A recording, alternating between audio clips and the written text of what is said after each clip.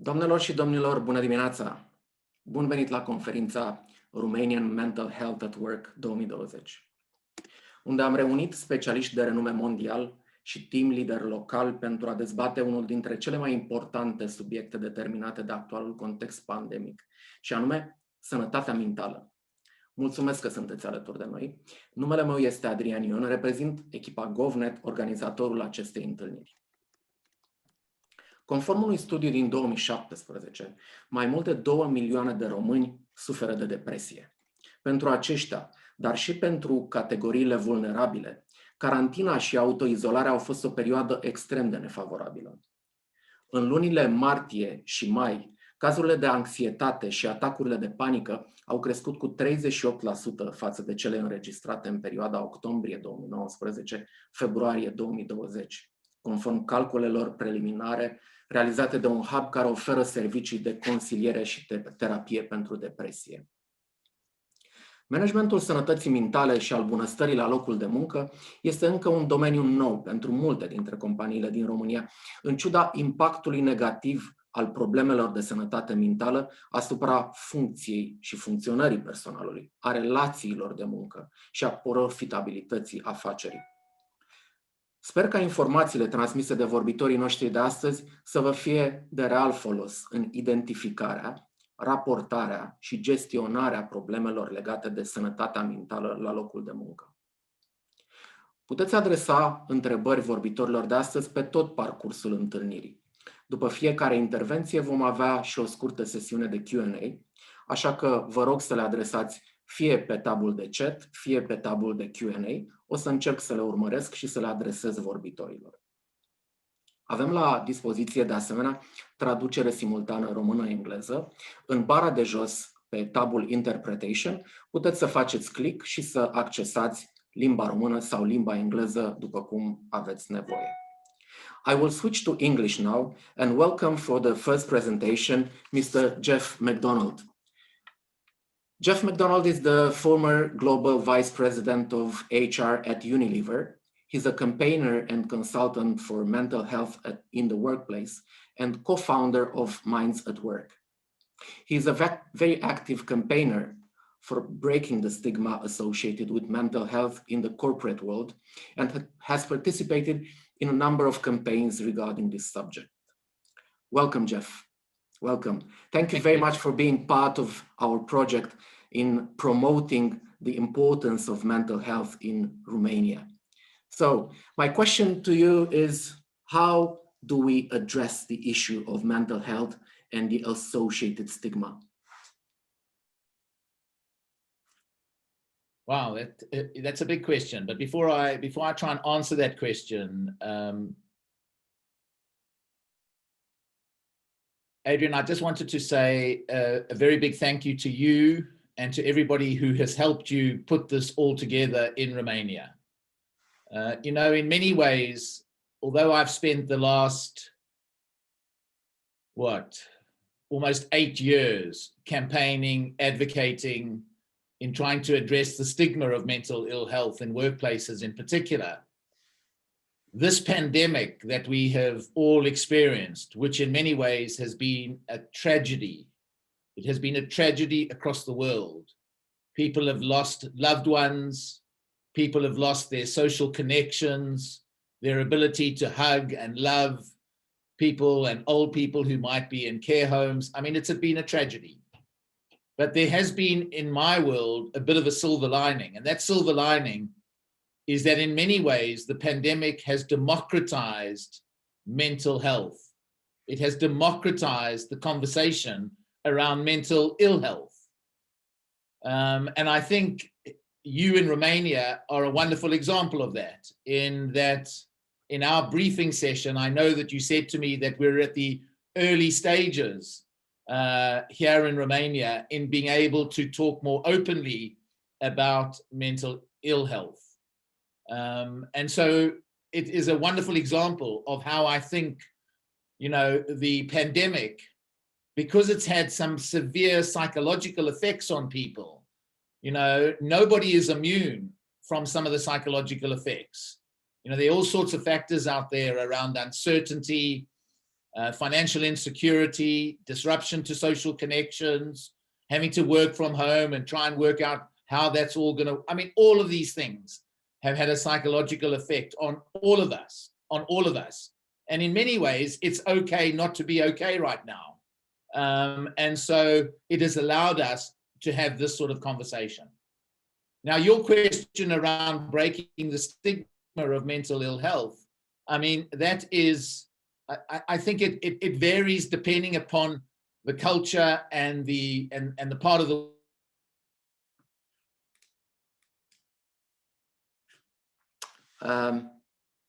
Jeff, I think we have. Is one, having events like this.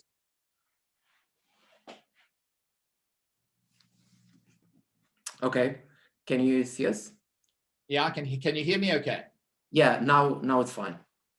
You know, so I think one of the ways of addressing the stigma is doing something like you're doing, is having events like this where we have this conversation, where we're able to talk about mental health, mental ill health in an open way. So just getting the conversation going, I think, is really, really important. And I think the other thing your event does is it helps to educate people. It helps to raise the awareness. It helps to people to allow them to ask some questions and become more educated and get a greater sense of awareness and understanding.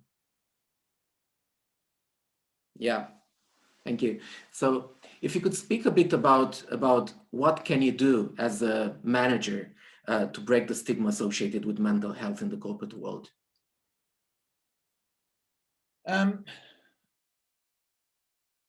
I think there are a number of things that I often say to managers, to leaders, but you know, Adrian, not just to managers and leaders, to members of a family, to individuals in a friendship group. You know, I have a very, very simple purpose in life, and that is to try and create workplaces all over the world where people in those workplaces feel that they genuinely have the choice to ask for some help if they are struggling with a common form of mental ill health. But it's probably not only workplaces. It's also creating an environment in a family group. It's creating an environment in a friendship group. You know, there are people on this call who I bet you are struggling with a mental ill health condition right now, if we go by the statistics, and they can't even tell their loved one.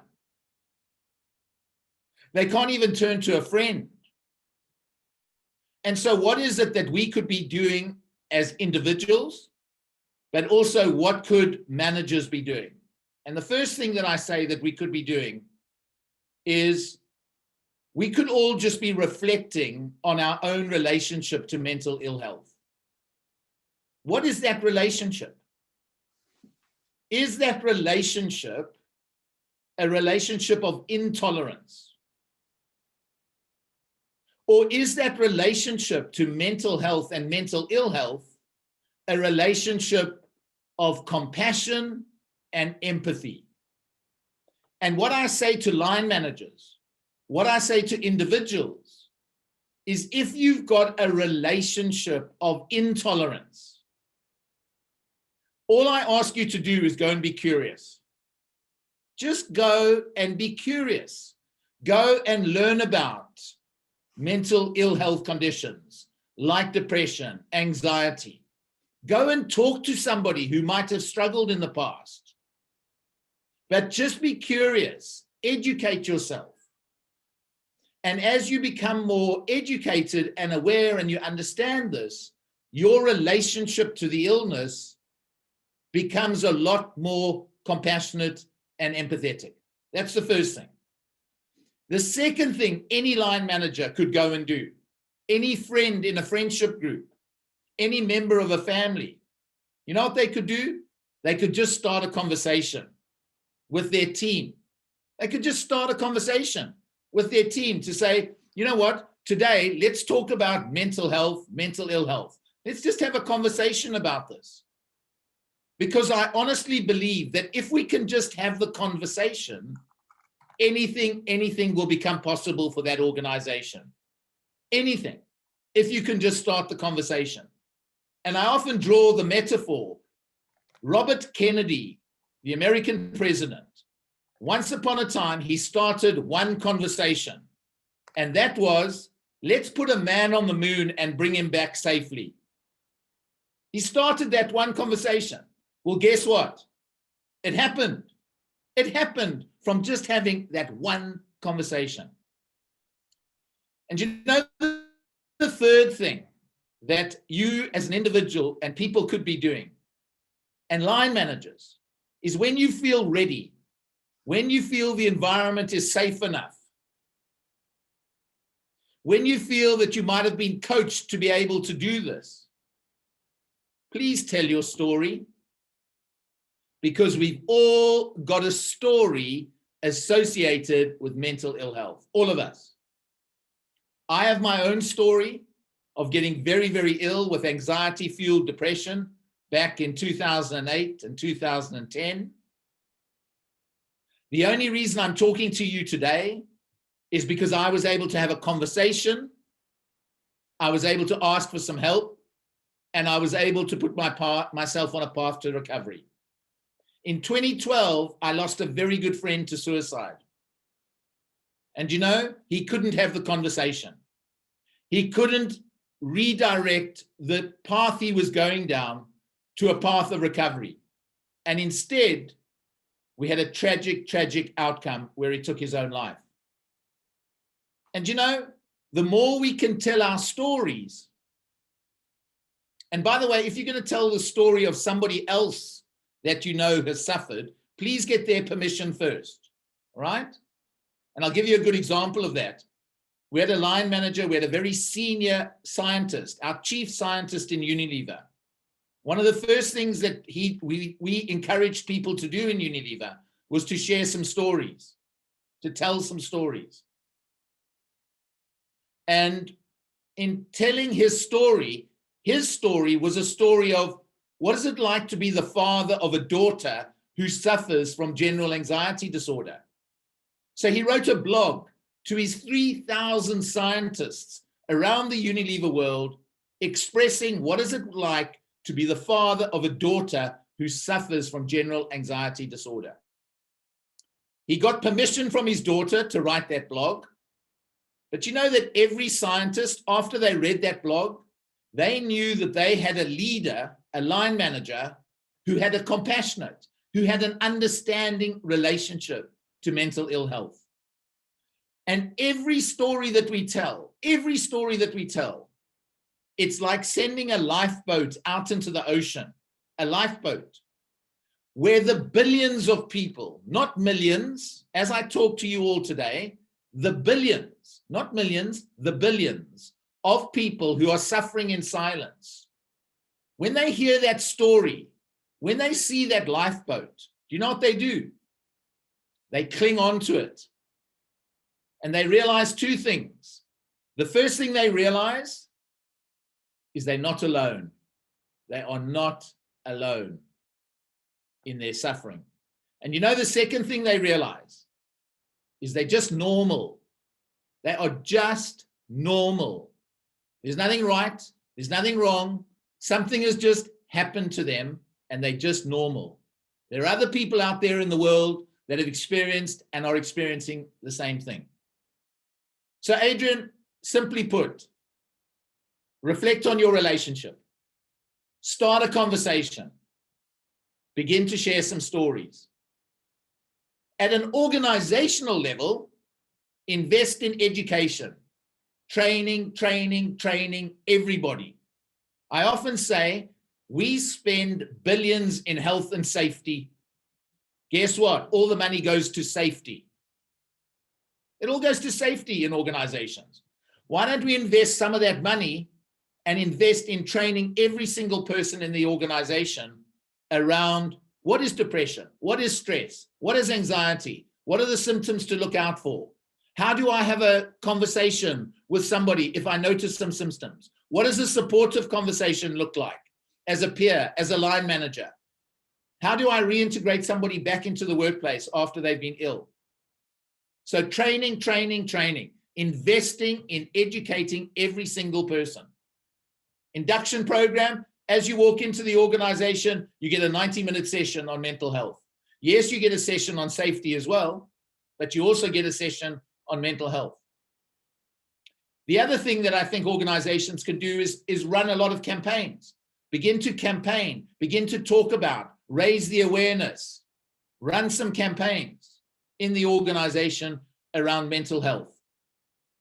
Make sure you've got all the support resources in place so that if people start putting their hands up, they start asking for help, line managers feel equipped and they know where to direct people to get the support and the help that they need. And then finally, as I said, encourage influential individuals in the organization to start sharing and telling some of their stories. So those have been some of my lessons, some of the things that I think organizations at a practical level can do, but don't wait for the organization. Every single one of us can do something ourselves. Reflect on our relationship, start a conversation, and share your story. Thank you.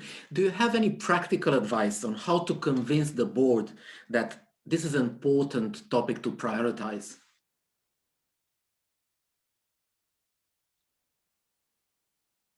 Look, I think that there are two schools of thought out there. There are two types of organizations out there, all right, in workplaces today. There are organizations out there that are driven by only one thing, profit. And there are organizations beginning to emerge out there that are driven by a sense of purpose. And that if you are more purpose-driven, that will deliver the profits and that will deliver the growth. Unfortunately, there are still organizations out there that are just driven by profit. And so for those boards, I think you've definitely got to try and build the business case. You've got to build a business case as to why it is so important to invest not just in the mental health of our people, but in the health of our people.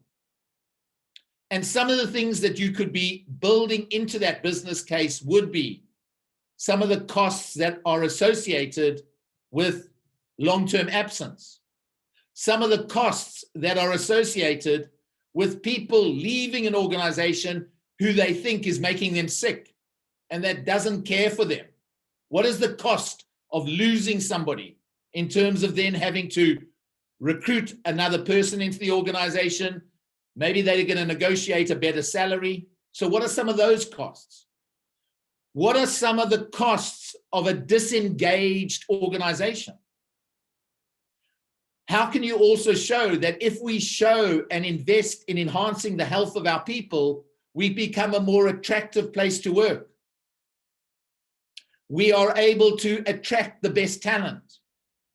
We are able to enhance the engagement of our people. I think you can also show the effects of presenteeism. We say that there are many people coming to work today who are struggling. You are paying them 100% for their productivity. They're giving you 30%. There's a cost in them just being present. And so I think that you could also look at the cost to having, particularly in service environments, of having somebody who is selling your product who's got no energy, who doesn't feel very healthy, and how that might impact that relationship with the customer. And so on the one hand, I think that there is real opportunity to build the business case. You can look at other organizations out there. You can go to the Harvard Business Review and see the return on investment that organizations get if they invest in the health of their people. $1 to approximately 4 or 5 in return. So you can make the business case, Adrian. That can be made. And those are some of the things I think people need to bear in mind. However, let me just throw another argument at you. I would say in all the work that I've done over the years, the most limiting resource that I see in any organization, in any sector, in any part of the world, when I go into these organizations, these workplaces, across the sectors in different parts of the world, what do you think I see as the most limiting resource in workplaces today? The most limiting resource I see is the energy of people. People are frazzled. People are frazzled in workplaces today. They're expected to do more with less.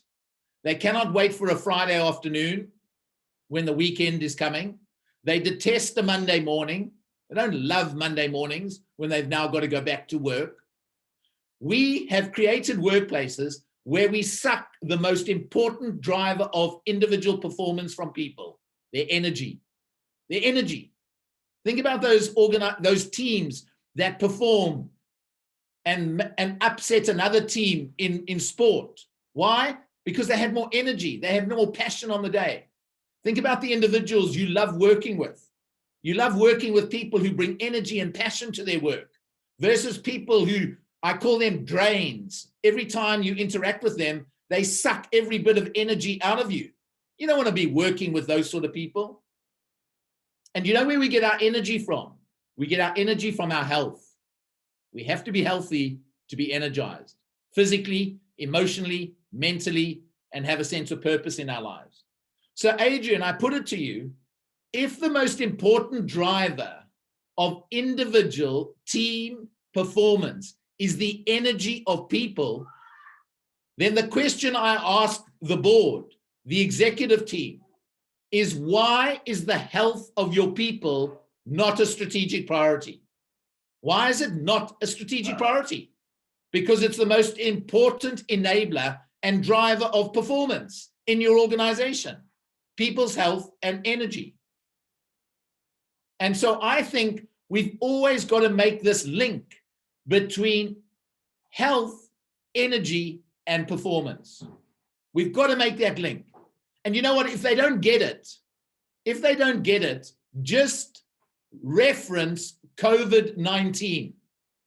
Look at what has happened to productivity, to economies, to people's ability to perform at their best during this pandemic. Look at what's happened.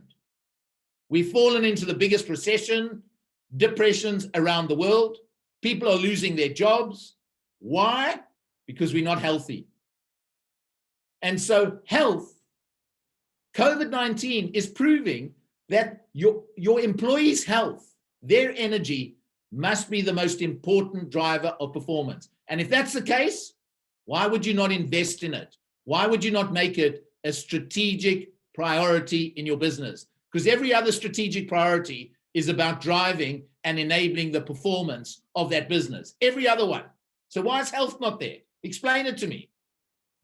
And then finally, the more purpose-led organization is going to do this work. You know why? Because it's just the right thing to do, Adrian. Because organizations have a duty of care for their people. And the care shouldn't just be about their physical safety.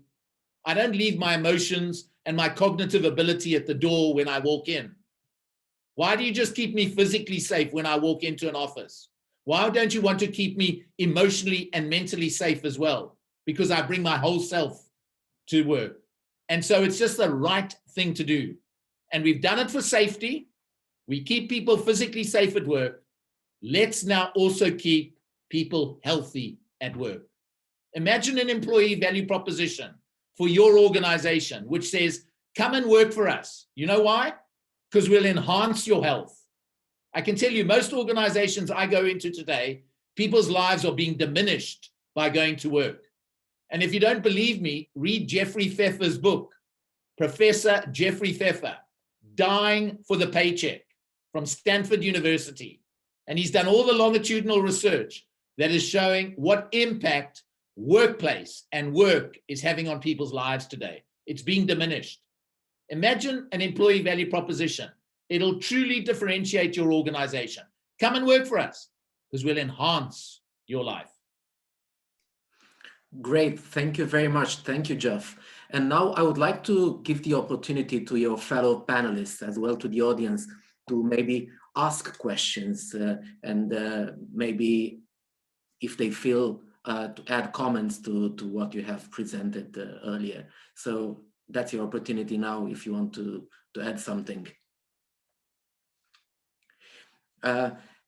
Miora Krista, you made a comment in the chat section that busy people cannot afford to be depressed. Why do you say that? I was just saying that a few years back, I was feeling a bit burned out, and it seemed quite obvious to my colleagues. And then after doing some introspection, I kind of felt like I was really depressed and emotionally exhausted. So I finally got the courage to start speaking about it, particularly to some good friends, because, you know, you kind of feel vulnerable when you tell that to your colleagues. You feel a bit ashamed. There's always that stigma around depression, anxiety, things like that. And academia is a toxic, competitive environment. So the last thing you want to say is that you're depressed. So I had a good friend of mine who happens to be an academic. And as I was trying to share my feeling of depression, he said, listen, busy people cannot afford to be depressed. So I don't think you're depressed. I think it's just you being tired. And it made me feel so helpless about it, because I realized that if you can't even speak about these things with your friends and you can't get the understanding from the friends, then it will be very difficult to go to the institution itself and say, well, listen, I'm depressed, I'm exhausted. Is there anything you can do to help me, without having that fear that, well, potentially I might lose my job or something like that might, you know, some consequences might happen. So I really think it's very important to create some awareness, but also to try to find ways of moving past the stigma that exists when it comes to mental health in the workplace, being able to speak out, to share those experiences with colleagues. And I completely agree with Jove. I think when it comes to organizations, the one main way we can reach to them is speak money. Show them how important it is for the company, for the benefit of the company, for their income, to actually have happy employees. I think that until now, that has been my experience while trying to create awareness in different organizations. Most of the times you have to speak money with them. And you know what's so sad about that?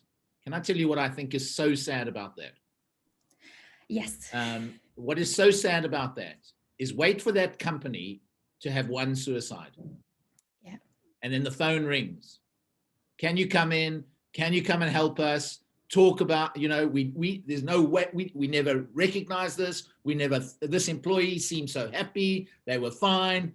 How can we start having, I mean, why do we have to wait for a tragic event like that before we truly begin to take this seriously? Why do we have to, why do we have to show this business case and talk money? Whereas, and it's about this true duty of care that I think we've got to help organizations and really begin to realize that and almost draw the parallel, as I said, to safety. We care for the safety of people. Jeepers, we care for their safety. Why? Because if somebody falls over and there was a safety blemish and you hadn't invested in that safety, the CEO might go to jail. Whereas with health, well, I treat you like a unit of production. Why don't we start treating people in workplaces like human beings? Because if you treat them like human beings, they will, and they feel cared for. They feel encouraged. Of course, they feel happy. They feel content. Of course, their levels of productivity are going to go up. And we all know that. I mean, CEOs, CFOs, they all know that. Why is it that they then don't want to make the investment? Why is it that they then want you to prove the business case? I mean, I don't get it. Is it because they don't know what to do? And that's where we as people who have had lived experience, who are advising and guiding? Is that where we've really got to step up and get in there and help these executive teams and these leaders to know how to go about doing that?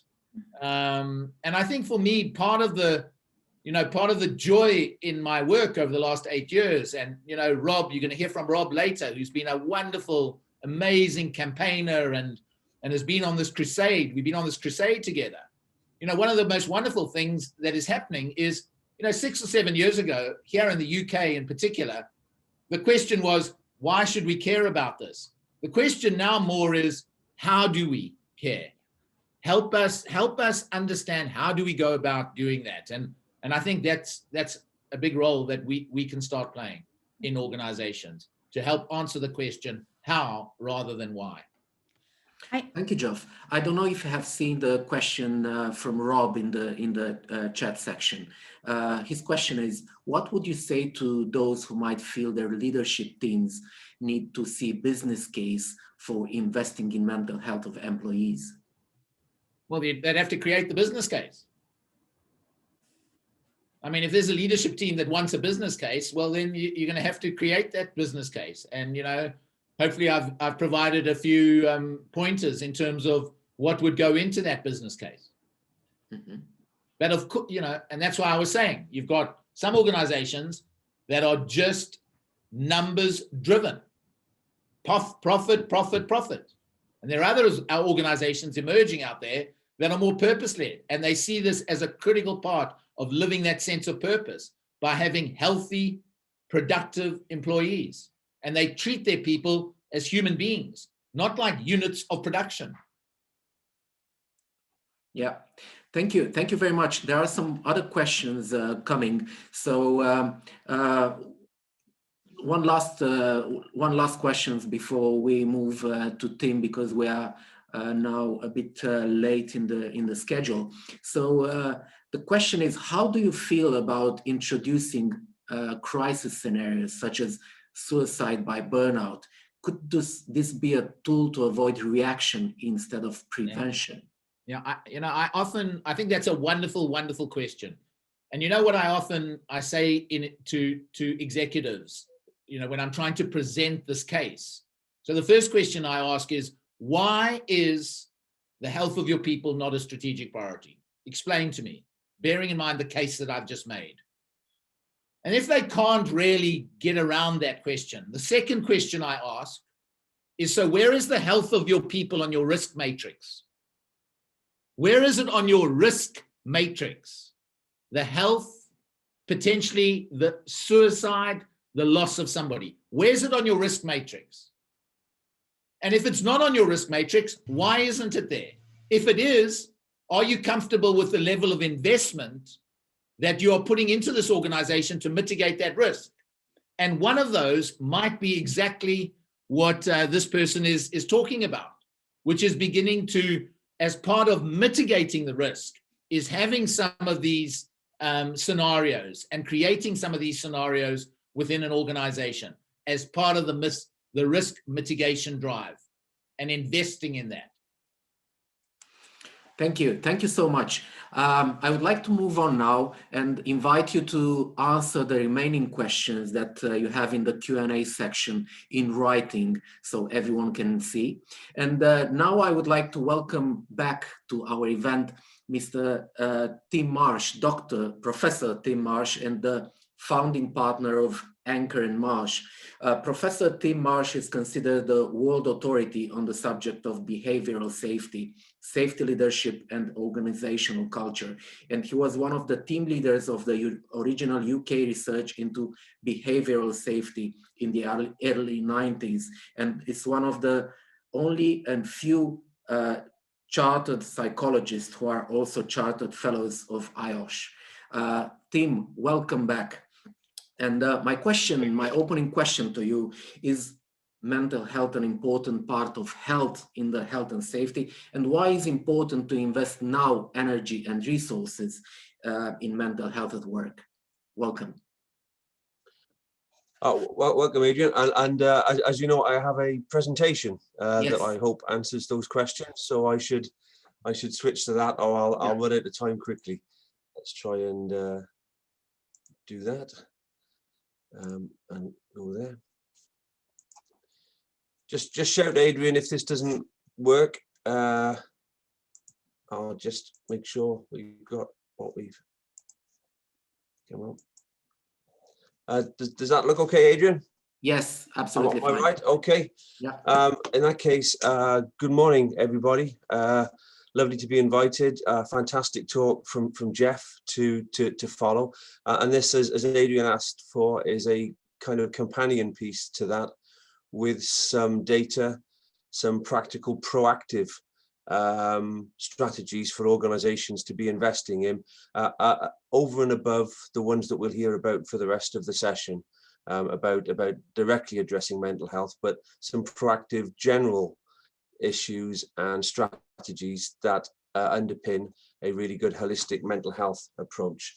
I'll skip past that. That was an introduction to the company, but I'm going to skip that actually. So the context and the problem is, in the UK, we've been saying that we've been shouting safety for many years and achieved pretty good standards at that, but only really whispering health. And that's changed dramatically in the last few years or so, as people have become aware of figures like this. These are the UK accident figures over the last 100 years or so. As you can see, we don't hurt too many people these days, far too many still, but really historically, it's a very good set of figures. But when you look at the number of suicides of working age people in the UK, the ratio is around 35-1. So for every colleague you bury because they've fallen off a building or been crushed by something, 35 colleagues will kill themselves. And we're beginning to be very aware of not just the impact of that, but also the impact of all the things that go before that. And Jeff talked very eloquently about presenteeism and despair and relationship issues and a whole bunch of other stuff. That's the figures put a different way, as a bar graph, as you can see. And we know from the world of safety that, please ignore the figures. Everybody gets very upset about the actual figures from Heinrich's triangle. But we know that for every serious incident, there'll be lots of minor incidents and lots of unsafe behaviors. And the same is true in mental health. For every suicide, you have a lot of people who are hanging by a thread, and lots more people who are just having a really bad day. And that is millions and millions of people around the world. The Romanian figures, the UK, we're not particularly bad as a country, 109th in the world. And as you can see from this graph, Romania coming in at 103rd. So very similar, really, in terms of this issue. It says that there. And it's getting worse. We know it's getting worse. We know that even before COVID, a huge mental health crisis seemed to be brewing, particularly among young people, driven primarily by social media and just the pace of life. And we know things are getting worse. In the UK, two examples of that, tragic examples of that. Last year, we had more students kill themselves than we had people killed at work. More students killed themselves, and really tragically, we had more pupils, young pupils, kill themselves than we had people killed at work. And this, of course, is the next generation. This is the next generation coming through that will drive the recovery in a post-COVID world. And it's getting worse, not better. Okay. The challenge, as Jeff so eloquently stated, is these are the people who are going to be running our organizations, generating tax money to pay our pensions going forward. Governments are not very good at this sort of thing. I was involved in a study looking at UK children's mental health, and the conclusions were it's a shambles, frankly. So it's going to be ourselves, and it's going to be the organizations that we work for who get the financial imperative, who drive this forward. We're going to have to do this for ourselves, basically, one way or the other. Okay. Why should we? Well, it's worked out that in America, it costs around $1 trillion a year. Not from severe mental health, by which I mean things like schizophrenia or hormonally driven issues like baby blues or post-traumatic stress disorder, but just good old-fashioned anxiety and depression. that 85% of issues costs about $1 trillion a year.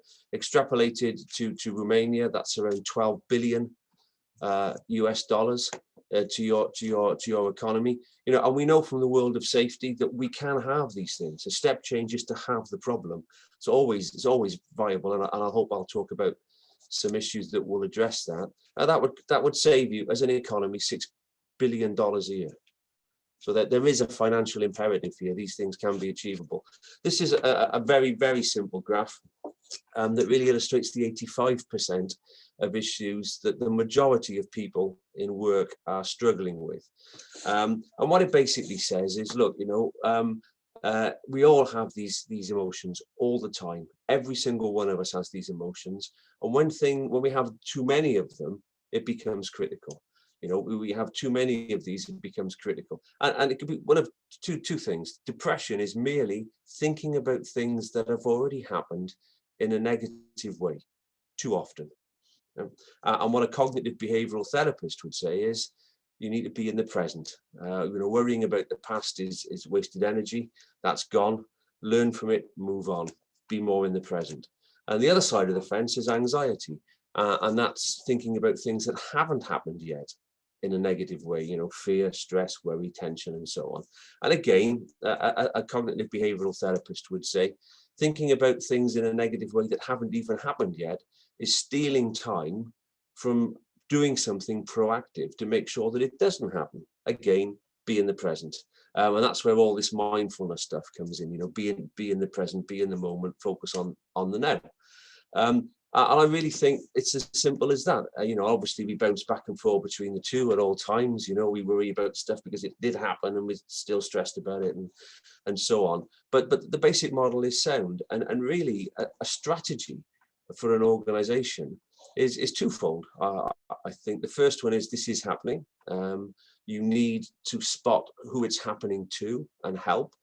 And a lot of today will be directly about that. But the second one, which is my kind of part of the day, of the panel, is to talk about the second strategy. And the second strategy is to keep people in the middle automatically by giving them the benefit of good work. You know, we know from studies that people who have a job that they enjoy are psychologically healthier than people who don't need to work at all. So good work is good for you. If you can create a work environment that is enjoyable and fills you full of relish, you will be psychologically healthier than if you don't need to work at all. Of course, the opposite is also true. And what I want to talk about today is what organizations can do to create that good job. Okay, so what can we do? Well, obviously there are all sorts of lists out there because you need a holistic strategic model. I won't go through any of those because other people will cover that. Just one interesting case study I did see on my travels. Finnair introduced a policy that you could refer yourself for psychological counselling, and you could self-refer. You didn't need to be referred through. You could just knock on the door and get it. They were very worried that what would happen was that lots of people would take advantage of this and they would be swamped. They weren't. And the results were really quite powerful. The people who went found it incredibly useful, and every important KPI, key performance indicator, went in the right direction. Presenteeism went down, absenteeism went down, turnover went down, productivity went up. You know, and every time you do something, as Jeff said in the first talk, what you find is you invest £1 or €1, you get 2 back or more. Okay, so leadership, as ever, it's all about leadership. It's always about leadership. And what we need, of course, is an easy to communicate vision based on a holistic model with lots of lived experience in what we've talked about. What we don't need, and what we're finding, is a lot of people are doing what's becoming known as bikes and bananas. You know, the bikes and bananas approach. We have a bike riding scheme and free fruiting reception, and that's it. And obviously, my pitch is that's an element of what we want to do, but it's only an element. I want to do something more root cause. than that. And here's our own holistic model that we work to. As you can see, you've got employee assistance programs top right there.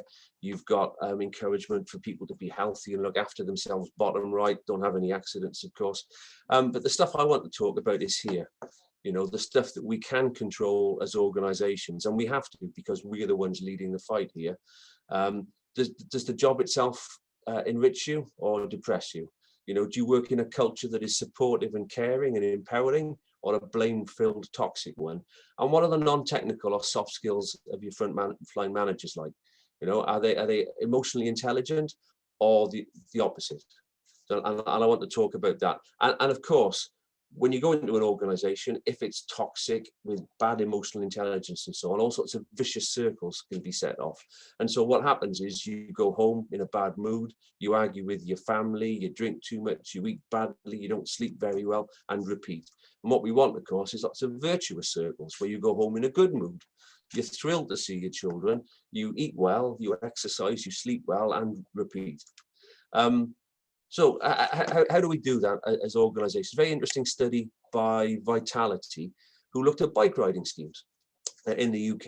And what they found was basically the third reason for people riding bikes, taking up riding bikes, was having somewhere safe to store them. The second reason was having somewhere nice and comfortable to, you know, wash if you got sweaty, or warm up if you've got all wet, and get ready for work. One for the ladies, as they say in Wales. But the first reason was that there was a metric that the board took seriously. You know, wasn't it ever thus? You know, if you can measure it, you can manage it. What gets measured gets done. Just tell me what you really, really want, and all that spy skill stuff. The sixth, out of interest, knowing it was good for your health, was only sixth on the list. So we have a great opportunity with lots of other things to drive people. People will, in organizations, do what they think people want them to do and what others around them encourage them to do, and set the tone. So we have a great opportunity here. Mental health first aiders, worth talking about them really quickly, because we have a slight problem with them in the UK at the moment, where people are using them as a magic bullet. You know, obviously they can be really great for setting the tone, for intervening, for setting the tone of it's okay not to be okay, but they're not a magic bullet. They need to be part of an integrated, holistic model. And here's a simple example. You know, a steelworks. Imagine this is a steelworks that I worked in when I was a young man. And I want you to imagine there's hot metal flying everywhere. There's toxic gases. There's forklift trucks hammering up and down. There's a horrible bullying management culture. You know, this is a place called Lamworm, for what it's worth. And I want you to imagine on my first day, you know, they say to my mum, who's dropped me off as a 16-year-old, and we've got all these things, but don't worry, we've got 5 highly skilled first aiders out there. They'll look after Tim for you. You know, you wouldn't be reassured by that. And it's exactly the same with first aiders. Mental health first aiders are great, but if you think that's going to compensate for a horrible, stressful, bullying, nasty culture, you know, you're wrong. We need to get the basics right and do the proactive stuff, not the reactive stuff. What we found, for example, we do a lot of human error training, and we always put an element of mental health in the middle of it. Very interesting thing we found from that, not deliberately, we just thought it was important. It does really seem to set the tone for, you know, but it's okay to not be okay, and it's okay to talk. And a really, really interesting thing, we talk about just how many people are struggling. Is it 1 in 5? Is it 1 in 10? We find that on a typical training course of 10 people, 1 will take the trainer to one side after the first day and say, could I just talk about my brother or me? So it's really interesting. If you raise it in a general line training course, people will talk about it, and it kind of works as a triage almost. Okay. So individual people and culture, a few things worth saying about that. Life's tough. Mike Tyson with his famous quote, everybody's got a plan till they get punched in the face. Einstein was a bit more lyrical, you know, a ship is safest in a harbour, but that's not what it's built for. And Maya Angelou, you know, it's not about surviving, it's about thriving with passion, compassion, humour and style. And when you look at individuals, you know, this is as good as it gets. You know, on a really good day, we're still struggling for about 5% of the time. And that's if everything's going right. For lots of us, we're having days like this. There's all sorts of things that can cause this. You're on medication, you've got financial worries, relationship worries, and of course, a big one that is overlapping with mental health hugely is fatigue. Tired people are just having bad days about everything. A blame culture where there's lots of toxicity and blame if things have gone wrong. If you have a job that it doesn't empower or doesn't fit you, and of course, mental health.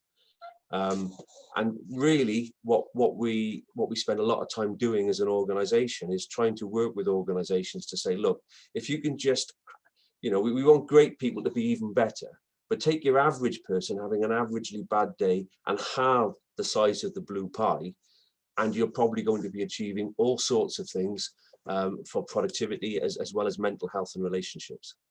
And you need to take a holistic look at that. Okay. And we've talked about this before. The number of people having big blue pie days is just millions in every country. So 3 proactive organizational mindsets that can help to finish off, because there are lots of lessons from safety excellence. We know what safety excellence looks like, and we know how to get it. And some of those lessons are directly transferable. And it's always better to be proactive rather than reactive. Nature of bad luck is that we tend to get the luck that we deserve. Gary Player, isn't it funny? The harder I practice, the luckier I seem to get, said Gary Player. And I always imagined him practicing bunker shots till his hands bled. But actually, a fantastic book about the nature of luck and hard work and success. For years before anybody else, he was doing this. And I think this photograph is a better metaphor. You just need to put the graft in. You just need to put the graft in. And obviously talking about well-being and mental health, the Dalai Lama was asked once, how are you so happy all the time? And his response, well, I've been practicing really hard at that for about 60 years now, every day. It's the same thing. And I'll try and finish with a practical example of that. So building the right mindset of good work is good for you. Well, bikes and bananas help. But we think that all frontline supervisors need to know about this vitamin model. It's been around for about 40 years. Its time has come. Just 2 examples from this. It talks about you need the right job for you. So, for example, people who love to have lots of control and haven't got any are incredibly frustrated and stressed. People who don't like too much control and have got too much, incredibly frustrated and stressed.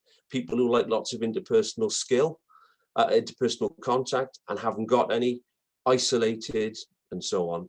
And obviously the quality of that, and all the other items on the list as well. And of course, the Peter principle, we see it all the time. Take a really good engineer, make them an engineering manager, which they're not suited for, or which they get no training and support for, and suddenly they've got a real problem.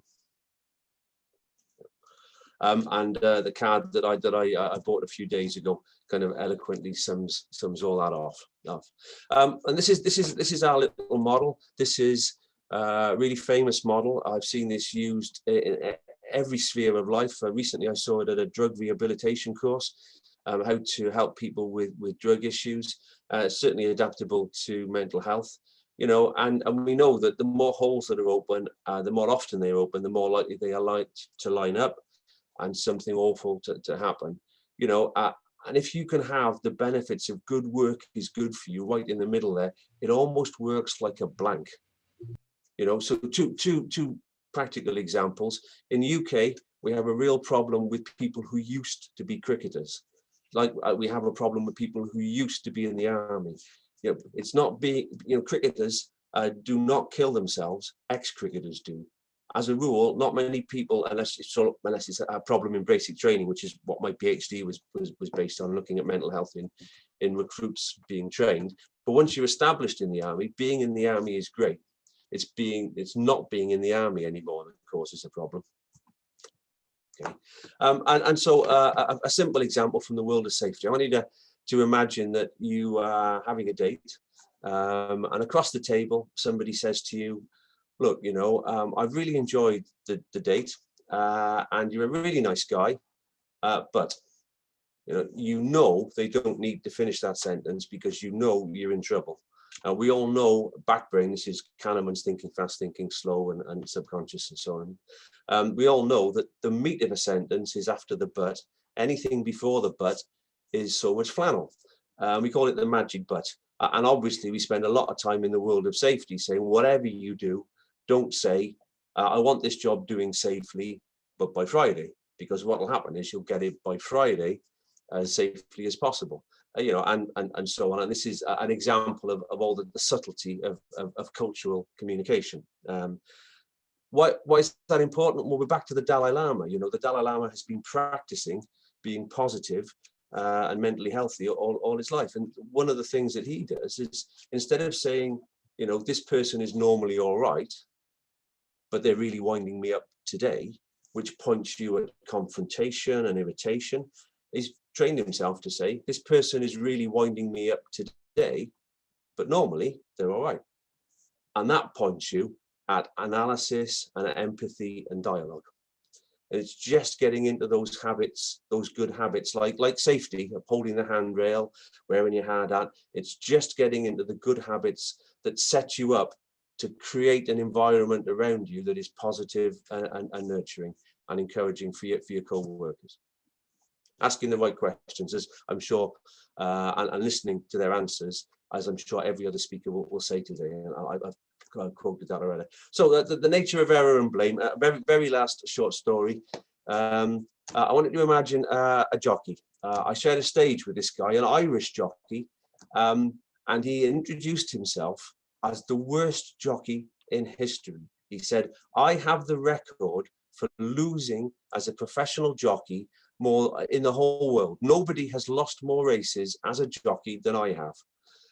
More than that, nobody has fallen off a horse more often than I have as a professional. And I think I might have the record for broken bones as well." So I down and out.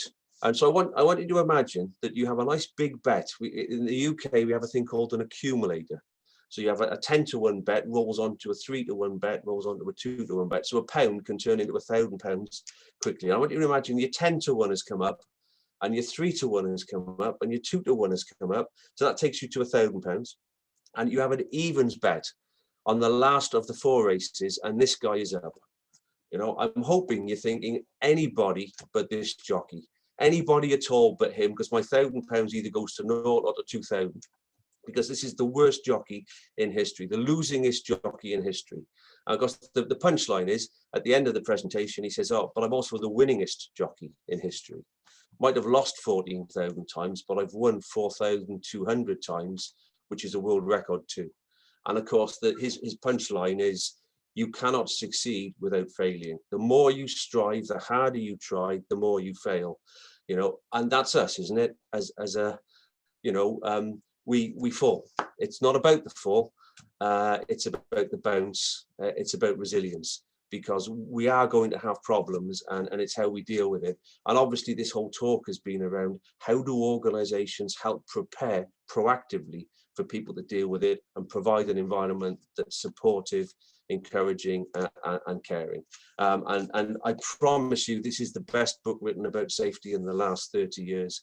It's all about a learning, analytical mindset. We have lots and lots of online courses if you're interested, that sort of thing. And that's me pretty much on time. Just leaves me 5 minutes for questions. I hope you found that interesting. If you need to contact us, the details are there. Thank you ever so much. Thank you. Tim, thank you. Thank you again for a very insightful and great presentation, as usual. So now it's the moment for questions. So again, I would like to invite your fellow panelists if they have any questions to you. If not, I would have a question for you. I know that a lot of your work, both as a professional and at Anker and Marsh, is in the safety area of health and safety. So I would refer to what Jeff said in his presentation, that billions are invested in health and safety, but the majority goes to safety. How would you feel about that? How would you comment? And if you see any change in the proportion in the last days to more allocated into health issues and keeping people maybe mentally healthy? Yeah, Adrian, I know. Well, we used to do a lot of work in safety. We do a lot of work in human error these days. So we had, for example, we had a client, and as you work in human error, you encourage people to take a holistic approach to human error. I've tried to outline why you have to look at mental health in the middle of that.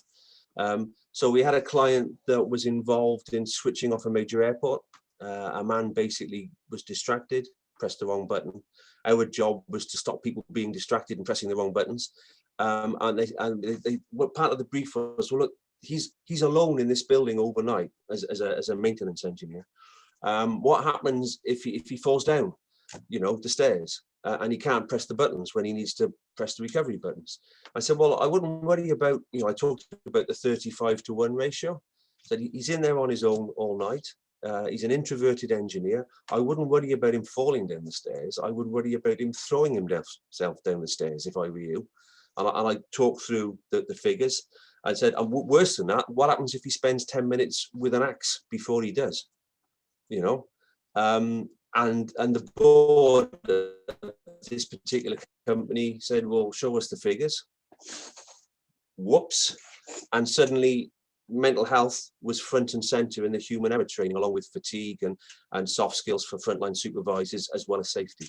So it's, as the questions to Jeff were, it's the business case. In safety, we always have a world-class safety culture just after a major incident, and we spend all our time trying to persuade people to be proactive. It's exactly the same argument, but with bigger figures and a much bigger play area. And companies get that. I'll never forget that guy when I said 35-to-1 and so on, and looking at the figures that I provided him and going white, and saying, really? And imagining, and he said, well, I said, yeah, and the guy I just talked to, he's really struggling, by the way. He's just going through a divorce. He's drinking too much. Is he? How do you know all this? Well, I asked him if he was all right. And he said, no, not really. And we had a good chat over the coffee, and there were several. He couldn't identify which one, by the way, but, Okay. Thank you. Thank you very much, Tim. If there are no other questions for you, actually, there is a question in the Q&A for you. I would propose if you could answer to that in writing to Mr. Christuran. I would like to move on to Rob Stevenson. Rob is the founding Formster and CEO of FormScore, as well as the founder of Inside Out Leaderboard. And Rob is an international keynote speaker. He's a campaigner and well-being consultant who is on a mission to help create happier, healthier, and higher performing workplaces. So Rob, welcome. Thank you, Adrian. Yeah. So it's a pleasure to be here. And I'd like to echo Jeff's thanks to you, Adrian, and your team for putting this on in Romania, because mental ill health does not discriminate between border or nationality. Levels of stigma do, and there are different degrees of stigma, but it's great that you're doing this. And I'd also like to thank you, the audience, for investing your most precious resource, your time, in attending today to get some thoughts and some thinking and some inspiration about mental health and well-being. So before I get into a presentation, my name is Rob Stevenson. Very kind introduction from Adrian. I am really passionate about helping inspire the creation of mentally healthy workplaces. And today I'm going to talk a little bit about that. I'm going to share a bit of my story. But first of all, I'd invite you to pause for a second. I'd invite you to pause and just say well done to yourself, because we have all been traveling through this very difficult time with the pandemic that has impacted the mental health of all of us in one way or another. So just take a moment and say well done to yourself. So I'm going to share a brief presentation with you. So bear with me while I just pull the PowerPoint up. So there we go, caring for mental health and well-being through these challenging times. But first, a question. This question, how are you? We're asked 10, 20, 30 times a day. And we never answer it very authentically or honestly. We say, I'm good, I'm fine, I'm okay, and we walk on. It's like a ritual. So I'm going to ask you, how are you today? But I'm going to help you answer it by sharing how I am. My mental form is 7 out of 10. My form score is 7 out of 10. I'm on good form today. And these are the questions that I ask myself that I invite you to reflect on as well. How motivated do you feel? I'm feeling pretty motivated right now, and I'm really excited to present to you. My energy levels are okay. I've been experiencing COVID and long COVID, which has caused a lot of fatigue. And that's come back a little bit in recent days, but today I'm a little bit better. Tasks and decisions feel straightforward and easy for me, but how about you? And I've slept really well in the last few nights, which is a big driver of my well-being. I've exercised quite well recently, although the long COVID has impacted my ability to exercise, and I think I might have actually done too much to trigger that again. But how about you? Have you been exercising well recently? And is your diet balanced and nutritious? Mine is pretty good right now. And then sense of purpose, really important. I always score really highly on sense of purpose given what I do, but how about you? Do you have that why? Do you have that sense of purpose? And then importantly, in the times we need to be physically distant to be safe, how connected are you to friends, to family, to colleagues? I hate the word social distancing. I actually tried to get that changed at a global level. I think we need to have physical distancing and social connectivity. So how are you connected right now? And then how well are you balancing stress with moments of recovery in the day? I will talk more about this as we go through. And then financial wellness. How relaxed are you about your finances? I'm fortunate enough to be okay, but I know this is a worry for many. So there's the scale. So you can see my 7 out of 10, good form. Just think where you might be on that scale. And it's perfectly normal for us to be a 4 or a 5. And some of us might be an 8, 9, or even a 10. And so think where you might be. And then I'm going to ask you to reflect on this question. And I'm just going to share a different screen so we can answer it anonymously. So hopefully you can see that with the QR code. So what I'd invite you to do is open up your phone, get your camera open on your phone and hold it over that QR code. And you'll see open form poll now pop up. Now, this is totally anonymous, so you'll be able to select your score out of 10. You can see my 7 there already, and it will populate once we start to see them live. And we can get a test of how we're feeling. Now, it is anonymous. We can't see whose scores are coming what. It's an anonymous poll. And as we start to see those populating, that's really good. You know, thank you for those people who've put the 5s in. If you're a 5, that is perfectly normal. It's part of being human. And it's certainly part of being human during a global pandemic. But just reflect on what's driving that 5 and then how you might tweak it, how you might get to being a 6. For the person who's a 9 out of 10, do let us know in the chat what you had for breakfast today. Keen to know. It's great to see that. So let's celebrate that 9. But, you know, we're seeing a lot of 6s and 7s, and that's, again, pretty normal. We're actually averaging 6.6, which I can tell you is a good average during the pandemic. I do a lot of these polls in all of my keynotes, and we're seeing an average of about 6 out of 10 at the moment. Prior to the pandemic, it was a 7. So, you know, we're 6.7 now. We're looking, so we're pretty good. So in this audience, we're, you know, our average form is great. But just think, what can we do to sort of tweak that? So I'm just going to go back to the presentation, and I'm quite excited. I've learned how to flip presentations in the middle of Zoom, which is really exciting. So there we go. So mental health and well-being, is this one of the great opportunities and challenges of our time? I certainly think it is, and particularly, as Jeff was saying, during these challenging times. And I'm going to answer that question during the next sort of 20 minutes or so. But first, a bit about me. I'm a father. I'm a husband. I'm a cyclist. And I know what you're thinking, and please feel free to comment on anything I say during the chat. I will keep an eye on it. I do shave my legs. And one of the great things about well-being for me is freshly shaved legs and new bed sheets. And I can see a couple of ladies from the panel nodding on this one. Gentlemen, you may or may not be aware of this real treat on well-being.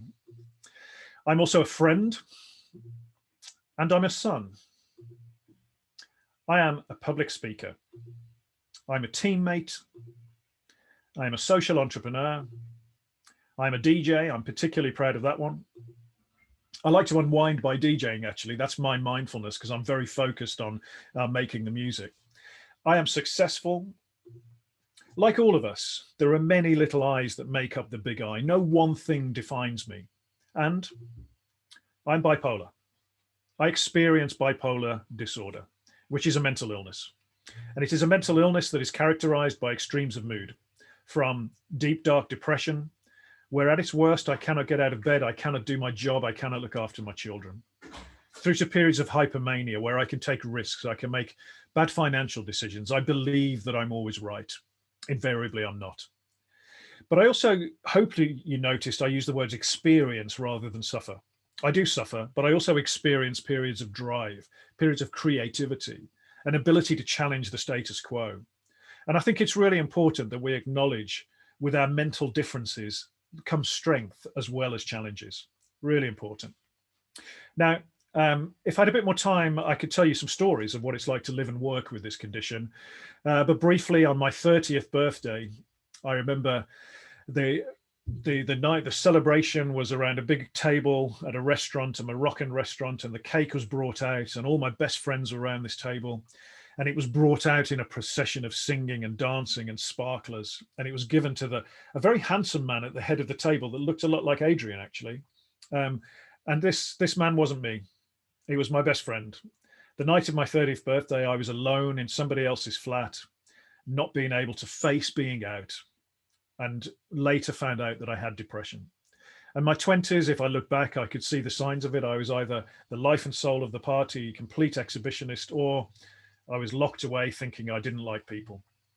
I was soon after diagnosed with depression, which later became a bipolar 2 diagnosis. And I thought, great, I could be fixed, mended, made well by the medical profession. And for a while I was. And then my story got a bit more challenging when the depression came back. And I wanted to end my life at that time, and even made an attempt. Now, with the love of close friends and family, I learned that I could manage this condition. In addition to medication and therapy, exercise, really important, hence the cycling and the shaved legs. Prioritizing sleep and social connections, really important. And I learned to manage this. But I did so under the radar, with only those close friends and family knowing. And this was because of the stigma, because of the fear of how I'd be perceived by friends, by family, by colleagues, by work contacts. And actually, I remember in 2017 hearing my friend Jeff Mcdonald tell his story of anxiety and depression and the loss of his friend to suicide. And I sat there in the audience feeling shame, because I was a successful business owner, and yet every week when I'd go and see my therapist, I'd put the word physiotherapy in my diary for years. So Jeff inspired me to share my story, but the reaction to that story changed my life, because I started to understand from people then sharing their stories back how many people experience a mental health challenge, but do so in silence because of stigma. So I thought, how could I contribute to this movement that Jeff was working on of ending stigma? So I founded Inside Out Leaderboard, which is a social enterprise, a not-for-profit. And basically, we publish a list of business leaders who are open about their challenges of mental illness and acting as role models.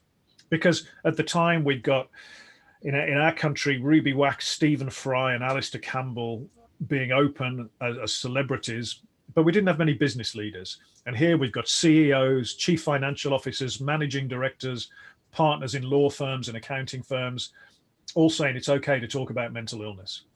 And then this year, we published the second leaderboard, and we grew that list from a standing start to 68. So we have over 110 role models now who are open about the fact they have a mental health challenge. But why is this important? Why is it important for our senior leaders to share their stories? And I'd like to share a quick example. One of the role models from the first leaderboard is a chap called Mark Twigg. He's wearing the trainers. He founded a business about 3 years ago. He shared his story to his whole business of clinical depression. And then if we could mute Katie, I think that would be good, Adrian. Immediately 7 or 8 people put their hands up and said, I'm struggling too. And got adjustments to roll and got the support they needed. But you know what? The narrative moved away from mental illness to wellness. And they introduced an initiative called Take 2, where in the working week, anyone could prioritize their mental health and their well-being by doing something positive for it. Could be go for a walk, take some exercise, go for a long lunch, go to a gallery, but looking after your well-being with personalization and choice. But even better, the chap in the suit heard about the reputation of the firm before applying to join and felt comfortable sharing that he was bipolar in the interview process. On joining the firm, Mark could work out how best to manage Rob, with some even conversations with Rob's therapist. For the 3 years they worked together, Rob did not have a single episode of mania. And even better, Mark did not have a single episode of clinical depression. Now, part of that, as we heard from Tim, is the good work, I'm sure. But a big part of it is the fact they could both be open and they could both support each other and look for the signs that they might be struggling. This is not a chain of command thing about line managers and subordinates. This is about human connection and supporting each other. Very powerful story. A personal story of being open about mental ill health. A few weeks ago, I was a 4 out of 10, which might have kept me in bed with depression 3 years ago. Now, on my Form Score app, which I'll tell you a little bit about, I posted my 4. I got a number of supportive comments. As a campaigner, I put it on LinkedIn. I've committed to do that. I got a huge number of supportive messages, calls, emails. Somebody even sent me a song suggestion. It was a terrible piece of music, but it gave me a boost. And by the end of the day, I was a 6 out of 10. Now, a few years ago, I could have been in bed for a few days with that depression. But the fact that I opened the door to support allowed me to receive that goodwill from all of the humans in my network. Some I know well, some I don't know that well, who cared and wanted to give me a lift, which they did. But it starts with being open. And it starts in the workplace with creating open cultures. So we've talked a lot about being in the moment. Some strategies that are really good for me are acceptance of how we're feeling when we're struggling. I won't go through this in detail, but if we can accept the challenges that we face, whether that's depression or the worries of the pandemic, then that allows us to kind of be in the moment, be kind to ourselves, and ultimately realign our goals. But acceptance is a pretty key way that I cope with low moments. Now, very quickly, some narratives. This was an image that I got from Google Images on mental health. I didn't Google mental illness. I didn't Google depression or anxiety. This was for health. And sometimes we think of the words mental health and we think of illness. So mental health has a brand problem, whereas actually mental health is one of the most vibrant things and beautiful things about being human. And we all have it. 1 in 1 of us have mental health. And 100% of us will know what it is like to struggle with our mental health as a result of these challenging times. And if we accept that, we can accept we're on this continuum from struggling through to thriving. I saw the Maya Angelou quote on thriving. We all want to thrive. We can't thrive all of the time. But again, the knowledge of this brings power, because we can then be empowered to know that we can influence how we're feeling and how we're responding to what the world throws at us. I have a mental illness. I'm thriving most of the time. Some days I will struggle. We will all oscillate on this continuum, daily and hourly. So briefly, there are some drivers of form or well-being that I think are worth reflecting on. So nutrition, what we put into our body, is good for our physical health, but it's also good for our mental health and affects it. So good fats, essential fatty acids that we get from nuts, avocados, oily fish, really good for our brain. The use of alcohol will impact our sleep and our recovery.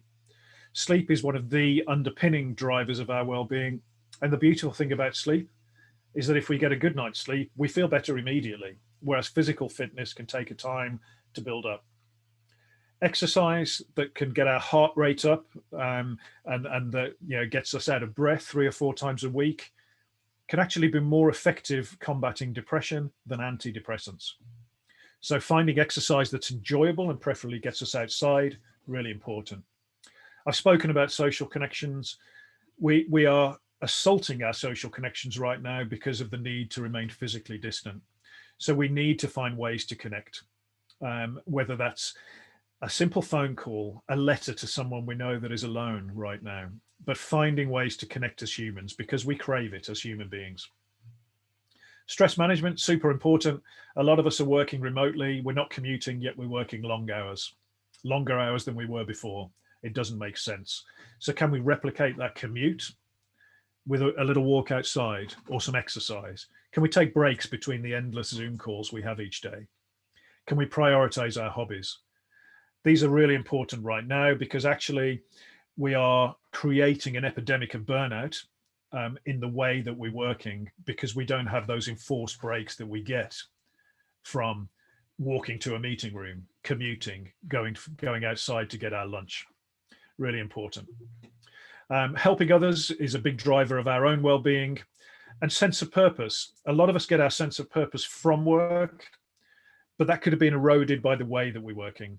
So can we find ways to make sure we are purposeful and we know what our why is? And that could come from hobbies or learning new skills. And then financial well-being is a very important driver of our mental well-being as well. A lot of us would be worried about that right now. We need to focus on it if we are. There's plenty of opportunities for expert support there. So I think we have a problem. That map of the drivers of our form, unless we have a mental health challenge, we don't really build up the literacy in knowing what works for us as humans. People like me who've got bipolar or another mental health challenge, we've done that because we've needed to survive. But we have a lack of literacy. And we also, because of the stigma of mental ill health, often feel reluctant in communicating how we're feeling. We don't have the language.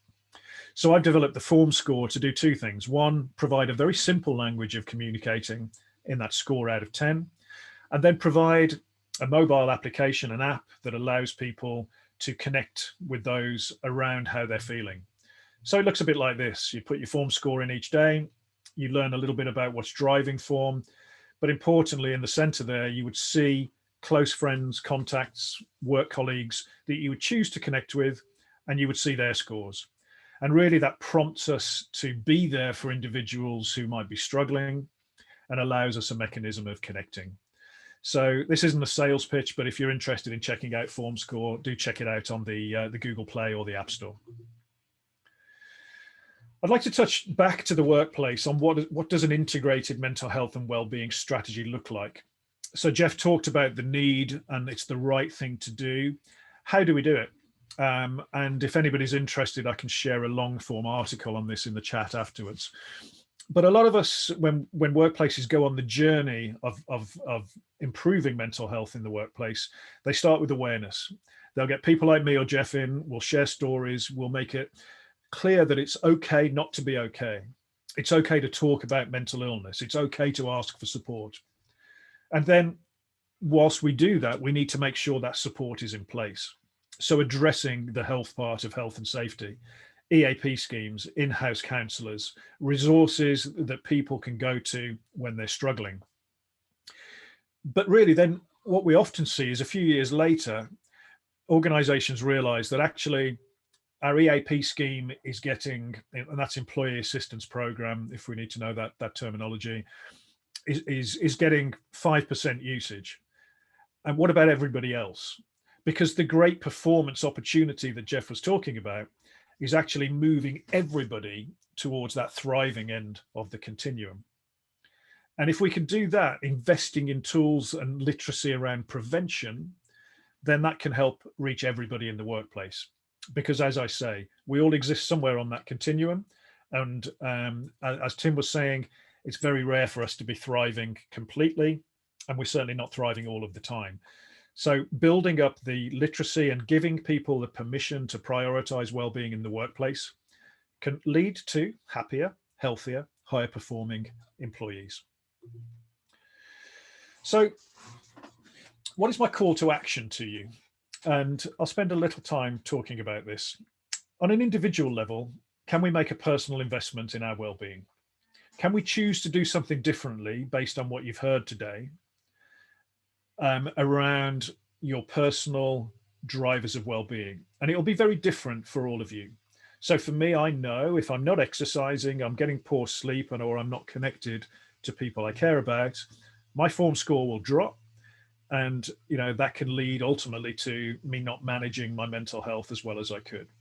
But for others, it might be we're worried about our finances, or we're not balancing stress well in the workplace. So thinking about what those drivers of form mean to you, and thinking about how can we influence them just to maybe get up to, if we're a 5, a 6 out of 10, if we're a 6, to get to a 7 out of 10. So making a personal investment in your well-being.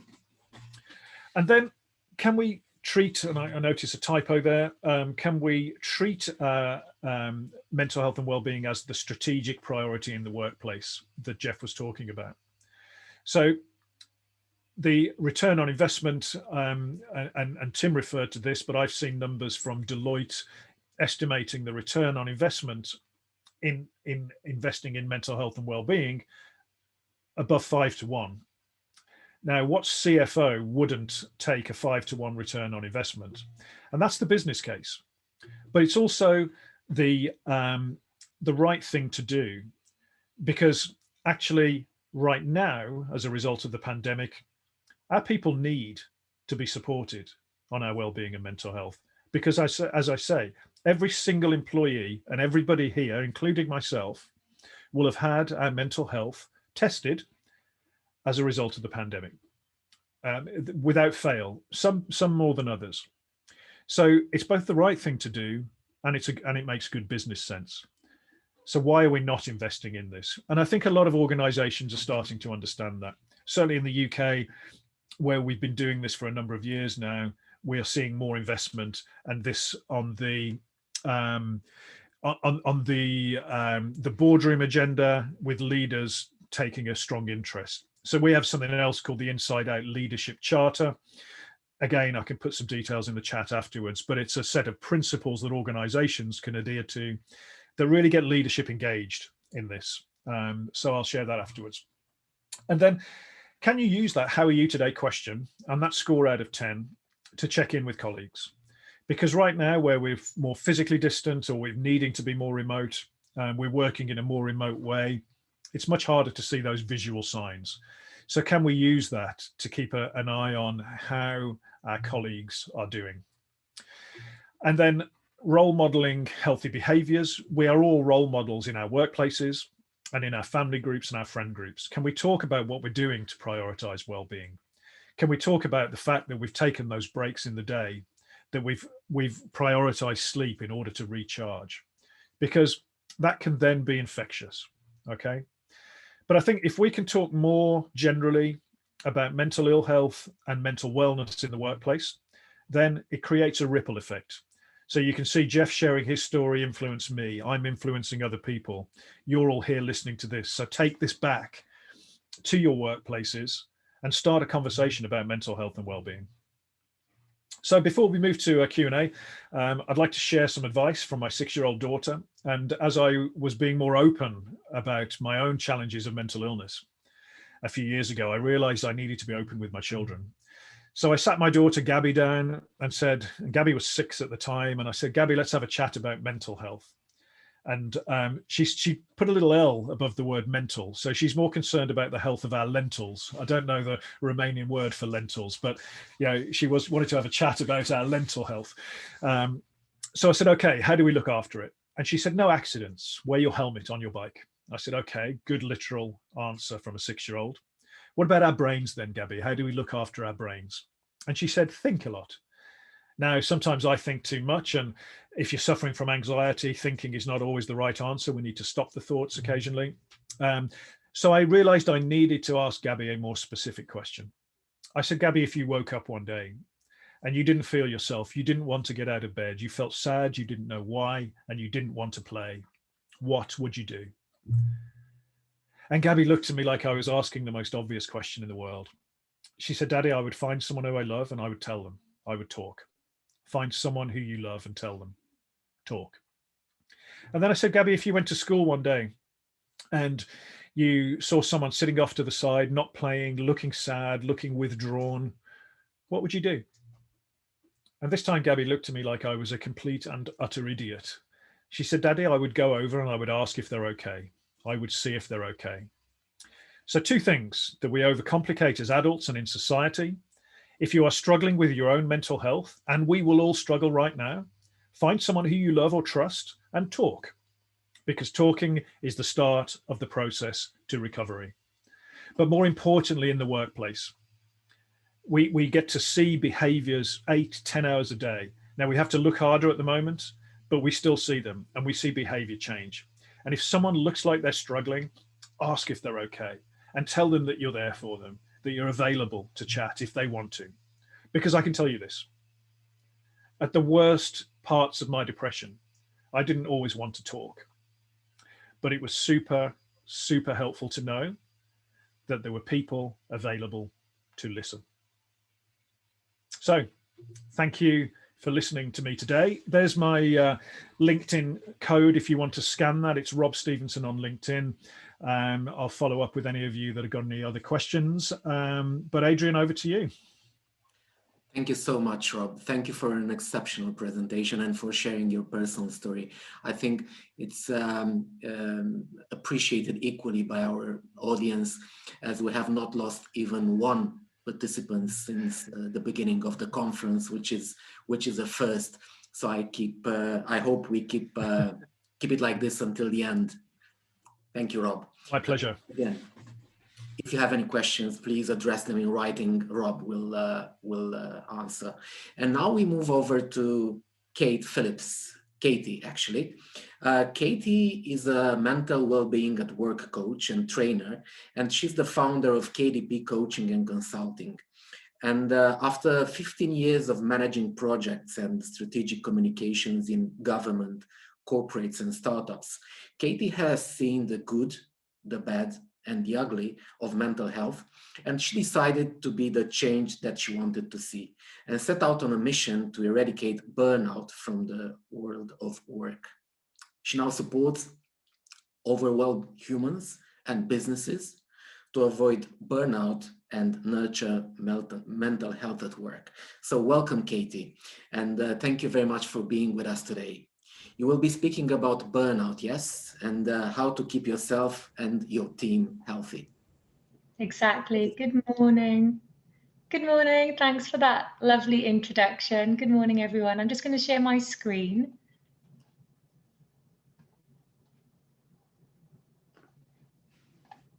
There we go.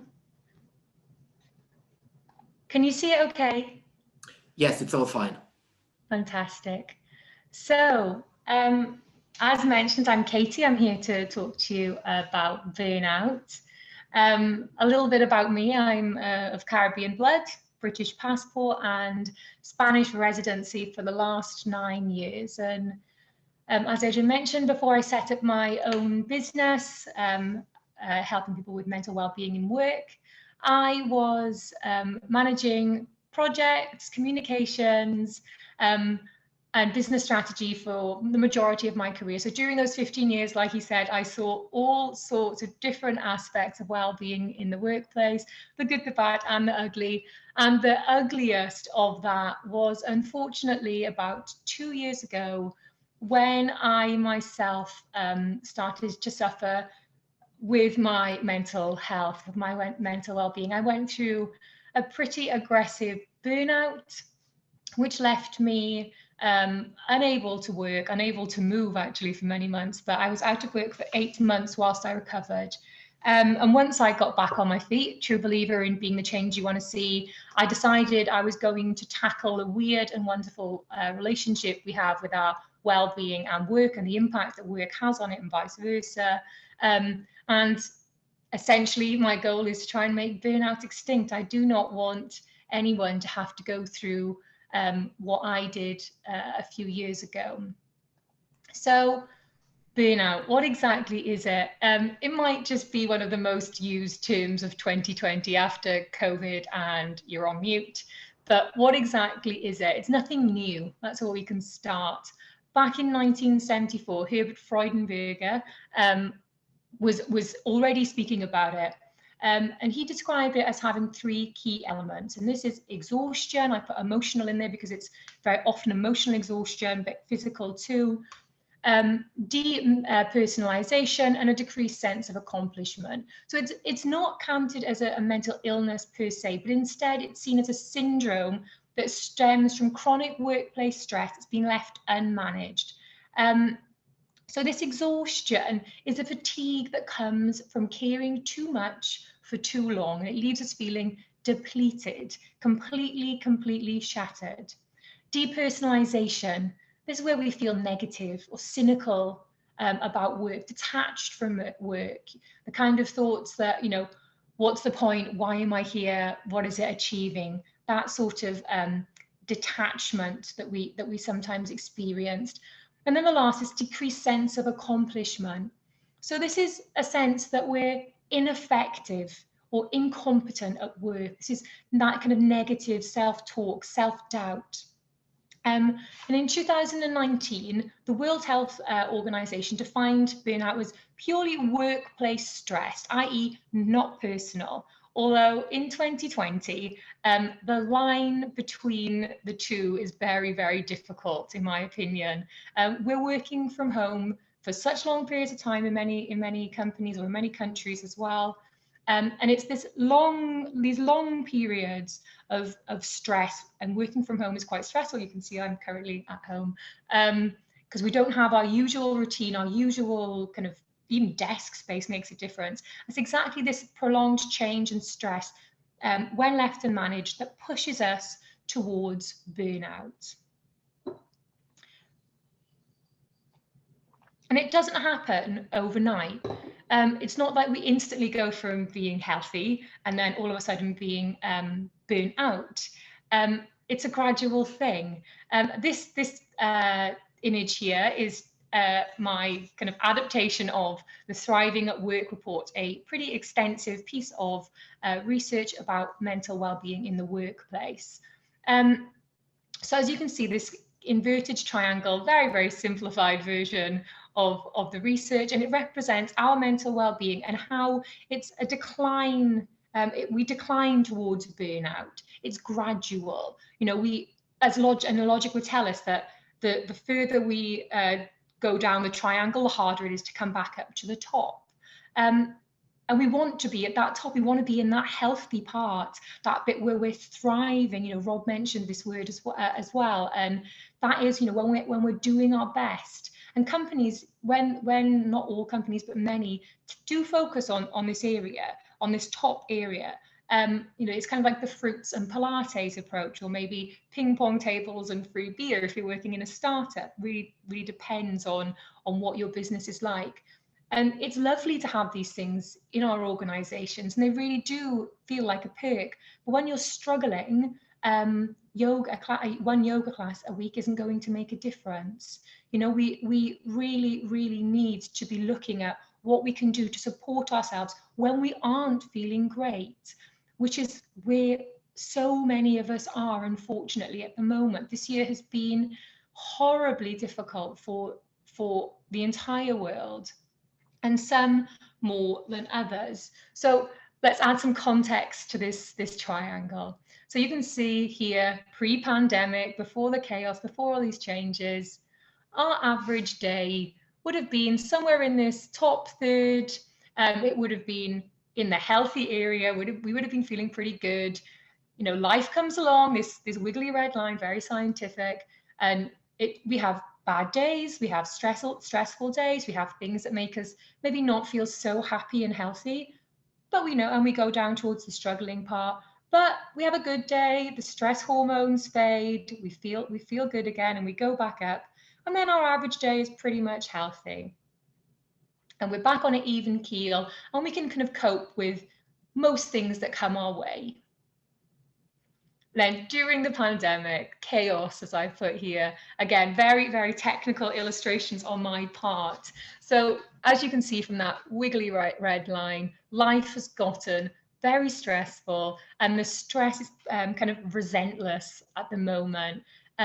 We are constantly being fired, so having stresses fired at us. So whether that's changes in work, restrictions, fear of getting ill, fear of our friends and family getting ill, uncertainty, all of these things, especially in the work environment, are constantly flooding our body with cortisol. This is why we're probably feeling a little bit more tired.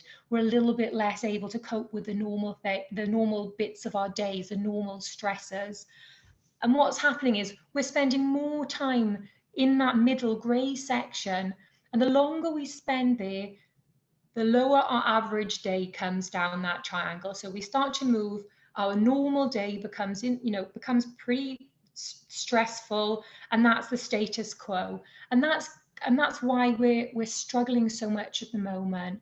We're not having a break between these stresses. You put the news on, you speak to a family friend, you get a WhatsApp, and it's a little reminder each time of everything that's going on, and it's starting to take its toll. Our energy is starting to evaporate, and that is pushing us again towards this burnout. Barely a day goes by at the moment where I don't hear someone talking about burnout, or they've just gone through it, or they know someone who has. LinkedIn is flooded with tales, and I'm not happy to see these stories, but I am so happy to see people sharing about, LinkedIn is full of these tales. As full as our brain is of stressors, people are out there sharing it, and that's a good thing, because 82% of us are reporting being burned out at the moment. 82%. Think of your team, do the maths, and imagine how many of the people around you at the moment are struggling and suffering with their well-being. And this 82% statistic comes from a report that came out at the start of 2020. So you can imagine, after 10 months or however long we are into this pandemic, that the results aren't going to be any better come the end of the year. And it affects everyone. It doesn't matter how junior or senior you are. This workplace phenomenon can attack anyone at any time, regardless of how accomplished they are, their seniority, whatever it might be. One thing to note, though, is that there are certain groups that are more at risk. And especially, it recently come out that the age 32 is the kind of average age for burnout. That doesn't mean you can't burn out if you're not 32. It just means if you or your team fall in this age bracket, the chance of burning out is that much higher. So it poses a little bit more of a risk. Excuse me. So what can we do about it? What can we do to help avoid this kind of horrible exhaustion, depletion?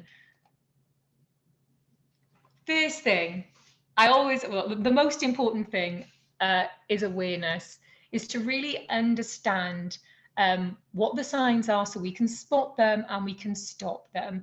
We need to understand what they look like for us, and also be aware of what they look like in others, so we can support our team as leaders and help them be healthier and happier in the work environment. They're not always as obvious as someone laying head down on a table, unfortunately. Well, fortunately, it depends how you look at it. They're a little bit more subtle than this in some cases. And I hope today I will give you an indication of what some of these are. So, as with our well-being in general, burnout affects everything that we kind of think, feel, and act, or think, feel, and do. And I always use these three pillars as a framework when I'm working with my individual clients, or when I'm working with teams, to help them understand and notice signs and symptoms. So let's start with how we might think if we're burning out. So you might start to notice that your thought patterns are a little less pleasant. Maybe they're negative or very negative. Things like I should note that most of these examples are my personal ones, because I prefer to share that when I'm speaking publicly, to kind of protect my clients. But the type of things that we might think, everyone thinks that I'm useless. I'm too loud, I'm too quiet, I'm too whatever your innate personality quality is. Put that in the box, and we start seeing all of our personality traits as negative. Then start worrying about, I'm going to be fired, I don't belong here, kind of paranoia about your ability in the workspace, and even things like, I'll look lazy if I take a break. And this is a really, really important one. We might be exhausted, but we think, I've got to keep going, because otherwise someone will think I'm not doing enough and I'm being lazy, and that puts me at risk.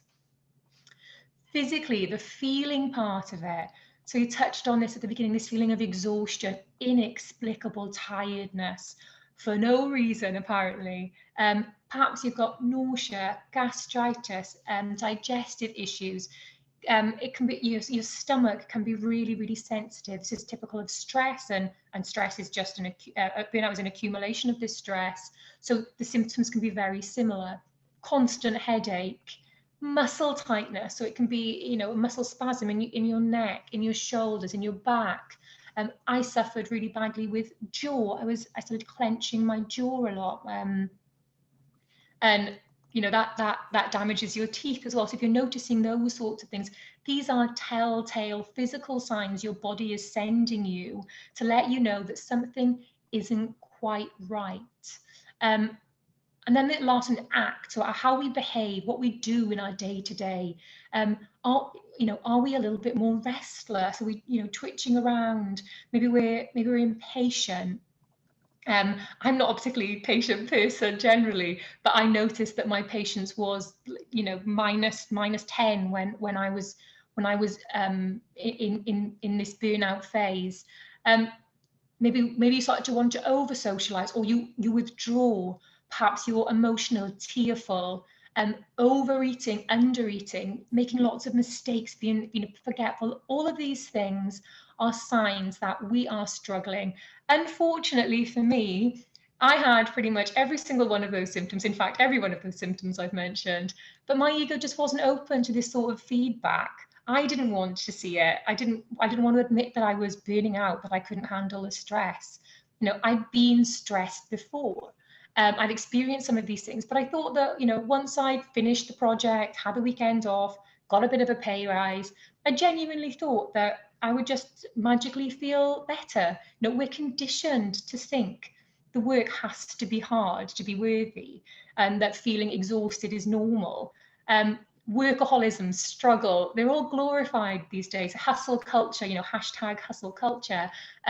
Maybe that's not quite the right hashtag. I'm not great with them. But all of these things encourage us to keep pushing, we keep pushing ourselves because we think that's what we're meant to do. But this is nonsense, or at least it really, really should be. So we enter a little bit about what it might feel, how we might think, how we might be acting when we're burning out. What is it that's causing it? Because we need to understand the causes so we can address them. So like the signs and symptoms, the causes are multiple. There's not kind of a blueprint of exactly what causes burnout. But here I tried to kind of give a summary because of the shortness of time of the different things that can be very triggering. And I've taken these as kind of the external causes for the time being. So you can see these 6 different categories, and these come from the Health and Safety Executive Management Standards. And under each of them, there's lots of different elements, but I'll just try and give a bit of a summary of the types of things within the organization that can be really, really, really detrimental. If all of these 6 are being looked after, the theory is that we will be less stressed, more productive, and happier in work. And obviously, if they're not, then the opposite will be true. We'll feel stressed out. We'll feel unsupported. We will not be feeling our best. We will not be thriving in work. So one of the first things to do is to look at the demands that are being put on you or being put on your team. The hours and the workloads. Long hours and high workloads will definitely stress us out. And if left unmanaged over a long period of time, they're going to contribute to burnout. But alone, they're unlikely to push us to the edge. It's when they become part of the norm and the other things come in around them. So control, this was a really, really big one for my burnout. I felt that I had very, very little autonomy over the way I was working. And I also felt like I was being asked to work in ways that didn't really match with the values of the organization and my own personal values. So not having that control, not feeling like you have power over what you're doing, it can be very, very unsettling, and it's a big cause, one of these big causes of burnout and unhappiness in the workplace. And then support. So For example, if you don't feel like your manager is looking out for you, if you don't feel like they're checking in on you, maybe you don't have very frequent meetings or appraisals, it can corrode your kind of sense of self in the workplace. If you feel unsupported, it really doesn't help us feel happy where we are. The next is relationships. So, you know, just like we outside of work, in work, we need to have relationships as well. We need to have that work friend, someone we can go to, someone we can just, you know, have a chat about the weekend, whatever it might be. Very difficult at the moment when we're working online, but it's something that it's important to try and maintain. Pick up the phone, send a funny meme, do something to keep those relationships alive, because without them, burnout is going to be a little bit more likely, and we'll have no one to look out for us. And the next, Management 101, big cause in all organizations of all sorts of ailments, is when our roles and our responsibilities and our goals are not clear. So just like, you know, we talk about having our why, Simon Sinek, why, our purpose. Maybe this isn't our life purpose, but this is our purpose within the organization. If we can't connect to that, again, we're going to start to struggle. We're going to question why we're there and what we're doing. And then the last one, constant change. Uncertainty at the moment is rife. We are changing how we work, changing when we work, changing where we work. Lots and lots of different things. And if we don't, you know, if you exclude the pandemic and look at your normal business change, if you start to make changes in an organization without explanation, without involving your team, without letting them know why it's happening and when it's happening, that is going to be a big, big cause of stress for them. And there's one thing from here which is missing, which probably the hardest cause to admit exists, but that is ourselves, the kind of me, myself, and I. So these have been the external causes, or a summary of some of the main external causes of burnout. And then what about the internal causes? Oh, my slides are frozen, there we go. So some of the internal things that, in my opinion, are really, really, really detrimental to us are our limiting beliefs. This negative self-talk telling us that we're not good enough, we don't belong to be there, we're never going to be as good as our colleague, we're never going to be fast enough, we're never going to be smart enough, you know, telling us that we can't do what we know we can. But that negative self-talk, when we get stuck in these loops, it eats away at us, and it can make us feel very, very unsafe. Perfectionism. This one I could talk to you for about 5 hours on. Perfectionism is something that I used to wear as a badge of honor, and I genuinely thought that it was the thing that separated me from other people during job interviews, during appraisals, that I would always go above and beyond, work long hours, work on weekends, take on projects, and do them to a standard that I thought was immaculate. And that wasn't helping. It was not helping one iota. It was actually holding me back. I was so afraid of not being perfect that, you know, I almost stopped it. It made me freeze in some instances, and in others, it made me work ridiculously more than I needed to get the job done. And that really, really pushed me towards burnout. Personality type. This is something, again, a huge topic, but we'll use introvert and extrovert as an example today. If you're an introvert naturally, and your job demands that you are constantly talking with clients, doing big presentations, being on video calls and doing webinars and all those things all the time, just because you're an introvert doesn't mean you're not going to be great at it and you can't do it. What it does mean is it's going to take its toll on you. It's going to drain your energy. It's going to sap you of the vital kind of spirit you need to be able to do your job. So it's something you need to be aware of, that if you're doing work outside of your kind of natural comfort zone, you need to build in ways to look after yourself and to recover and to get that nice even grey line in the top part of the triangle. And the last one, people pleasing, saying yes to everything.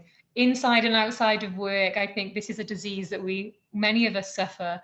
And it's not because it comes from the best place. We're trying to be good trying to be good, happy humans and support those around us. But what happens is that we say yes to everything. We take on the extra project. We put our boss's requests before our own. We put the business's needs before our own.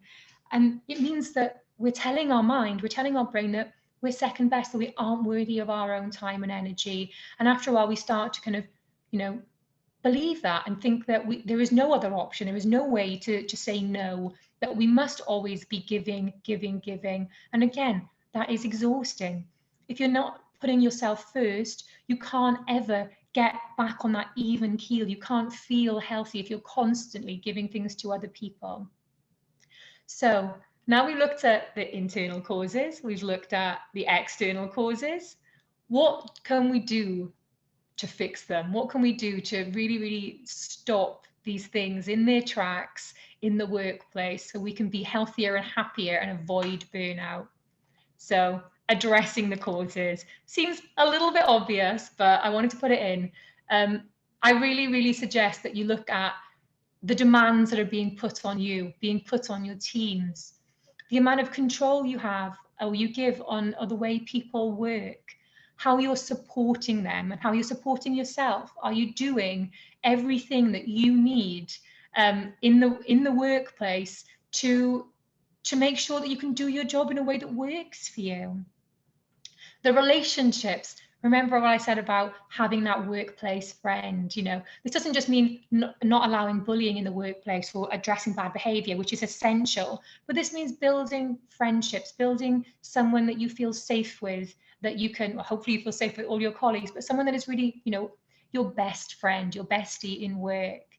The next one, the roles and responsibilities, management 101, make sure you know what you're responsible for, when you need to do it. And everyone in your team has the same information available to them. This is really important in terms of this perfectionism as well. When we're perfectionists, we set our standards so high that we sometimes can need someone to kind of bring us back down to earth, and that clear role and responsibility will help us do that. We can look at it and we can say, oh, actually, I don't need to send a rocket to the moon. I just need to park my car. Really bad example, analogy, but you get what I mean, okay? Something that brings us back down to the reality of what we're there to do will help us feel calmer and safer. And then the last cause was how we manage change. So, are we letting people know what's coming? Are we involving them? Are you going and when you've got the opportunity, giving your opinion on those things? It's very important that we feel seen and heard in the workplace. All of these things, all of these external causes, if we look at all 6 of them as a whole, as a framework for how we manage our work, we can really, really bring a sense of calm and control into our days. Raising awareness.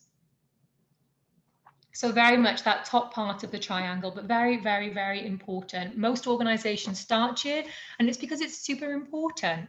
But I urge you not just to start talking, but to start training and doing as well, to take it a little bit further. We want people to understand what well-being is, understand that they're entitled to look after it in the workplace, that they don't have to work themselves into the ground to be in the organization. You need to let people know where they can get support from. Maybe you've got resources on your intranet, or maybe you have someone in-house that they can go and speak to.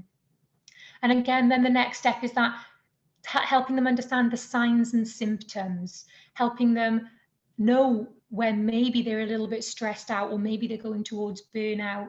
And the same applies for other mental health issues as well, but we're not covering those at the moment. Letting them know how to look after themselves before it goes too far. And then the next step of this, which is a kind of a continuation of the raising awareness, but it goes to that cultural shift within an organization, a shift towards wellness, a shift towards caring about your people and putting them first in your organization. And this sharing stories is especially important when it comes from leaders. So encouraging your managers, your leaders, to share stories about times that they've struggled in the workplace, or things that have affected them outside that have impacted how they are when they're in work. They don't need to be deeply personal mental health crises, But just letting them know that you've struggled, letting them see that you're vulnerable and you're not completely perfect, and that it's totally normal and human for us all to have times when things don't go exactly as planned, and let them feel safe that they can speak up and do the same, so you can help them. It's so important that you start those conversations. And the last, diverse and inclusive. Be diverse and inclusive. This will help people feel safe, and it's that sense of psychological safety, of security, that is essential for well-being in the workplace. It's essential to let people know they can speak up and ask for support, and it has a knock-on effect on creativity and productivity, which is exactly what we're looking for in business, right? We can't grow as an organization if our staff aren't trying to grow as individuals. And letting people know that they can bring their whole selves to work, respecting the different sorts of personality styles. So, being aware that perhaps your leadership group is full of extroverted characters, that means that maybe they're not representing everyone in the organization, or perhaps there's an introvert or two amongst them, or an ambivert or two amongst them. And that individual might need a night or two to think about the proposal on the table and doesn't want to act immediately. Being aware of these things, being diverse and being inclusive is so important in terms of reducing stress and helping people avoid dreaded burnout. And if nothing else kind of stays with you after this talk today, all I want to say is start the conversation. I've mentioned it several times. I think Rob mentioned it as well. None of the things that I've talked about today can happen if we don't have a conversation. These conversations with colleagues are essential to let them know that they're supported. If you notice someone's not feeling quite themselves, go and ask them if they're okay. And if you're not feeling quite yourself, go and tell someone, reach out. We don't need to be psychologists or mind readers or experts. We just need to be human. We just need to pay attention to what's going on within ourselves and also outside of ourselves. And I promise you, had I had someone have a conversation with me when they noticed that I was burning out, unwell, really kind of chronically stressed, I believe that I would never have experienced the mental health issues that I did. I really honestly think that having that conversation is the most important thing that you can do inside your organization.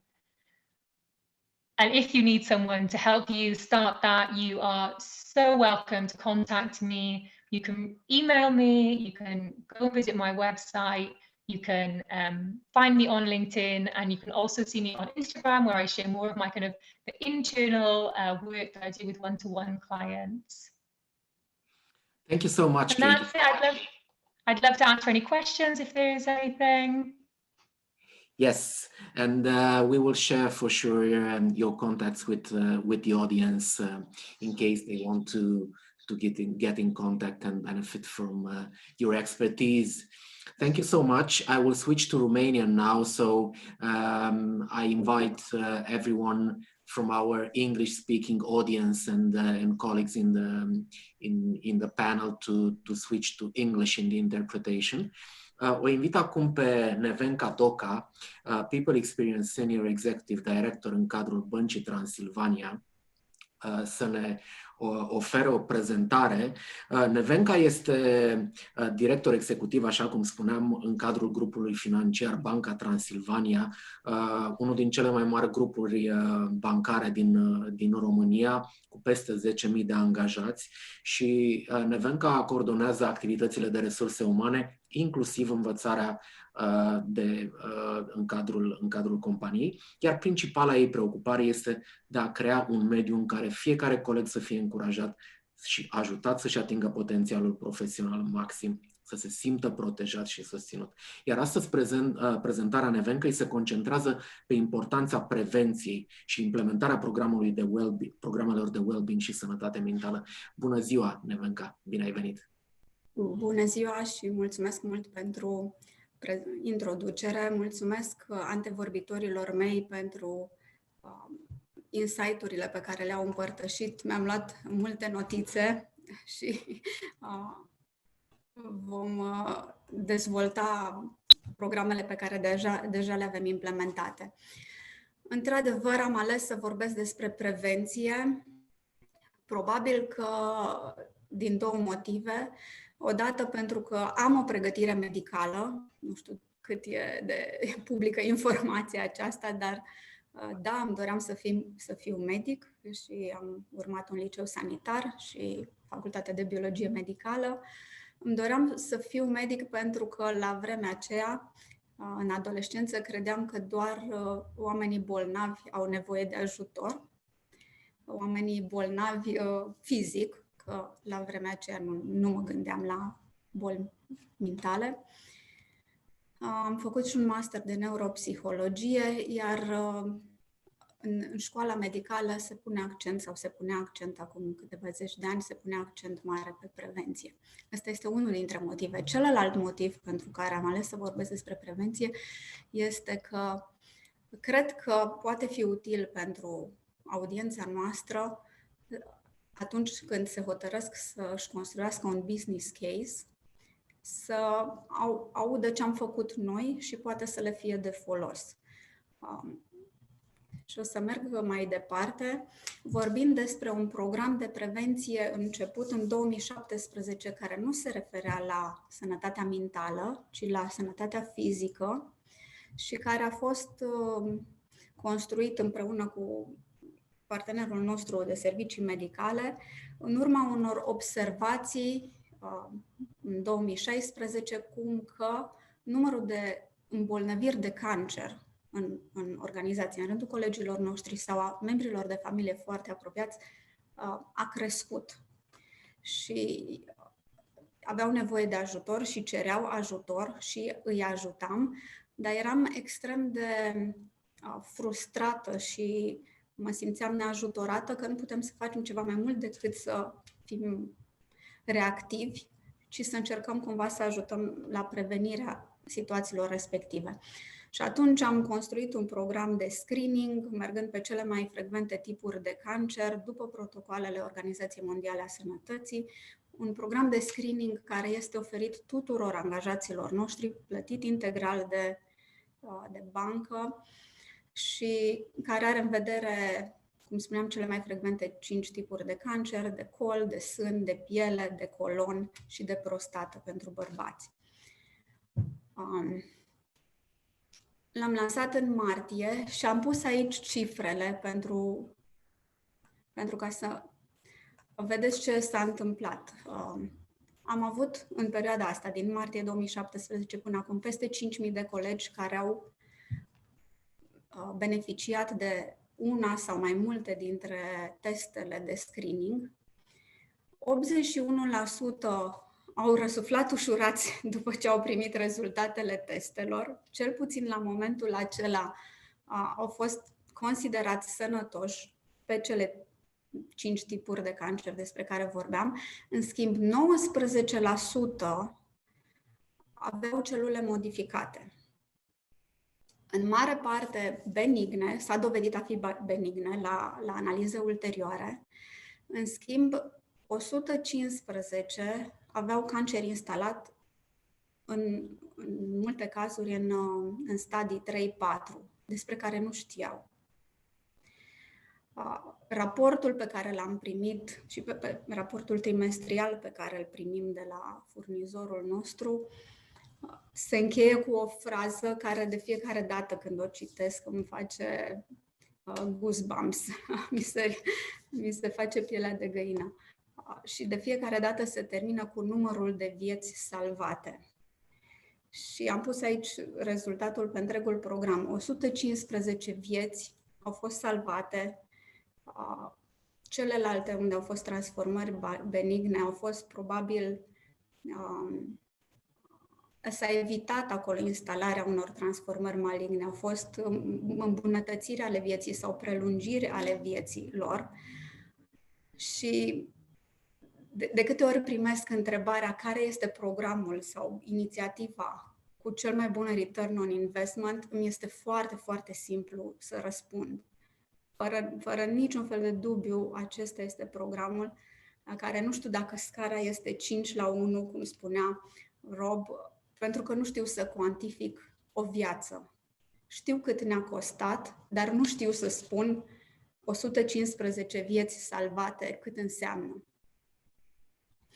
Și atunci, de asta spuneam că poate ajută asta, cum am făcut noi să convingem cu pași mici. Am zis, hai să încercăm, uite câte cazuri de probleme sunt, hai de un trimestru, hai de 6 luni, hai să vedem, să investim în asta, să vedem care e reacția colegilor, se duc, nu se duc, se testează, să vedem ce descoperim. Și după ce am început să primim rapoartele și rezultatele, nu a mai fost nevoie de prea multă muncă de convingere. Și voi trece la subiectul nostru de astăzi și, într-adevăr, și la noi, așa cum și antevorbitorii noștri au specificat și aveau slide-uri, m-am amuzat, slide-uri destul de asemănătoare, nu putem să abordăm un singur aspect al unui om. Omul este complex și el intră complex la muncă, vine așa complex cu tot ce are el, vine la serviciu. Nu putem să ne ocupăm doar să-i folosim doar mintea, în cazul industriilor de servicii, sau doar mâinile și spinarea în cazul producției. Avem nevoie de el funcțional din toate punctele de vedere. Și atunci, în cazul nostru, ne-am gândit că astea sunt aspectele importante. Sănătatea fizică, un job care să însemne ceva pentru persoana respectivă, meaningful, să aibă un scop și o activitate care să-i facă mândri atunci când se duc acasă sau în cercul lor de prieteni și povestesc despre ziua lor de muncă. Să aibă ocazia să învețe în permanență, să fie la curent, să rămână relevanți ca angajați, să fie stabili financiar și să aibă un echilibru financiar, să vină la muncă și să știe că cuiva îi pasă de binele lor. Noi credem foarte mult și în fun. Suntem într-un domeniu conservator, foarte reglementat, cu mize foarte mari, care ar putea adăuga presiune și adaugă presiune pe mulți. Inserăm și momente de relaxare în zilele noastre sau în perioadele noastre de muncă. Într-adevăr, sănătatea mentală și, pe urmă, evident, pentru fiecare dintre noi e important și cercul de familie, de prieteni din afara muncii. Și atunci când am construit programe în Banca Transilvania, apropo de echilibrul colegilor noștri, ne-am uitat la fiecare din acest aspect.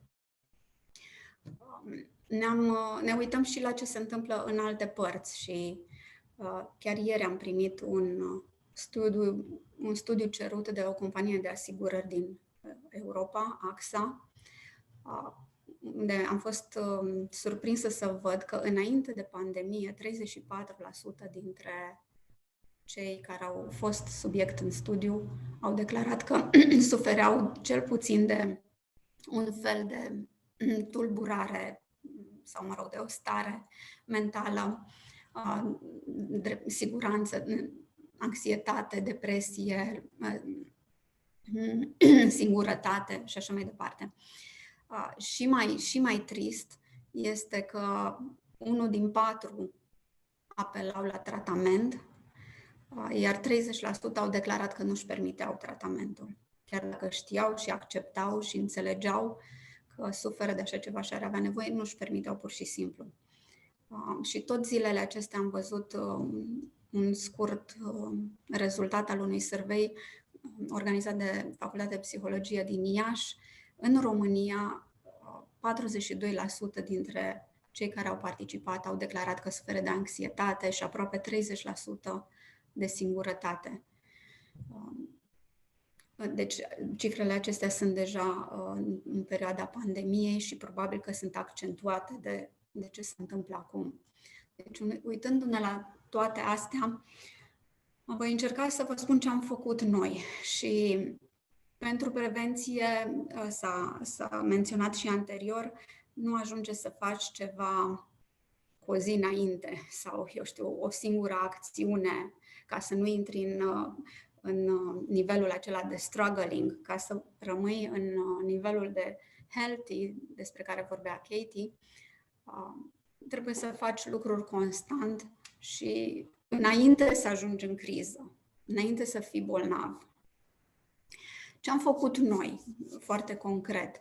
În 2007, în România, s-a introdus acea facilitate fiscală ca 2% din impozitul pe venit să poată fi direcționat către fundații sau asociații. În momentul acela, împreună cu 4-5 colegi, am fondat această societate, Caritate BT, cu singurul scop de a aduna aceste fonduri, cei 2% din impozitul pe venit, și de a ajuta colegii care aveau nevoie de tratamente scumpe, ei sau familiile lor. Deci obiectul de activitate al fundației este foarte clar și este restrâns la ajutorul angajaților sau familiilor lor imediate în probleme sociale sau de sănătate. Asta, apropo, ăsta a fost și motivul pentru care în 2016, vă spuneam, sesizam că a crescut numărul de îmbolnăviri de cancer, pentru că veneau din ce în ce mai multe cereri de ajutor și de nevoie de tratament, nevoie de bani. Un alt lucru care s-a întâmplat în criza anterioară, prima dată când am luat cunoștință noi cu termenii de burnout, cu termenii de depresie și de anxietate, pentru noi în BT au fost 2009-2010. Și atunci constatam că mai ales managerii aveau o presiune enormă să gestioneze tot ce aveau de gestionat. Și în business case-ul pe care l-am făcut atunci, ca să pot colabora, să putem dezvolta un program cu un terapeut la vremea aceea, pentru leadership, era atunci pentru nivelul de management, l-am pus pe bugetul de training și i-am dat un nume care să sune, dacă nu corporatist, dar măcar mai professional și să fie mai steril, să spunem, la stigma și la preconcepții și la prejudecăți. Și i-am spus noi atunci program de human banking, un program de dezvoltare a managerilor în ceea ce se cheamă, ce am numit noi atunci, human banking. De fapt, era un program, cum spuneam, dezvoltat împreună cu un terapeut cu care colaborăm în continuare, în care ne învăța cum să recunoaștem burnout-ul, cum să-l evităm, ce să facem dacă s-a instalat, cum să observăm la colegii noștri semnele respective. Focusul atunci a fost pe burnout, nu am extins mai mult, dar a fost una dintre etapele care s-au întâmplat. Ulterior a avut un succes fenomenal și erau colegi care vreau să se înscrie și la altă serie, să-l facă a doua oară, pentru ca să-și fixeze și să continue să învețe pe subiectul ăsta. Despre programul de screening de cancer v-am povestit deja. După aceea, ca să ne ocupăm și de celelalte segmente din abordarea holistică, am organizat seminarii, workshop-uri, sesiuni de Q&A cu specialiști în tot felul de aspecte ale vieții, care pot deveni subiecte sensibile și subiecte de stres, pot genera stres. Despre parenting-ul mai ales la adolescenți, dar nu numai. Despre relații de cuplu, despre educație financiară în banking, cu marea majoritate a angajaților absolvenți de studii economice. A fost nevoie și este nevoie în continuare să învățăm pe oameni cum să-și gestioneze propriile finanțe, proprii bani, pentru a avea liniștea și confortul că pot rezista. Dacă se întâmplă ceva, au o mică rezervă pe care se pot baza. Ce am făcut tot în 2017? am redefinit competențele cheie pentru manageri și ne-am oprit la 3: comunicare, coaching și care. Nu am tradus-o, am lăsat-o chiar așa. Fiecare manager din BT este evaluat de subordonați din 6 în 6 luni pe această dimensiune. Practic, colegii noștri răspund la întrebarea: cred că managerului meu îi pasă de mine sau nu? Și am o scală pe care să evaluez asta. Este subiectivă, este o percepție, dar realitățile fiecăruia dintre noi sunt subiective.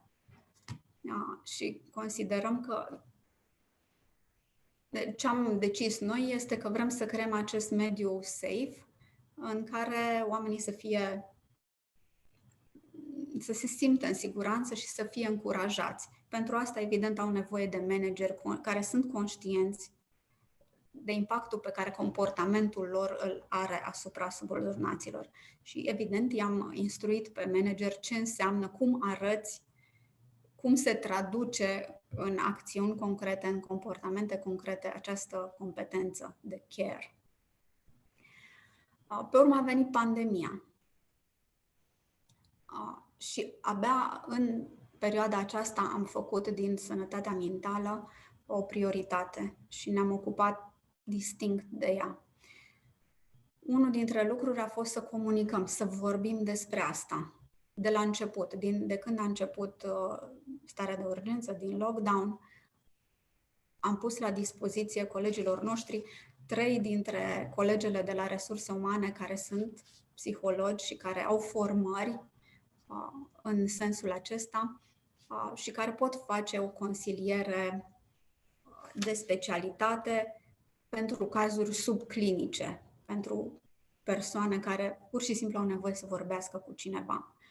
Și a fost nevoie și sunt solicitate în continuare. Am început în martie și au și acum colegi care au sesiuni constante cu ele. În afară de asta, cum vă spuneam, continuăm să colaborăm cu terapeutul cu care am început în 2009 și unde am cumpărat sesiuni de terapie pe bază de abonament, adică plătim săptămânal un anumit număr de ore pe care le punem la dispoziția colegilor noștri și ei se înscriu direct. Nu e intermediată în niciun fel relația, este asigurată fără nicio problemă confidențialitatea și relația terapeut-pacient și este solicitat.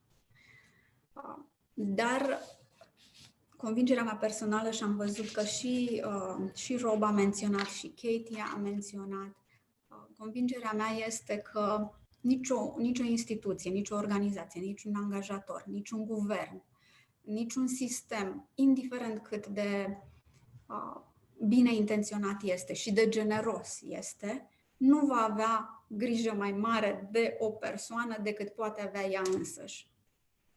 Pentru nimeni nu suntem o prioritate mai mare decât ar trebui să fim fiecare pentru noi înșine. Așa că ce încercăm să facem este să învățăm pe colegi să aibă grijă singuri și să le dăm instrumente să aibă grijă singuri de fiecare din acele aspecte din viață despre care am vorbit la început. Iar apropo de sănătatea mentală, chiar săptămâna trecută am înregistrat un interviu video cu domnul profesor dr. Mircea Miclea, profesor la Facultatea de Psihologie de la Babeș-Bolyai din Cluj. Un interviu senzațional pe care l-am pus la dispoziția colegilor noștri și surpriza mea a fost să văd și pe cei mai introverți și pe cei mai puțin dispuși să dea un feedback, să-mi scrie că a fost lecția cea mai bună pe care au luat-o din perioada respectivă și că au învățat acolo că trebuie când e haos în exterior, trebuie să ne organizăm și să avem o structură în interior. Să avem anumite ritualuri de grijă de noi. Am avut în perioada aceasta interviuri cu mai multe personalități pe diverse teme. dar am făcut referire doar la cele care au legătură cu sănătatea mentală. Tot așa le-am făcut cunoscut resurse gratuite în prima fază, cum e paxonline.net, unde pot să-și facă singuri o evaluare a stării de anxietate. Răspund la câteva întrebări și primesc un raport din care reiese dacă au o stare de anxietate subclinică și dacă primesc tipsuri, primesc recomandări cu ce să facă, sau dacă deja este o instalată, e o stare de anxietate clinică și au nevoie de ajutor din exterior. Am pus la dispoziție încă înainte de pandemie, dar am mărit în perioada asta sesiuni de mindfulness, de yoga, de ateliere de tot felul, în așa fel încât să aibă fiecare cum să se relaxeze. Și cel mai important, probabil, a fost să ne ocupăm de manageri ca să observe semne de singurătate accentuată, neobișnuită la anumite persoane, de retragere, de teamă, de comportamente care încep să devină obsesive, de iritabilitate, comportamente care nu erau caracteristice colegilor noștri și să ceară ajutor. Ce am mai făcut și noi suntem convinși că a avut un rol. Noi nu ne-am oprit deloc să lucrăm și am continuat să venim la birou, prin rotație sau unii dintre noi în permanent, dar toată lumea a venit cu o anumită frecvență la birou. De ce spun că suntem convinși că a avut un rol? Pentru că asta ne-a izolat mai puțin unii față de alții.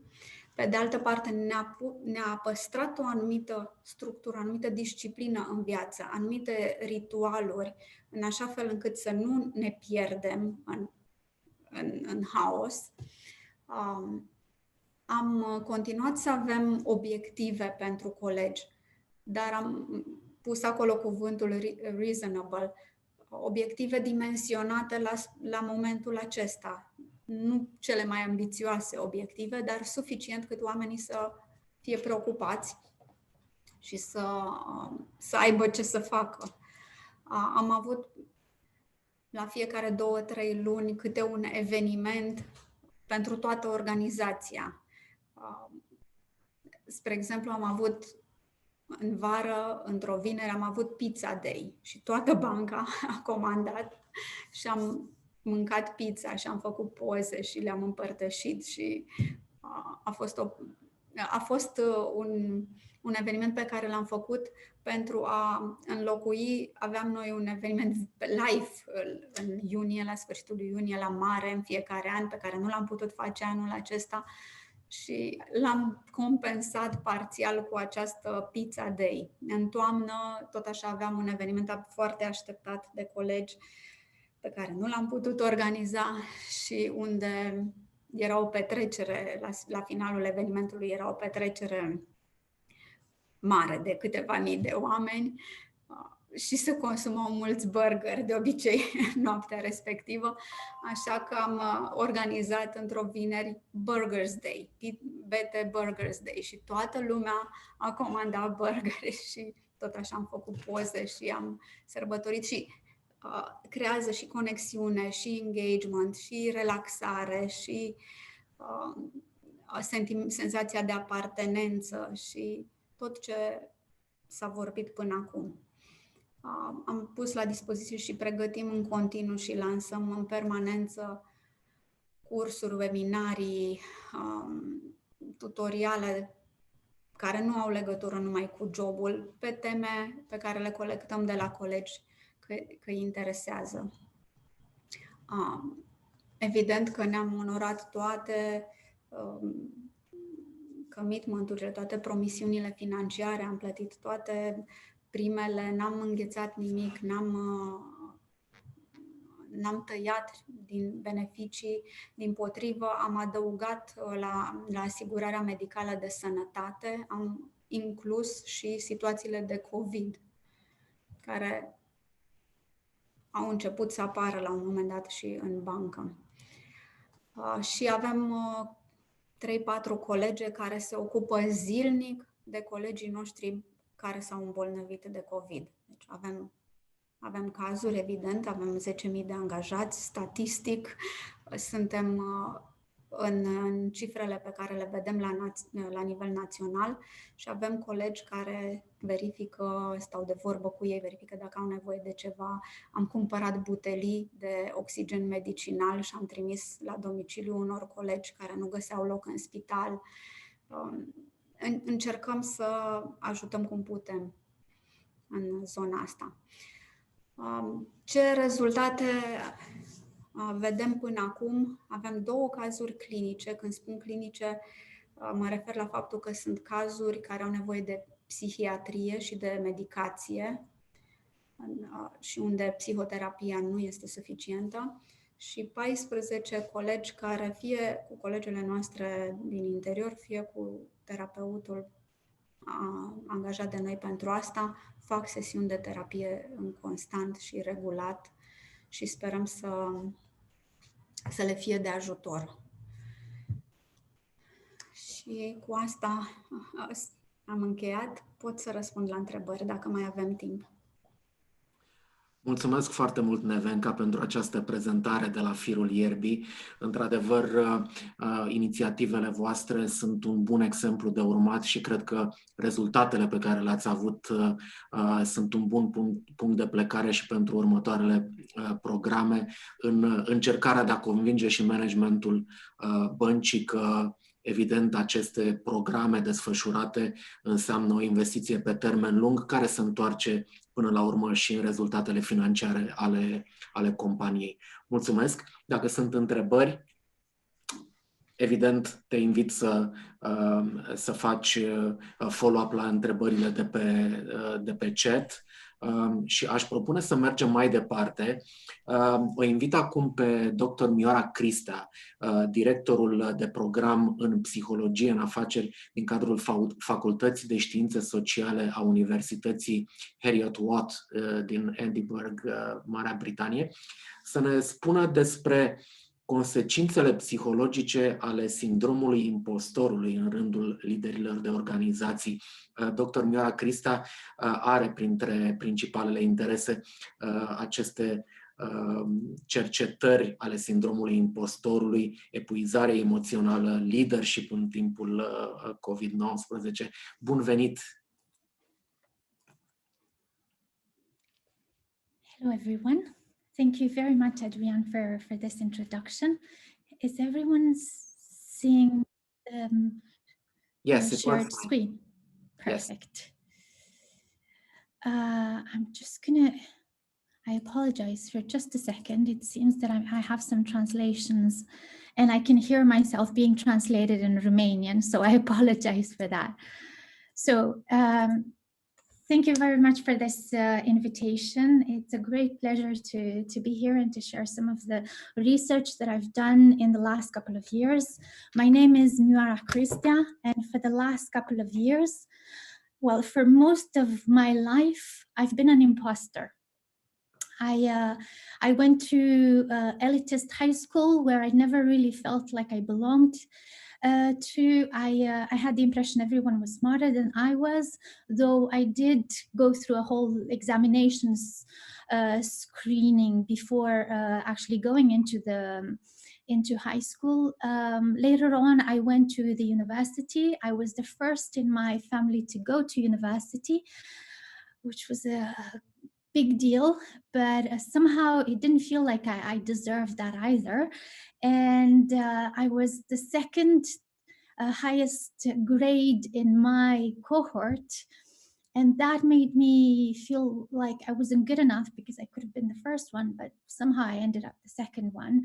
And then I moved on to doing a PhD, and I worked as a research fellow for several years in a research institute in France. And for the last 5 years, I've become an academic in UK, and I've been teaching students for almost 10 years now. I've been going into classrooms almost every day as part of my job, but also as part of the research activities that I do, speaking in front of hundreds of students. And every time I do that, I somehow feel like they're gonna find me out, like I'm a fraud, that I don't belong there. And one of those students is gonna ask me a question and I'm not gonna be able to answer. So one of them will figure out that I'm actually an imposter. So because of that particular feeling of inadequacy that I've been feeling for the last couple of years, I've decided to become an advocate for imposters, for the fake imposters, I would say, because as it turns out, the imposter syndrome is just an illusion. And I'm going to speak about the way we define the imposter syndrome and some of the key features and very important consequences, but also some of the studies that I've done in collaboration with some institutions here in UK. And I'm going to finish with some conclusions and recommendations. So as I was saying, for the last couple of years, I've become an advocate for imposters, and I've been working with several companies in UK, in Edinburgh, the School for CEOs, most specifically, who's in charge of looking at coaching and leadership and other trainings, professional development trainings for senior leaders worldwide. But recently I've also started to work with Education Scotland, Youth Scotland, the Lothian Youth Association, who's very much focused on the imposter syndrome among youth workers, but also who's trying to create awareness among students, as we realize that the imposter syndrome doesn't just magically appear as you become a professional, but it develops quite early in life, as a student, as a pupil, as a high schooler. You start to get those feelings of inadequacy, and it's important for students to get that awareness. So we are currently working and trying to make students more aware of that. So before I go into the details of the studies that we've conducted, I'd just like to provide you with some theoretical background. So when it comes to the imposter syndrome, there have been different concepts that have been used, the imposter syndrome or imposter phenomena or imposter feeling or just imposterism. It's a concept that was developed a few years back by Pauline Clance, who believed that the imposter syndrome was what she called a false perception or belief that some people tend to develop about their own intellectual inadequacy. It has recently been described as an internal experience of intellectual phoniness or as an illusion of incompetence. And one of the reasons that this is important to be aware of is that such incorrect beliefs that we might have usually become very self-handicapping, because they are usually followed by the fear of being exposed and or find out by others, be them colleagues, managers, peers. And they're also associated with this feeling of incompetency and being undeserving of the very success that these people have worked for. So we can see that the imposter syndrome or the imposter phenomena really refers to a false belief that some people tend to have. Now, you may ask yourself, what are the key features of the imposterism? Aside from the fact that, okay, you feel intellectually inadequate, what are the exact features of this particular syndrome? So the literature suggests that there are a lot of key features, but the most important key features, according to the literature, are the following. First of all, the self-doubt, this idea that you're constantly doubting yourself and your intellectual abilities. I'm not good enough, I'm not smart enough, and because I'm not good enough or smart enough, I'm going to be found out by the others, and therefore I might lose my job, or I might lose my credibility, my professional credibility, which seems to be something very important for within particular professional domains. Now, the second key feature, and this is linked a little bit to what Katie was saying earlier today, is perfectionism. Individuals who experience high levels of imposterism tend to perceive mistake not as an experience that allows you to learn something more, but usually mistakes are perceived as incompetence. If I do a mistake, then people will think I'm incompetent. I'm not human if I do mistakes. As a professional, I need to be perfect. Therefore, because they're excessively concerned about mistakes, they tend to show a lot of perfectionism. So like Katie was saying before, you have a presentation to do it, and you already know most of the elements of the presentation. You know that you're good when it comes to presenting specific contents to a specific audience, yet somehow you find yourself looking through that presentation over and over again, working long hours trying to perfect it, to find every small detail to make sure that everything is written in a perfect way. And we will see that this has a huge impact on people's mental health and mental well-being. The third key aspect refers to the need for social approval. And here we're talking about the fact that a lot of the times imposters tend to compare themselves a lot with their peers.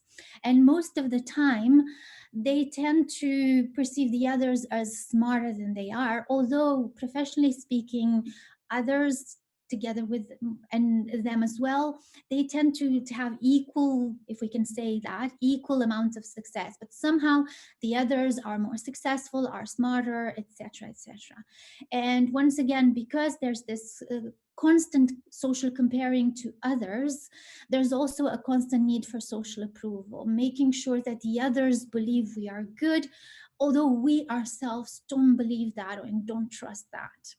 And finally, one of the most important aspects or key features of the imposterism or the of imposters is this inability to internalize success. I think it was Tim who was saying earlier before that somebody had mentioned the more I practice, the luckier I feel that I'm getting, which for me translated into this idea of not being able to internalize success. The idea that the harder I work, the more success I get. It's difficult for me to accept the fact that this is because I am a smart person, I'm a competent person, I have the skills that it takes for me to actually do that particular job. But instead saying, well, it's not really me, it was pure luck, it was pure chance. I was lucky enough that my parents encouraged me to do a university degree, so I found myself doing that, etc., etc. So it's very difficult to internalize success, and most of the times you think, there are external factors that account for all the hard work that you've done. Now, if you've looked through these different characteristics and you identified yourself potentially with some of these key features, or you've suddenly had that realization, oh, I might be an imposter, well, fear not. The good news, or if we can actually call it a good news, the good news is that you're not alone. And that, in fact, studies have shown that 70% of people experience an episode of imposterism or feeling like an imposter at some point in their lives. They will experience one episode of imposterism at some point in their life. 70%, that's a lot of people experiencing imposterism. And now you say, okay, so 70%, that's quite a lot of people. So what exactly? What are the consequences? Well, I'm going to talk about the consequences in just a few seconds. But before I go into the consequences, I'd just like to look a little bit of the prevalence. Who are those 70% people who are experiencing the imposter syndrome? So according to the literature, if you go and you search imposter syndrome, you'll notice that most of the times imposter syndrome is a belief that is held by a subset of accomplished, high achievers, well-qualified professionals, and successful individuals. So these are, like I said at the beginning, fake imposters, because they are very competent and they're very successful and they know how to do their job. Unfortunately, they don't really feel that way, and that has an impact on their well-being, and it can potentially have organizational consequences as well. And studies having looked at the imposter syndrome have focused their attention on the prevalence of this particular phenomena or syndrome on different types of professionals. They've looked at academics. There's a huge literature on academics, which feel like imposters. There's some studies, few, looking at managers, nurses, physicians, teachers, and accountants. And nowadays, more and more studies look at students and graduate students. There's an increasing number of studies looking at PhD students expressing imposter syndrome and linking that imposter syndrome with burnout and other mental health consequences. Now, in terms of sociodemographics, there are studies suggesting that women tend to experience more this particular phenomena than male. In fact, when Pauline Clance developed this concept, it was a concept that was aimed at women, suggesting that the imposter phenomena was a female-only experience. And she developed this concept in the 1963, 75 afterwards. So you could argue that at that stage, there were arguments to say, to justify the fact that women were more likely to experience that, purely because at that stage, women were more likely to start taking on responsibilities and jobs that were traditionally perceived as masculine roles. So obviously, when you're the first CEO woman in a group of male-dominated meetings, you kind of feel inadequate and you don't feel like you belong there. So while these first studies were aimed at women, it's important to understand that recent studies have shown that this is not a female-only experience and that there are no significant differences between genders or cultures when it comes to experiencing the imposter syndrome. However, there are many studies nowadays looking into the prevalence of imposter syndrome in BAME groups, in what we call Black, Asian, minority ethnic groups. And these studies show that, for example, students who are from migrant backgrounds and professionals who are also immigrants, they tend to experience this imposter feeling more than other students, and they tend to feel like they don't belong there. Hence, that puts them at risk of poor academic or professional performance, but also dropout and turnover, and so on and so forth. So now let's have a look at the consequences. Because while the imposter syndrome itself is not recognized as a mental illness or as a medical condition, so if you go and you look into the dictionary of mental health, you won't find it there. So while it's not recognized as a mental illness or, again, medical condition, numerous studies have underlined the numerous very significant consequences that imposterism may have on people's health and well-being, but also on their professional development and some consequences on the organizations. And I think, given the consequences on organizations, there's a business case here to be made in terms of creating more awareness in organizations about the imposter syndrome and the consequences. So if you look at studies that link burnout, imposter syndrome, and mental health, you'll notice that a lot of the studies suggest that people who experience high levels of imposterism also experience higher levels of anxiety. They are more likely to experience burnout. And these are recent studies showing a very significant, strong correlation between imposterism and burnout. together with its facets. So these people are more likely to experience emotional exhaustion, depersonalization, cynicism, which are the facets of burnout. These people are also more likely to experience depression and isolation, but also fear of failure, which I've mentioned before, fear of success, and that in itself, in most of the cases, leads to a low self-esteem. Moving forward, that in itself also has an impact in terms of their professional development. So if we go back to procrastination, if we go back to some of those key features that I've mentioned before, I mentioned people being very perfectionist, people experiencing imposterism, and perfectionism is sometimes very closely related to procrastination, to self-handicapping, with working long hours and over preparation. So you want to make sure that everything is done properly and very well thought. And that means that you will work longer hours, you will over prepare for very simple tasks sometimes, and sometimes very minor tasks, and you ignore other tasks, or you get to be behind with other tasks that are more urgent or more important. And that is very much linked with emotional exhaustion, with burnout. If you work longer hours, then obviously you're more likely to experience burnout on the long term.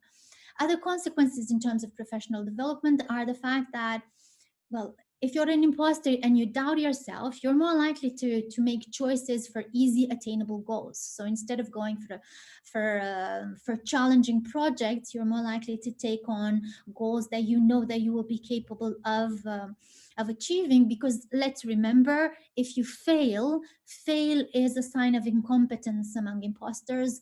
Therefore, you want to stay away from potential situations that will put you in a context that might lead to failure, hence incompetence. And then they also, in some cases, they have low professional expectations. Now, all these lead to people avoiding evaluative situations, also keeping a low profile in companies. And you're not the first to volunteer for new challenging projects because you're afraid of failure. You're also less likely to take jobs that are higher on your skill set, and more likely to actually take jobs below your set of skills, because you feel that you're more likely to succeed in those jobs, although you do have the skills to do higher roles. In terms of the organizations and how it can actually impact on organization, I think the main issues here are related to the fact that because we're perfectionists and we work longer hours and we over prepare, that also means a loss of energy and time resources. It also means that we're less confident in our own skills, so we're more likely to decline promotions and leadership roles, and that in itself can potentially lead to low turnover. And that means that organizations cannot fully capitalize on imposters and their set of skills. So that's one of the arguments that we can use when it comes to building a business case in creating more awareness among organizations. Now, you may have seen that the imposter syndrome is an experience that a lot of different individuals in different professions have. One of the things that I was involved in, I was very proud to be part of this project, was a project developed by the School of CEOs, which is a company based in Edinburgh and ran by David Soul, and currently directed by Gemma Soul. And they work with professionals, senior leaders in different companies, in different institutions, UK and worldwide.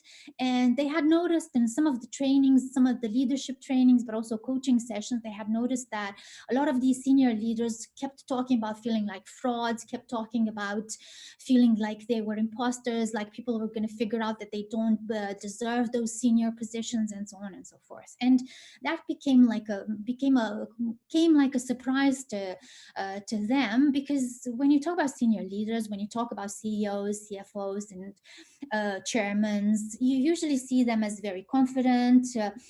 They're not vulnerable. They seem to have their shit together, to speak sincerely. So they were very interested to look into the prevalence of the imposter feeling among senior leaders, which is something that we've done in our project. But they were also interested to uncover some of the successful coping strategies that these particular leaders have used in order to be able to support other leaders who might benefit from the experience of those who have successfully used specific strategies. And I'm aware of time, so I'm not going to go into the details of our studies, but I just want to mention the fact that we did a sequence of studies. The first of them was a screening to see among a specific population of senior leaders who exactly did experience this imposter syndrome, whether they had high or low levels, and how did it distribute across age and gender. So we did a first quantitative study where we interviewed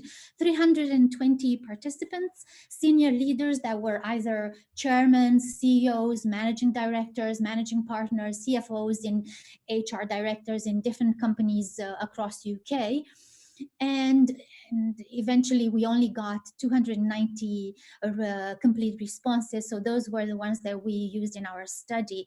And what was painful to realize was that actually 36% of these UK-based senior leaders are regularly subject to imposter feeling in the workplace.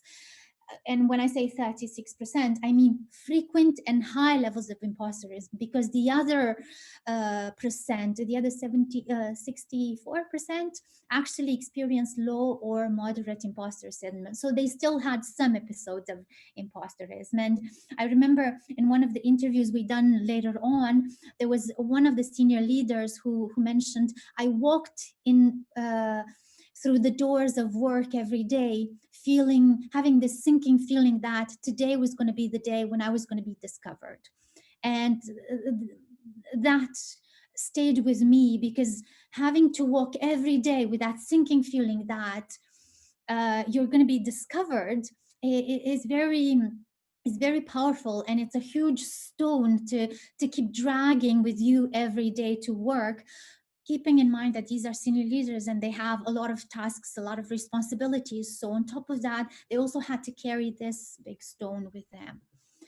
So when we looked across genders and age, it was interesting to see that our study suggested, just like previous studies, that women are more likely to experience imposter syndrome, but the results were not quite, I mean, they were significant, but the difference was could have easily been explained by the fact that among our participants, we had more female participants than men. So that might have had an impact on this particular result. And then we also noticed that younger people were more at risk of experiencing imposter syndrome as opposed to older people, which kind of was a good news in the sense that, well, as we age, we get more experience, we learn how to efficiently contain this feeling, and therefore we're less likely to experience it.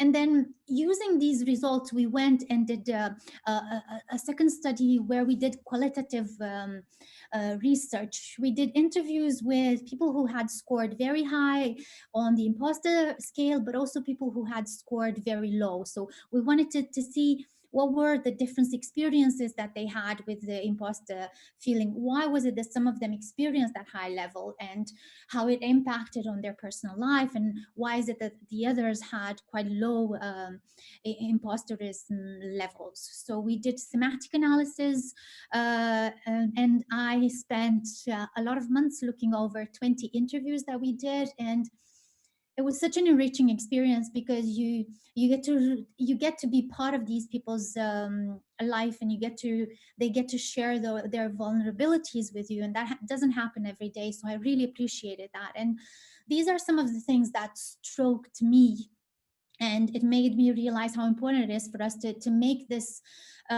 results available and create more awareness. So when it came to thoughts that and beliefs that these people had, a lot of the times they would come back to us saying that they weren't good enough, that they shouldn't be in this role, that they experienced a lot of anxiety and isolation because they felt like they were alone in this experience and nobody else understood them. But also the experience itself had a physical impact, in the sense that sometimes they were struggling to speak, they had tears in their eyes, they were shaking when they had to preside over different meetings and so on. And as you can see from some of their quotes, some of them had been diagnosed afterwards with depression and burnout and so on and so forth. And then when we looked at the characteristics that distinguished between the low and high IFs, we realized that a lot of those who experienced high levels of imposterism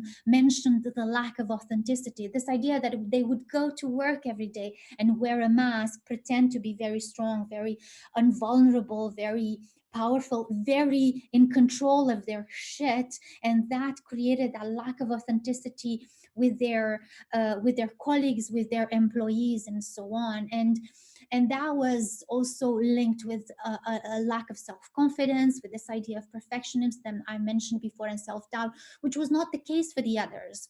Those experiencing low IFs always said that they felt very authentic, and they liked the fact that they actually were able to share some of their vulnerabilities with their employees, and they were more confident, and also they feel like the experience that they've had over the years have actually helped them contain the level of imposterism that they've experienced. And when we asked them about coping mechanisms, most of them, like Katie mentioned and Tim mentioned in their presentations, spoke about breaking the silence and reaching to others and making sure that they're heard. They spoke about self-reflection, about this idea of separating what we feel from the reality and trying to reframe some of those situations in a way that they realize that while they might feel fraudulent, in reality, they're not really fraudulent, and they are competent, and they deserve the place that they have, the role that they have. They spoke about challenging themselves and changing the rules of seeing things, and talked about also seeing failure as an opportunity in terms of challenging themselves to develop new reactions to some of the failures and the mistakes that they were making, and trying not to see those as incompetence. And then they also spoke about embracing success, about this idea that you need to make sure that you own your success, and about building networks, and finally about this idea of fake it until you make it, which is something that I really love. And it's this idea that you don't have to wait until you feel confident to start putting yourself out there.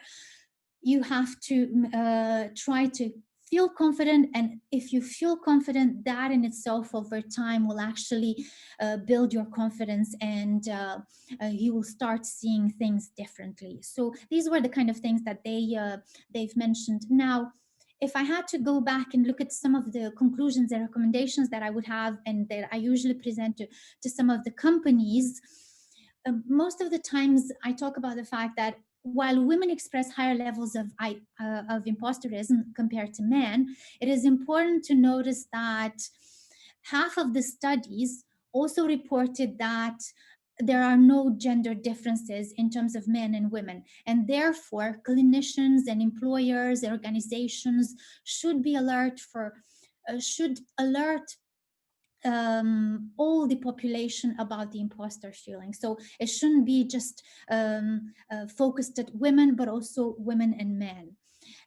It is reassuring actually to see that IF, or imposter feelings, imposter syndrome, declines with age. So it's important for people to understand that as we gain experience, we're more likely to contain that particular feeling. One other conclusion worth mentioning here, and in relation with the other presentation, is that depression and anxiety are frequently comorbid with the imposter feeling.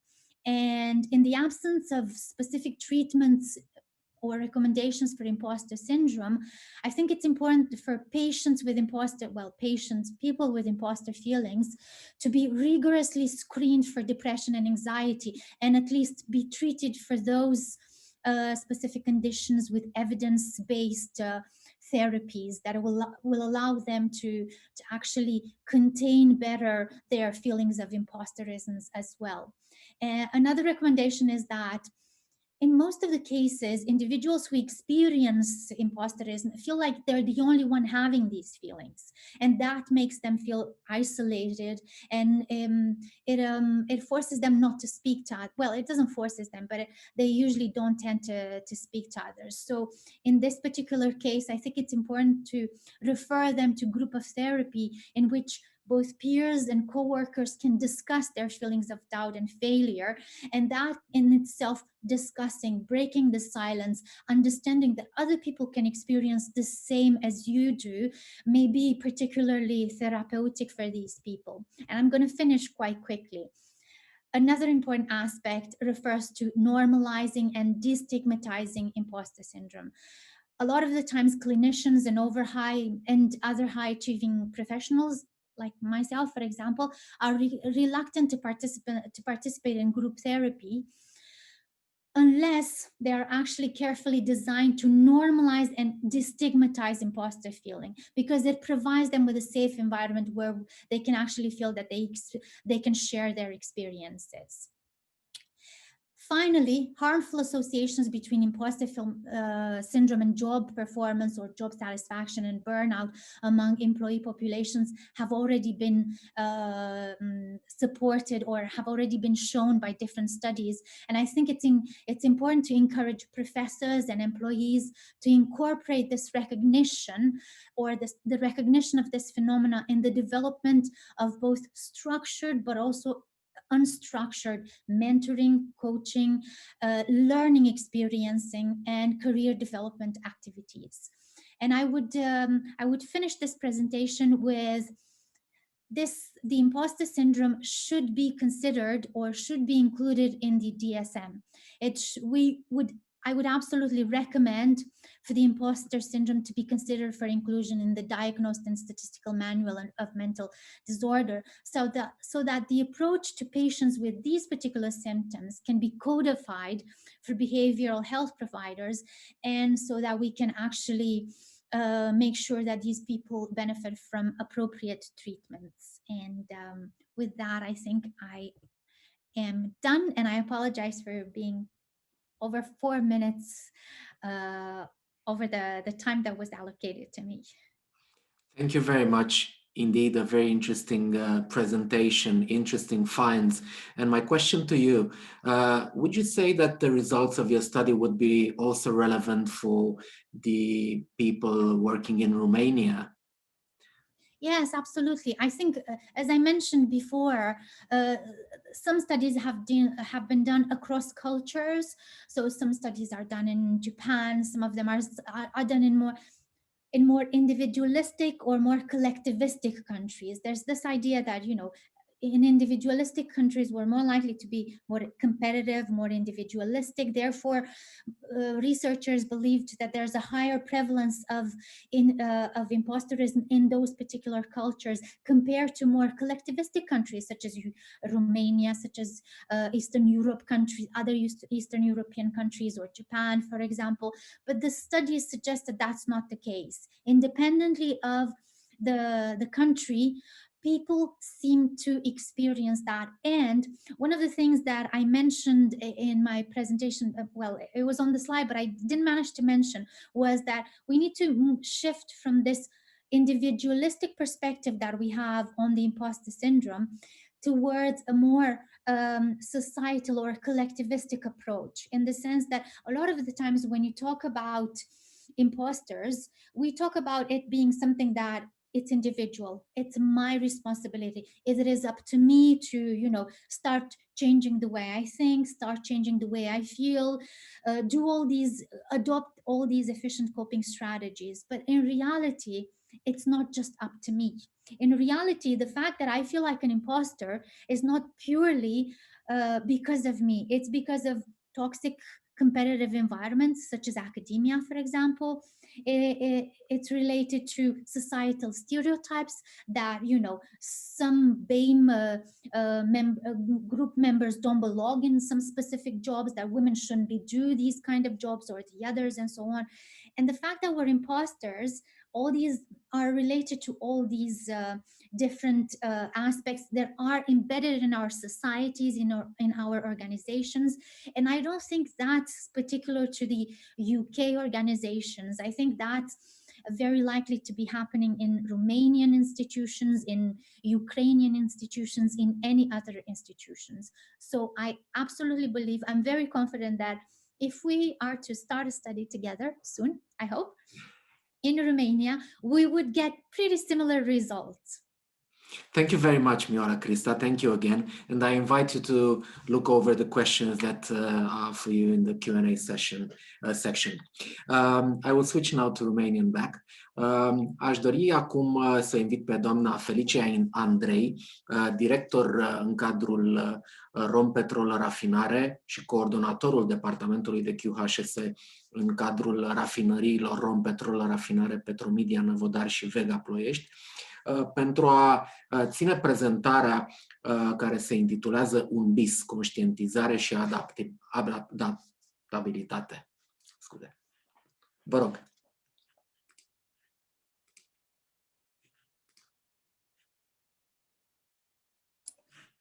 Bună ziua! Doar să-mi confirmați, vă rog, dacă se vede. Da, se vede, este totul în regulă. Ok, perfect, mulțumesc tare mult.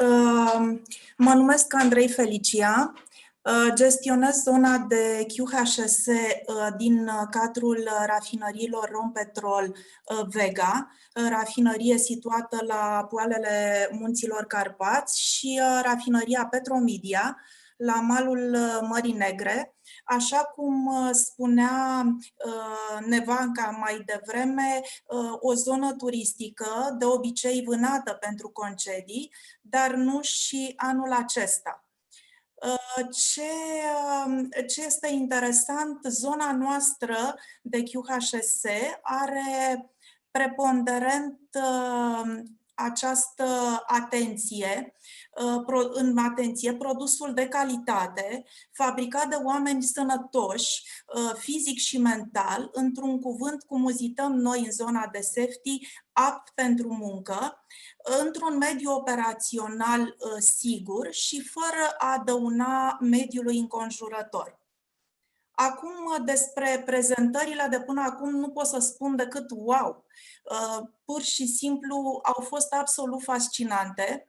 Pentru mine, care nu sunt în domeniul dumneavoastră, sunt extrem de onorată să mă aflu ca un umil admirator al acestei științe, psihologia, care de data aceasta mi-a dat acea ocazie extraordinară de a îmbina profesia cu acest hobby de suflet, care înseamnă exact ceea ce dumneavoastră, stimați domni și doamne, specialiști în domeniu, aduceți la rang de artă prin tot ceea ce faceți, această extraordinară știință a mentalului și a comportamentului uman.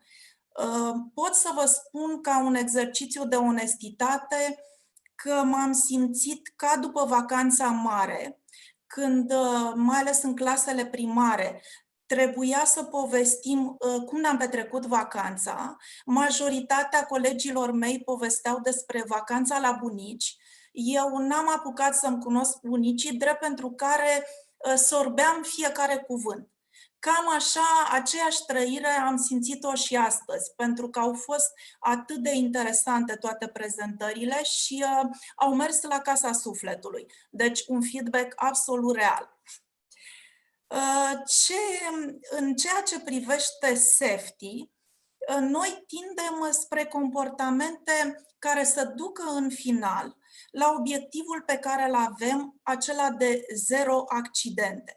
Iar aceste comportamente sunt în strânsă legătură cu mentalul nostru. Deci, implicit, cu tot ceea ce influențează în bine sau mai puțin bine acest mental. De ce adaptability? De ce awareness? Pentru că aici este o cheie.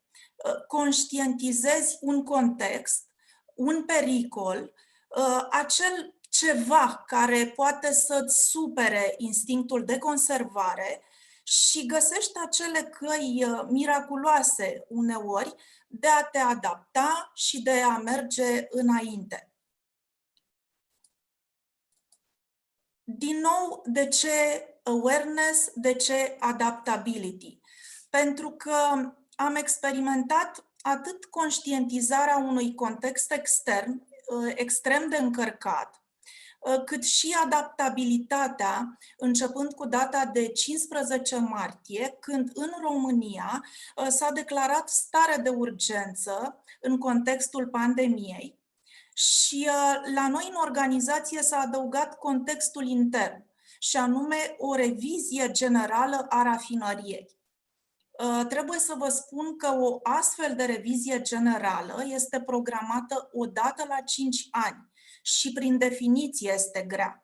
A presupus prezența în amplasament a peste 4.000 de subcontractori. Deci atenție, când era stare de urgență. A fost un război emoțional, o experiență indubitabil de gen odată în viață, care cu siguranță nu ar fi fost posibilă fără oamenii din spate implicați și fără awareness și adaptability. Și pentru că a fost un război emoțional această revizie, noi am încercat să empatizăm cât s-a putut de mult cu cei care au dus greul. A fost un dans al emoțiilor, dacă vreți, astfel încât să păstrăm în permanență un nivel ridicat de siguranță al lucrătorilor. Nu a fost ușor și aici a fost, de fapt, un efort comun. Noi, pe platforma Petromedia, suntem mai multe entități și nu am mai contat în acele momente faptul că suntem din partea beneficiarului, operaționalul, rafinărie, că suntem din partea antreprenorului general, Rominserv, laborator, LQC, deci practic nu am mai contat uniforma pe care o purtăm. Am avut suport de la grup prin toate departamentele, QHSS, PR, resurse umane. Deci a fost un efort pe care l-am gestionat cu toată responsabilitatea și cu foarte multe povești vânătorești în spate, pentru că fiecare subcontractor acum poate cunoaște mai multe informații decât cunoșteam la 15 martie. De aceea, biroul nostru se transformase într-un soi de Meca, în care veneau colegi și ne povesteau și ne întrebau cum să procedeze, cum să facem, cum să mergem mai departe. Se spune că atunci când Arhimede a realizat importanța descoperirii și a strigat Evrica, practic a fost un moment epopeic. Ce am observat, dincolo de faptul că nimeni nu neagă valențele intuitive ale acestui savant grec, am observat că atunci când vine vorba de discuții serioase, practic oamenii se disting în două tabere extreme. Cei care proslăvesc logica și nu pun absolut niciun preț pe impulsurile de moment, impulsurile intuitive, și cei care cred în infailibilitatea presimțirilor și pretind a se orienta numai și numai după instinct. Mi-am adus aminte că la un moment dat l-am întrebat pe fiul meu, care era, cred că în clasa 1 sau a 2, ce înseamnă intuiția. Și răspunsul a fost foarte sincer. Nu știu, mami, când tu simți, nu știu cum, că am făcut o boacănă, dar tu simți, dar tu știi. Deci m-am bucurat foarte mult, mi-aduc aminte perfect că m-am bucurat foarte mult că un copil înțelege într-un mod atât de simplu și de natural un proces psihic de care cred că majoritatea adulților fie se feresc, fie îl subevaluează. Cel puțin așa am perceput la acel moment. Acum, tot tot ceea ce acumulăm în zona de safety, pentru că aici este zona noastră de expertiză, cred că este în totală analogie cu cei 4 pași ai învățării. Nu știu ce nu știu, știu ce nu știu, știu ce știu, nici nu știu ce știu. Sunt pași simpli în acest joc de cuvinte, totul pare natural și aici intervine de fapt și importanța dialogului safety în cazul nostru. Despre dialog safety cred că poți scrie pagini întregi despre cum să ai un dialog corect, care să fie captivant, să fie haios, poate în anumite cazuri dur, dar până la urmă, tot din experiență vine răspunsul. Răspunsul aproape perfect. Trebuie să practici până intră în reflex. Și un exemplu perfect de adaptabilitate, conturat în comportamentul prietenilor noștri necuvântători, este redat într-un foarte scurt filmuleț care sperăm să vă bine dispună. Adrian, te rog.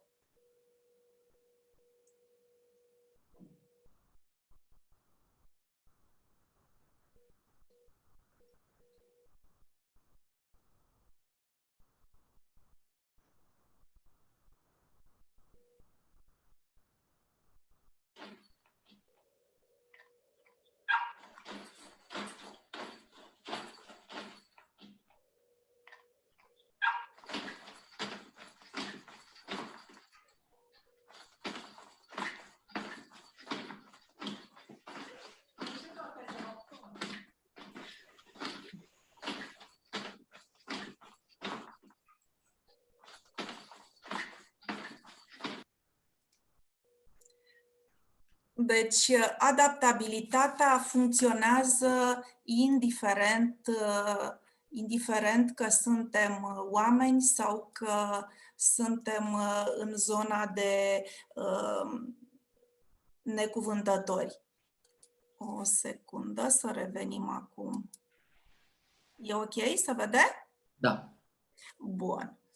Bun, și acum să revenim la adaptabilitatea noastră, la awareness și adaptability. Mi-am permis să pun o poză care face o mică similitudine între zona emoțională și cea pe care dumneavoastră o stăpâniți mult mai bine. Distincțiile clare ale tipului nostru de gândire se regăsesc pe o gamă de frecvență care ne caracterizează.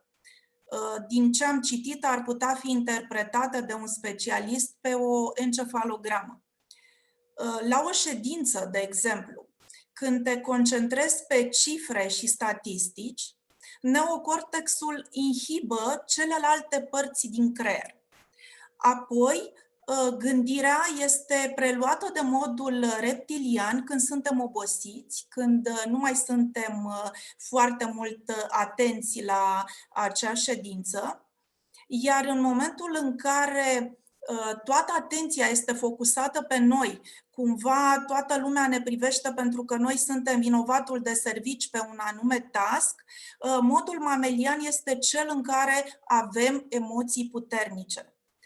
Fiecare dintre noi avem aceste părți și le folosim pe rând, funcție de situație, moment în care practic celelalte părți se stompează și intră într-un con de umbră. În medicina chinezească, inima, stomacul, creierul sunt organele vitale din organism. De fapt, și în tradiția românească se regăsește cumva această semnificație. Avem zicale foarte multe care ne arată acest lucru. Când te ia frica de cele mai multe ori, se resimt unul din cele două efecte. Fie simți o senzație în stomac, o senzație de greutate, fie în genunchi. Cred că cel mai bine înțeleg mămicile care trec prin această trăire, prin această teamă, o experimentează atunci când copilul este bolnav. Cred că o senzație mai puternică decât aceea că ai copilul bolnav nu poate să fie. Emovere, emoție, icons, toate au apărut și au devenit atât de uzitate, imagini care ne mișcă, imagini care emoționează, pentru că fără emoții, până la urmă, totul este gol, indiferent de subiect. Când vorbim, pentru că trebuie să mă întorc la paralela din zona mea de safety, când vorbim de riscuri, aparent, fiecare deține adevărul absolut. Am avut un astfel de exercițiu într-o sală, pe vremea dinaintea pandemiei, când se putea, cu aproximativ 300 de persoane. Am avut colegi din operațional, contractori, subcontractori și rezultatul a fost cumva unul previzibil. Pe aceeași neconformitate, deci absolut aceeași neconformitate pusă pe ecran, feedback-ul privind gradul de risc, mic, mare, mijlociu, a acoperit toată gama de evaluare a riscului, de la roșu la verde. Deci percepția este și poate fi diferită. Nu am avut un accident de mașină.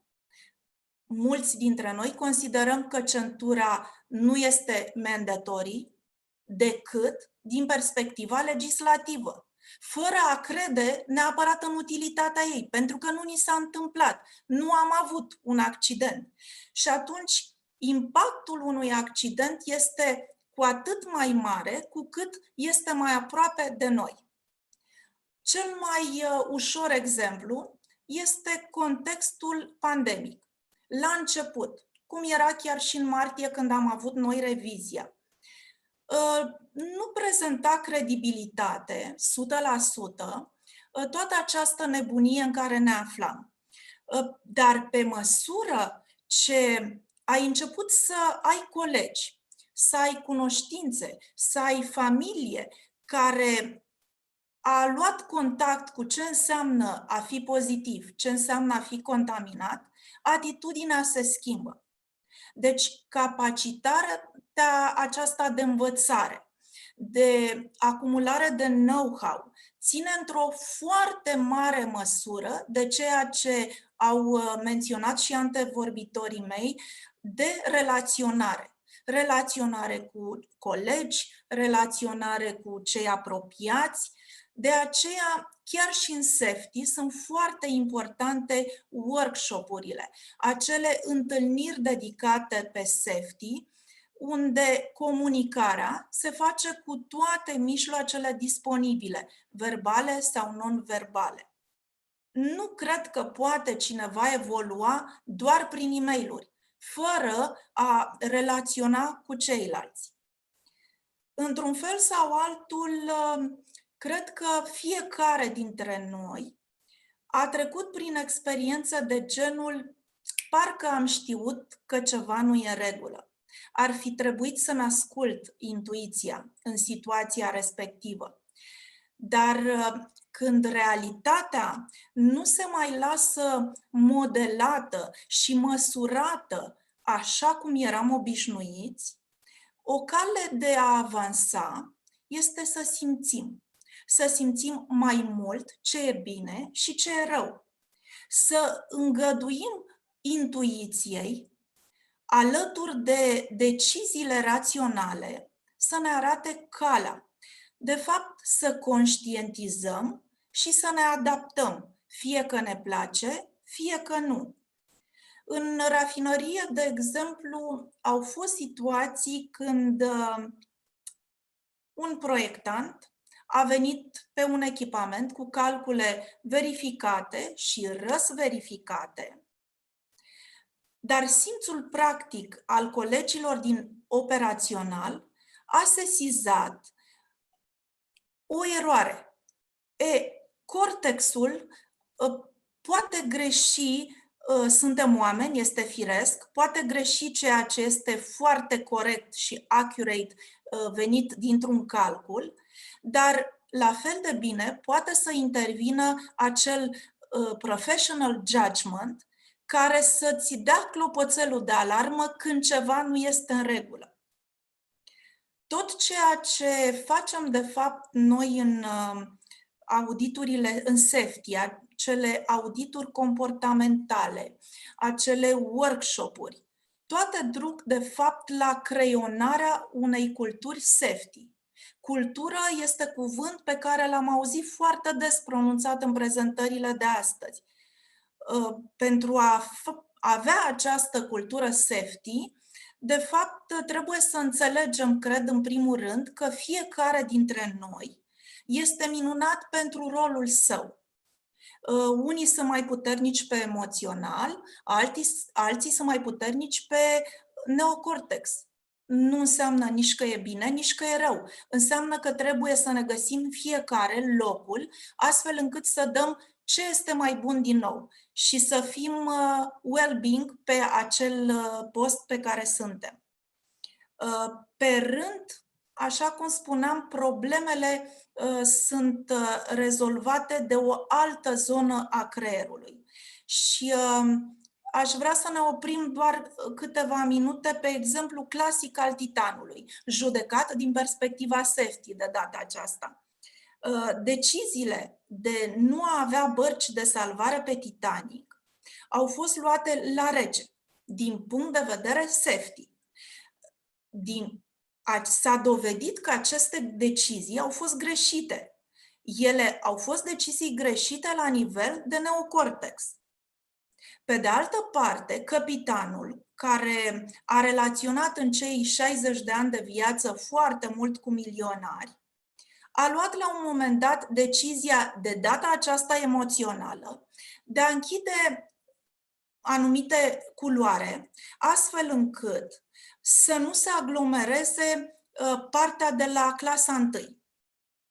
A fost o decizie emoțională, pentru că el a fost preocupat în acel moment doar și numai de bunăstarea și binele milionarilor. Dacă mergem mai departe cu această analiză de safety, modul de gândire reptilian a funcționat când au plecat într-o barcă chiar și 3 persoane, deși capacitatea bărcii era de 40 de persoane. Deci, pe acei 3 oameni cu siguranță mai aveau prieteni pe vapor. Dar în momentul acela critic a fost dominant instinctul de supraviețuire.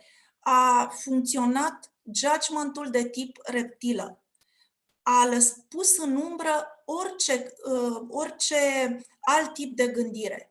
Deci a fost definitoriu acel gând de supraviețuire și și-a pus amprenta în consecință. Dacă mergem mai departe, mi-am permis să pun o piramidă safety. Este un instrument pe care noi îl uzităm extraordinar de mult. Este foarte relevant și foarte vizual pentru a ne monitoriza ce înseamnă activitatea safety. Practic, fiecare știință jonglează cu noțiunile ei. Dar ce este foarte interesant în această formă geometrică, identică pentru diverse noțiuni, este această piramidă. Avem nenumărate categorii de piramidă. Avem piramida lui Maslow, că tot spuneam de băiatul meu, am avut în clasa a 12-a o lungă discuție pe această piramidă.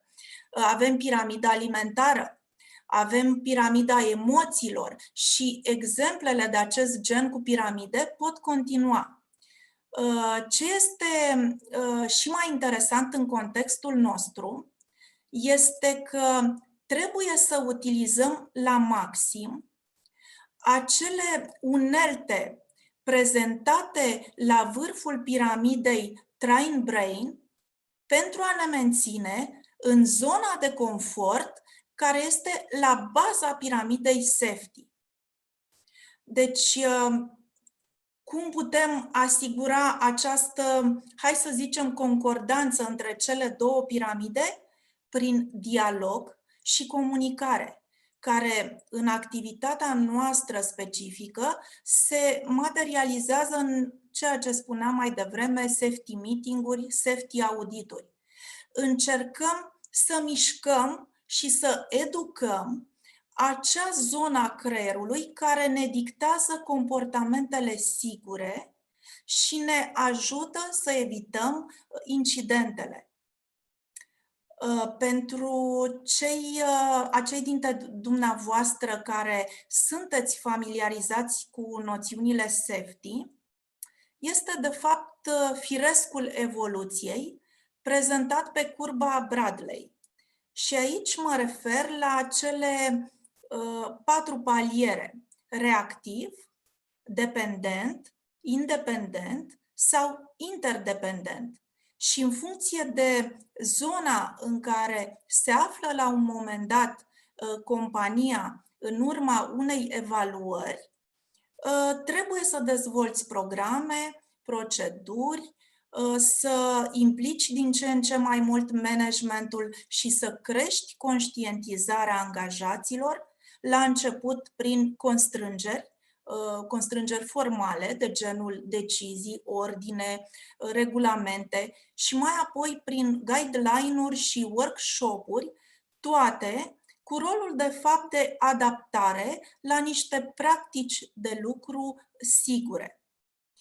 La fel, regulile safety trebuie să devină reflex, dar doar după ce reușești să conștientizezi pericolul și intuitiv să faci acele acțiuni corecte care să te ferească de rău.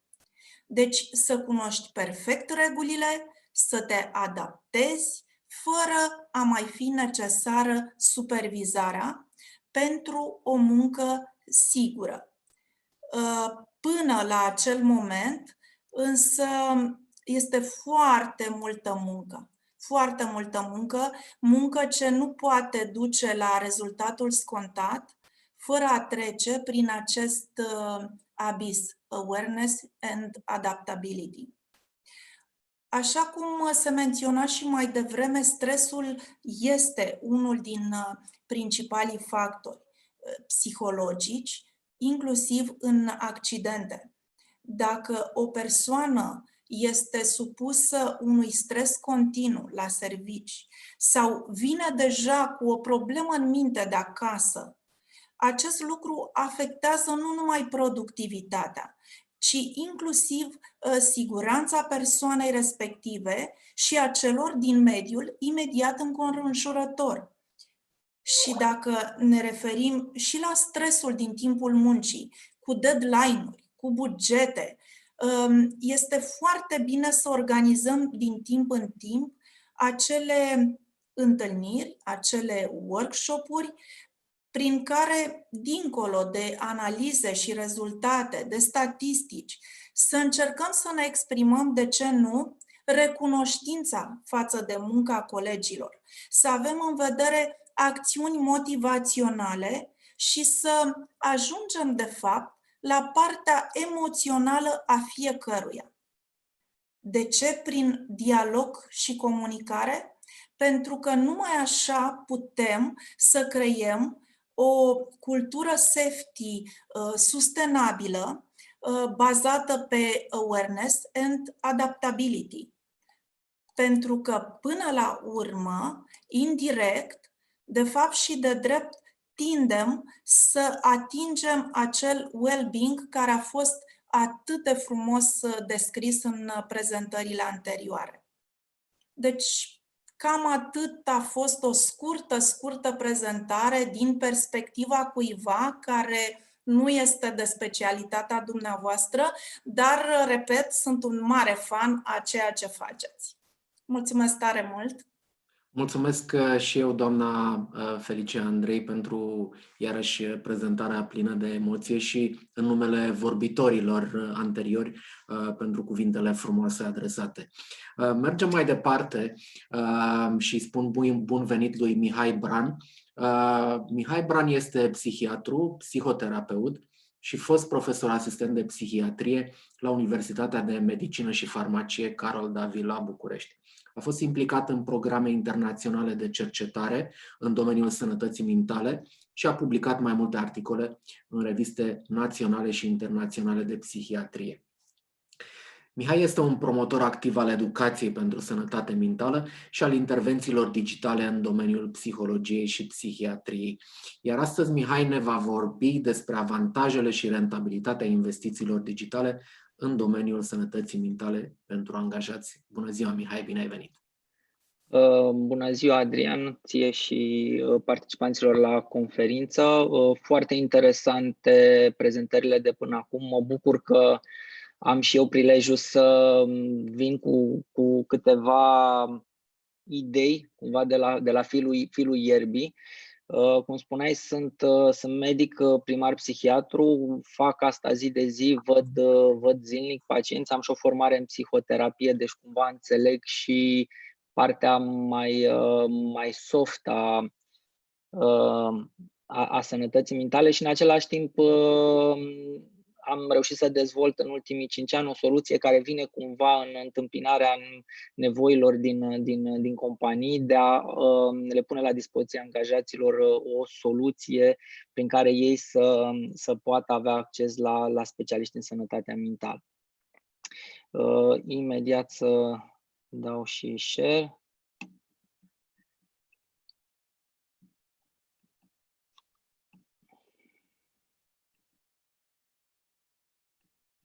Ok, se vede, nu? Da, este în regulă. Ok, la ce aș vrea să mă opresc astăzi? La partea de digitalizare în ceea ce privește intervențiile de sănătate mentală care se adresează angajaților și la beneficiul de cost pe care aceste soluții îl pot aduce companiilor, dar și societății în general. Așa cum au precizat și antevorbitorii mei, avem cifre, știm cu toții cât de importantă este sănătatea mentală în rândul populației generale, dar și în rândul angajaților. În funcție de instrumentele aplicate, de metodologie, de eșantioanele pe care s-au realizat cercetările, datele pot varia. Eu am ales să folosesc niște cifre, niște indici din Marea Britanie, cred că se suprapun cu datele pe care le avem și noi în România. Nu sunt foarte, foarte sigur de acuratețea datelor pe care colegii din România le-au obținut pe astfel de eșantionări. Cumva datele ne arată faptul că undeva în jur de 80% din angajați experimentează la un moment dat o anumită stare psihologică sau, în fine, o anumită simptomatologie psihiatrică care să afecteze calitatea vieții și starea de bine psihoemoțional, iar munca pare a fi un factor decisiv care contribuie la apariția acestei simptomatologii. În plus, se pare că 1 din 6 angajați din Europa, deci cifrele sunt din Europa, experimentează o problemă de sănătate mentală la un moment dat. Una dintre cele mai mari probleme legate de zona sănătății mentale este reprezentată de stigma asociată acestor probleme și asociată intervențiilor sau serviciilor de sănătate mentală. Nu e ușor să spui că ai nevoie să mergi la un psiholog, cu atât mai mult să spui că ai nevoie să mergi la un psihiatru. Și aici e o chestie culturală care se poate schimba doar prin educație, prin a promova sănătatea mentală la nivelul populației, dar și la nivelul locului de muncă. Cum s-a discutat și mai devreme, nu e foarte la îndemână să mergi către colegul de la resurse umane să începi să-i te destăinui, să spui că ai o problemă de sănătate mentală, pentru că acest lucru în timp cumva e perceput ca un factor de risc în ceea ce privește stabilitatea ta în poziția respectivă. Aș vrea să atrag atenția și mai mult asupra unei populații care se află expusă unui risc și mai mare, și anume populația tânără, da? Tinerii de situații undeva în jurul vârstei de 20 de ani, care abia încep să lucreze și care sunt și mai vulnerabili și care cumva vor reprezenta generațiile viitoare de angajați. Ei sunt deja o generație fragilă, iar studiile arată faptul că peste jumătate din ei, de exemplu, suferă deja de insomnii. Aceștia vor fi oamenii cu care vom lucra, aceștia vor fi angajații viitorului, iar pentru ei zona de sănătate mentală trebuie să fie una prioritară, la care trebuie să ne uităm, nu știu, atât noi specialiștii din domeniu, cât și companiile, angajatorii, dar și statul. Impactul pe care sănătatea mentală și importanța pe care sănătatea mentală o au afectează, cum spuneam și mai devreme, atât starea de well-being, de bunăstare a angajatului, dar și bunul mers sau, în fine, rezultatele pe care o companie le are, dar și societatea în general. Nu putem să separăm locul de muncă, de societate, de prezența în familie. Iar toate aceste lucruri se traduc în niște costuri care revin societății, revin companiei sau impactează direct angajatul. S-a discutat despre diversi termeni care corelează aceste cifre. S-a vorbit despre absenteism și nu mai fac referire la el. E mai degrabă asociat bolilor de natură fizică și mai puțin celor de natură psihoemoțională. Legat de sănătatea mentală, vorbim mai ales despre presenteism. Faptul că angajații vin la locul de muncă, da, sunt prezenți fizic, dar productivitatea, gândurile lor sunt într-o totul altă parte, iar asta afectează clar capacitatea lor și uneori poate duce inclusiv la accidente de muncă, că tot se vorbea mai devreme de partea de siguranță la locul de muncă. Un termen la care aș vrea să mă opresc puțin, un termen relativ nou în zona asta a sănătății mentale legate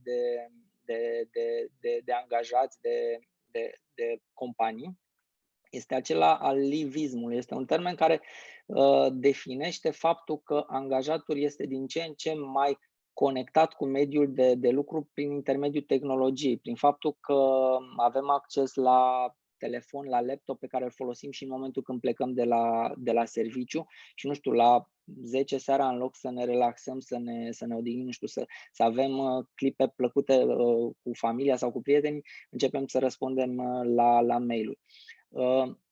Acest termen și aceste acțiuni, acest mod de funcționare, se pare că în timp poate duce la burnout, și despre burnout au amintit și antevorbitorii mei.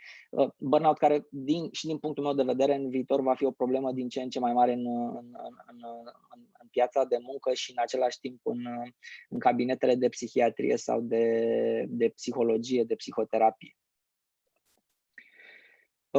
Ce putem face? Ce s-ar putea dezvolta? S-a discutat și înainte, fiecare companie încearcă să găsească soluții, încearcă să vină cu diferite abordări, astfel încât să acorde o mai mare importanță sănătății mentale a angajaților și în același timp să-și sporească eficiența, productivitatea și să-și eficientizeze, de ce nu, bugetele. Dar pentru că trăim într-o societate din ce în ce mai digitalizată, inclusiv zona de sănătate mentală s-a dezvoltat în această direcție și au apărut soluții care permit rezolvarea problemelor, permit screening-ul, permit psihoeducația angajaților la locul de muncă. Sunt tot felul de abordări. Evident, trendul a plecat din Statele Unite, unde existau acele Employee Assistance Programs care permiteau angajaților să se conecteze prin intermediul telefonului cu un psiholog, un psihoterapeut, iar atunci când aveau nevoie să aibă o consiliere în situații de criză. De acolo lucrurile s-au mutat către partea de digital, iar acum, pe măsură ce toată lumea dispune de un smartphone, de o tabletă sau de un laptop, aceste servicii sunt și mai facile și la îndemâna oricui. Ele sunt sau ele ar trebui să fie disponibile oricărui angajat, fie că vorbim de blue collars, fie că vorbim de white collars. Ele sunt ușor de folosit sau, în fine, ar trebui să fie ușor de folosit și au marele avantaj că, prin faptul că oferă o soluție de accesare a unor specialiști confidențial și într-un mod securizat, sunt mai puțin stigmatizante decât mersul clasic în cabinetul unui psiholog sau al unui psihiatru, cu atât mai mult al unui psihiatru.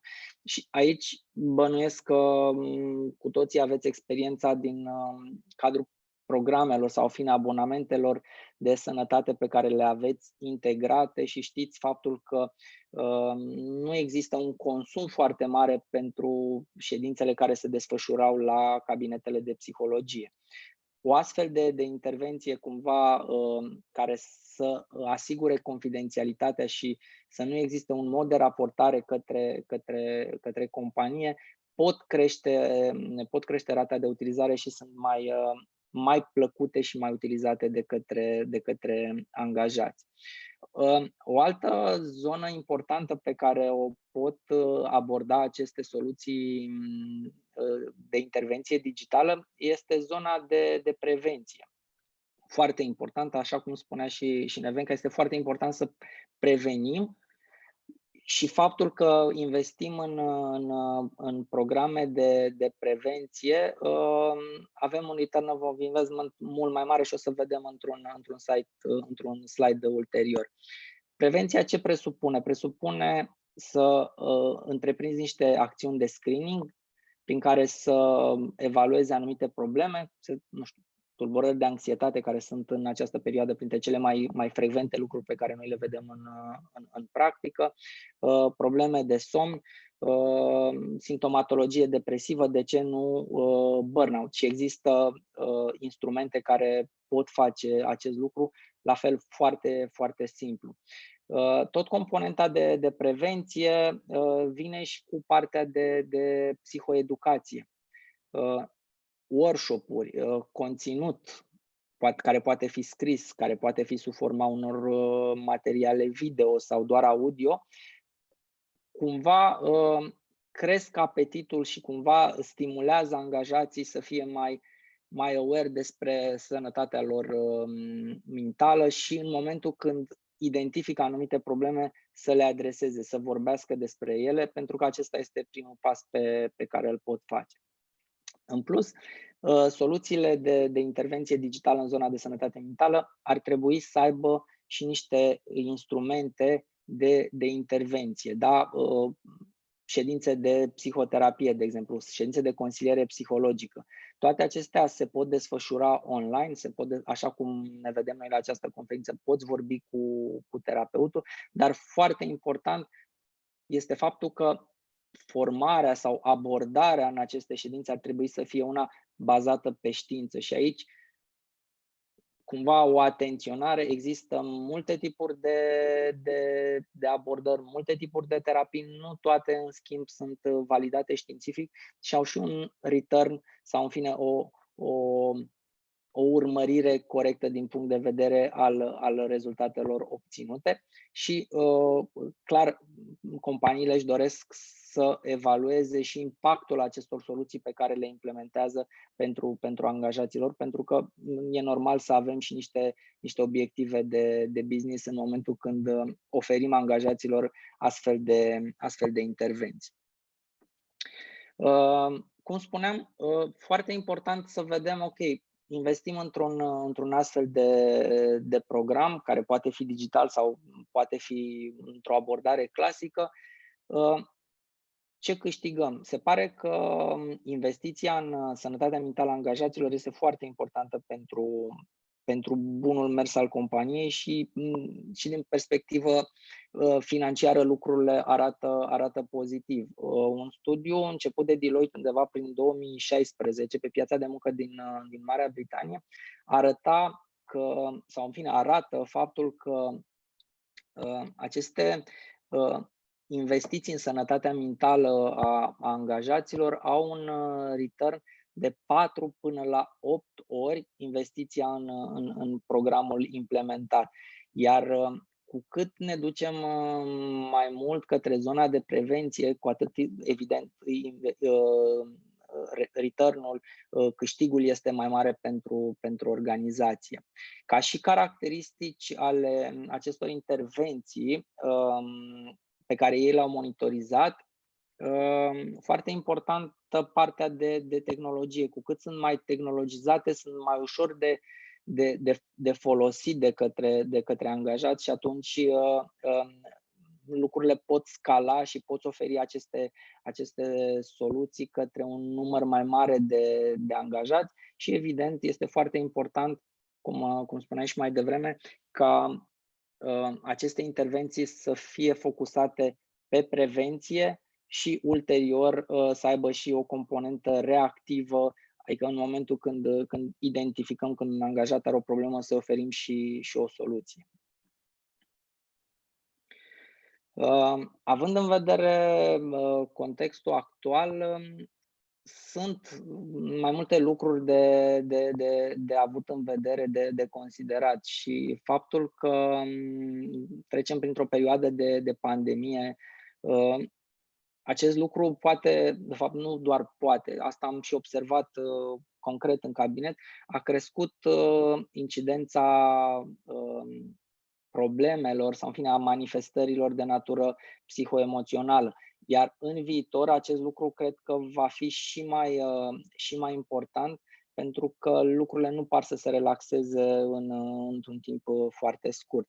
Apoi ar mai fi de luat în considerare faptul că modul în care funcționăm, modul în care funcționează angajații în momentul de față tinde să se schimbe. Se merge către modele de work from home sau către modele mixte, care nu sunt totuși foarte ușor, la care totuși, nu știu, angajații nu se adaptează din prima, nu se adaptează foarte ușor, iar cumva pe termen lung sunt câteva cercetări care sugerează faptul că această abordare de work from home poate predispune la fenomene de burnout și aici ar trebui cumva corelat acest work from home eventual cu niște instrumente de screening, cu niște instrumente de psihoeducație și apoi cu niște instrumente de intervenție care să fie la îndemâna angajatorului.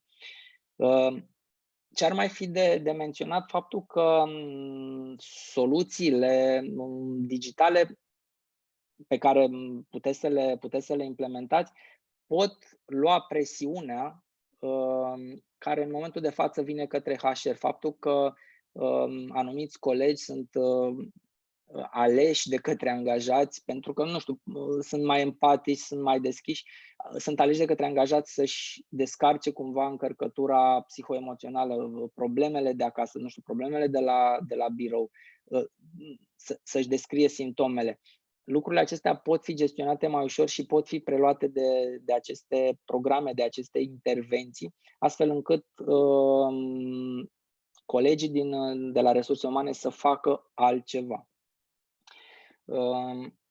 Cum spuneam, doar trec în revistă, am dezvoltat o astfel de platformă de intervenție digitală. În momentul de față este disponibilă undeva la aproximativ 60.000 de angajați care o utilizează și cumva beneficiază atât de zona de prevenție, cât și de zone de instrumente de screening, inclusiv instrumente pentru evaluarea burnout-ului, dar și intervenții science-based de la diversi specialiști din zona de sănătate mentală, fie că vorbim de psihologi, fie că vorbim de medici, de psihiatri care pot ajuta și pot colabora într-o echipă multidisciplinară, astfel încât angajații să aibă parte de o abordare holistică în ceea ce privește binele psihoemoțional.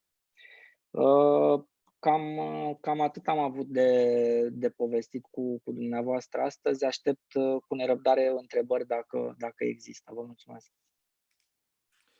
Mulțumesc foarte mult, Mihai, pentru prezentare. Știu că cererea pentru serviciile pe care voi le oferiți a crescut destul de mult în ultima perioadă și, într-adevăr, sper că soluțiile pe care le oferiți vor fi de real ajutor celor care au nevoie de genul acesta de informații sau acces la soluții digitale, așa cum le promovați voi.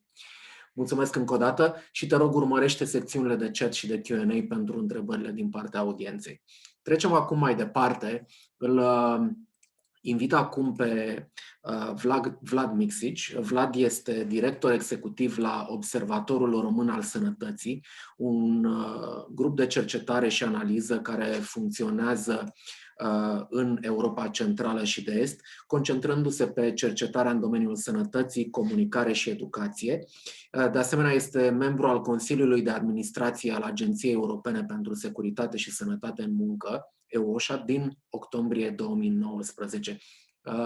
Vlad ne va prezenta tips and tricks pentru a proiecta un context la locul de muncă care să oferă o sănătate mentală mai bună. Bună ziua!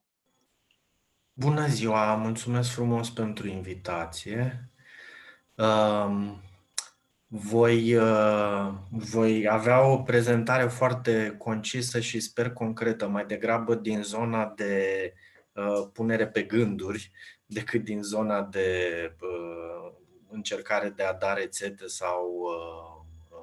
sau de, nu știu, a da chiar direcții. Mulțumesc frumos pentru invitație și mă bucur că am ocazia să vă vorbesc. O să dau un share screen, dacă se poate să-mi imediat. Da. De ce spun mai mult de punere pe gânduri? Pentru că cred că aici sunt suficient de mulți specialiști care să poată vorbi despre zona care este deja creditată solid și din punct de vedere științific și al practicii și al cercetărilor, dar nu pot și nu se poate, bănuiesc că vedeți. Vedem ecranul, acum trebuie doar dat, așa, perfect. Nu se poate, din păcate, să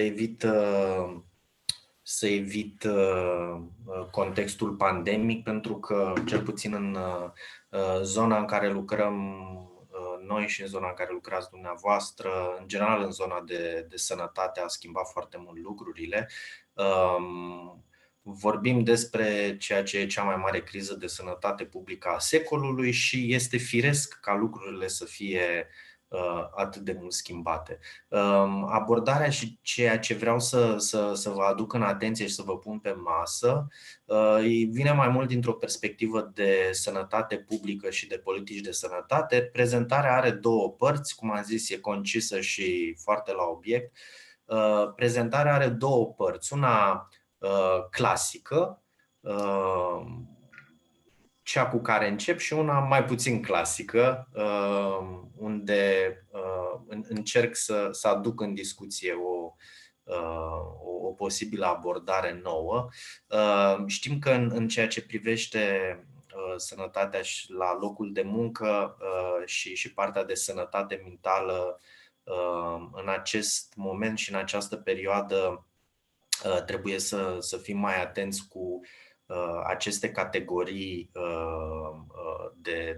de persoane, hai să nu zic categorii populaționale, că nu-mi place, nu suntem într-un context epidemiologic, dar e foarte important să încercăm să-i sprijinim mai degrabă pe cei care fac parte din aceste categorii pe care le vedeți, deci persoanele peste 60 de ani, cei cu boli cronice și aceia care fac parte din familii cu membri expuși sau, de pildă, soțul, soția lucrează într-un spital COVID sau în zona de curierat și de distribuție. De ce? Pentru că aici anxietatea este evident mai pronunțată decât la alte persoane, pentru că respectarea măsurilor de reducerea frecvenței contactelor sociale este ceea ce poate puțin realizează, este un avantaj și uneori chiar un lux în multe zone profesionale unde acest lucru nu este posibil.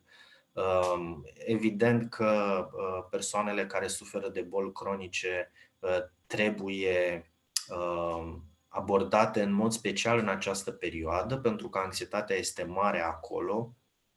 Ei trec de altfel printr-o perioadă dificilă, cum datele cele mai recente ne arată. În perioada martie-august 2020 avem o scădere extraordinar de mare a accesului pacienților cu boli cronice la serviciile medicale de care ei au nevoie în mod obișnuit. Ce putem face? Câteva idei foarte, foarte scurte și concise. Probabil că se va vorbi tot mai des și de o anxietate COVID-19, nu doar de simptomele fizice. De multe ori vedem această anxietate instalată la persoanele care au un diagnostic pozitiv, dar sunt asimptomatice sau au forme ușoare. Vedem acest tip de anxietate manifestă și la persoanele din jur sau din familie. Să nu uităm că acest tip de anxietate este potențată și de contextul mediatic și cum se vorbește de o pandemie, de o infodemie, putem să vorbim și de o astfel de endemie a anxietății. Ce se poate face punctual la locul de muncă, și am văzut că se face și în alte părți deja, evident, sunt serviciile de consiliere, ceea ce eu numesc petreceri pe Zoom, dincolo de ședințele sau înainte sau după ședințele profesionale. E foarte util să existe acele 10-15 minute de discuții colegiale, amicale, ajută foarte mult. Cum ziceam mai devreme, personalul din managementul echipei ar putea să aibă câteva mini-discuții, așa, doar ca să verifice dacă totul e în regulă cu persoanele din categoriile vulnerabile. Există inclusiv această tactică a introducerii birourilor virtuale de muncă în care cei care lucrează și își permit să facă asta, cei care lucrează la birou, au muncă de birou, țin o fereastră deschisă pe o platformă de comunicare pe care sunt toți ceilalți colegi, se văd, stau cu microfonul închis, dar lucrează. Se încearcă în așa fel să se creeze un spațiu de birou virtual care poate să ajute la conexiune și la încercarea de a păstra interrelațiile umane de la locul de muncă. E foarte important să se protejeze spațiul privat, spațiul personal, chiar dacă se lucrează și mulți lucrează de acasă. Există deja, inclusiv în România, pachete oferite de către rețele medicale mai mari sau mai mici, prin care se oferă ore de training de fitness la distanță, clase de yoga la distanță, adică la distanță folosindu-se evident platformele online disponibile, și e foarte important să se insiste asupra necesității de conectării, pentru că singurătatea e cel mai mare risc în zona patologiei psihice și psihiatrice. Este Există foarte multe dovezi care arată că singurătatea este unul dintre cele mai mari riscuri în producerea de depresii majore cu manifestări clinice chiar. Pentru cei care muncesc de acasă există câteva indicații de bază. Sunt convins că mulți le știți, dar repetiția nu strică niciodată, mai ales în această perioadă. Ritualurile sunt foarte importante din punct de vedere psihic. Chiar dacă mergem la muncă acasă, e totuși important să ne păstrăm aceste ritualuri tocmai pentru a proteja spațiul personal. Este recomandabil, evident, să lucrăm într-o cameră sau să ne delimităm spațiul, mai ales dacă facem telemuncă. Este ceea ce fac eu, de pildă. E foarte important ca pauzele din program să nu se întâmple tot acasă, ci afară, pentru că de multe ori folosim pauza pentru a munci în casă, a mai deredica ceva, ori asta nu e pauză, ci este tot muncă.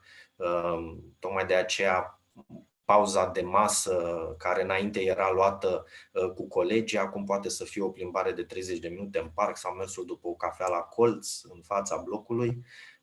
Dacă indicațiile referitoare la spațiul ergonomic de lucru de acasă poate să fie mai greu de obținut în România, există posibilitatea mult mai facilă de a avea grijă și de a vă informa colegii și angajații cât de important este să lumineze corect spațiul de lucru și acest tip de indicații poate fi stimulat chiar eventual prin vouchere. Au existat cazuri în care s-a făcut asta, nu este o povară financiară mare și e foarte important.